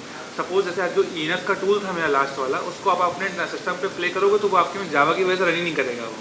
और कई स्टेट्स की दिक्कत है, हम लोग झारखंड में भी था, जब यूपी में था मैं उस टाइम पे भी इशू था. तो जो टूल में जावा कॉम्पेटिबिलिटी वाला इशू आता है, जिसकी वजह से वो ENS रन नहीं हो पाता. तो उसमें सोल्यूशन क्या है? मैम वो टूल को जावा बेस्ड करने से अच्छा है किसी और प्लेटफॉर्म पर उसको किया जाए. बट ऑलरेडी जावा बेस्ड तो डेवलप हो चुका है. कैन इट चेंज ना? हाँ कर सकते हैं, हम उसको इंटीग्रेट कर सकते हैं. Okay, that will see. First, let us just get the acceptance from Gujarat.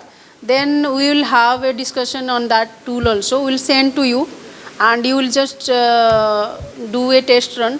And if you find any difficulties, then we will see. The tool is developed in India only? India only. For Gujarat SDA, it has been developed. Something we need to focus. We are using the software of the outside country. It is developed for India ENS. And that was developed for Gujarat only, but now I have asked them. Yes, so I have asked them to modify and incorporate for all the SDAs, for other climatic zone as well. So now they are under.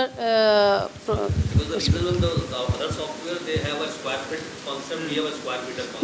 No. It is ENS only, not other countries.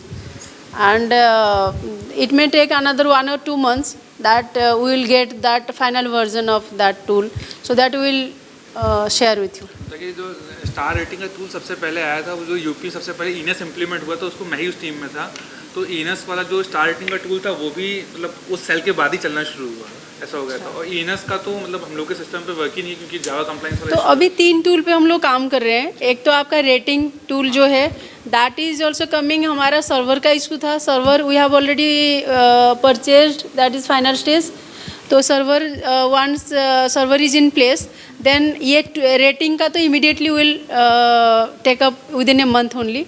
But ये जो ECSBC का tool है और ENS का tool है, इसमें थोड़ा time लगेगा, बिकॉज ECSBC टूल हमें दोबारा डेवलप करना पड़ेगा, उसमें थोड़ा टाइम लग जाएगा. बट ENS जैसे ही गुजरात का हो जाएगा, then maybe within 3 months it will be operational. तो हमें आपका फिर उसमें इनपुट चाहिए होगा. दैट्स ऑलरेडी देयर है. तो डायरेक्टरी तो है नहीं मैम, भी स्टार्टिंग में कहाँ GIZ के साथ वर्क कर रहे थे. हाँ. बट वो एग्जीक्यूट नहीं हो. बट वो तो इसमें टूल में है. मुझे टूल में उनकी डायरेक्टरी, बट आप उस सेपरेट डायरेक्टरी पे काम कर रहे थे हम लोग भी. तो जब उसमें आ गया है टूल, अभी उसकी ज़रूरत ही क्या है? जब हाँ मुझे कहाँ मिलेगा, मुझे छत्तीसगढ़ में मुझे इंस्टॉलेशन चाहिए तो मुझे कहाँ मिलेगा, कौन बनाता है, क्या नहीं बनाता. तो ये डायरेक्टरी की रिक्वायरमेंट बहुत आती है. Normal people are not. That I cannot comment right now, because I have also not seen that frankly. तो once that tool will be operational, that I will see what is that directory and how much information it actually contains. Then we'll see how it will upgrade that. Okay. So should we stop here? Okay. Thank you so much, everyone, and see you tomorrow. Thank you so much.